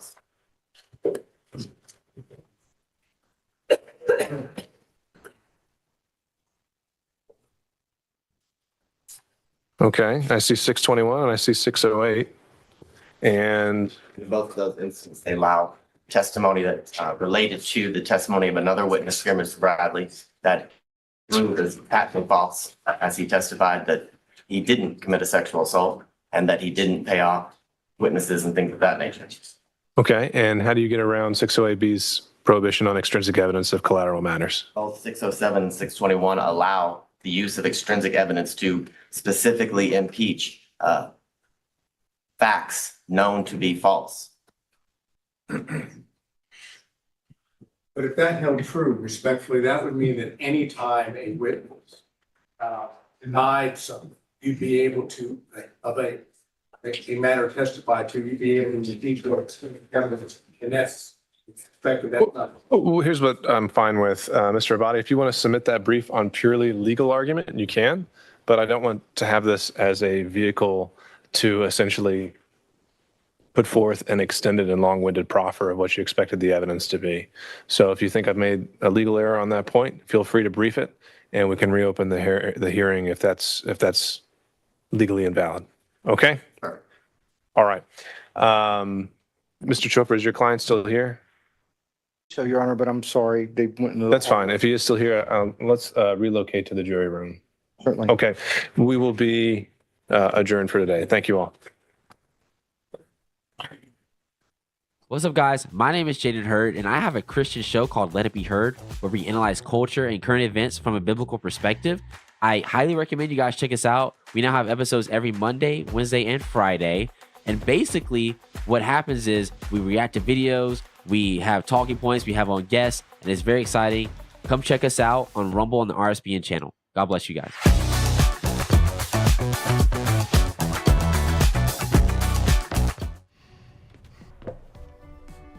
Looks like you've been sleeping well. Megan, he's back. The My Pillow guy. And you're looking good. Still feeling good. Well, just when you thought it couldn't get any better, we've got the best pillow ever, My Pillow 2.0.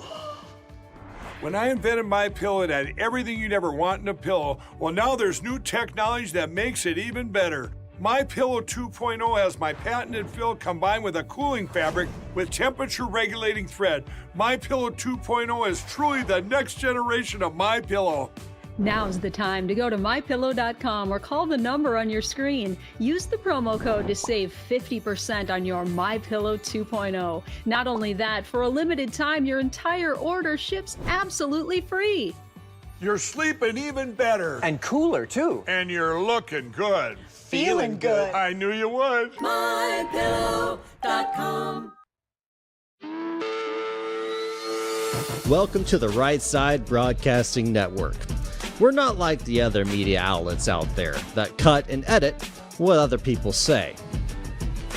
In 2015, we were created by our founder, Joe Seals, to cover President Donald J. Trump's speeches and rallies, to which we continue to do to this day.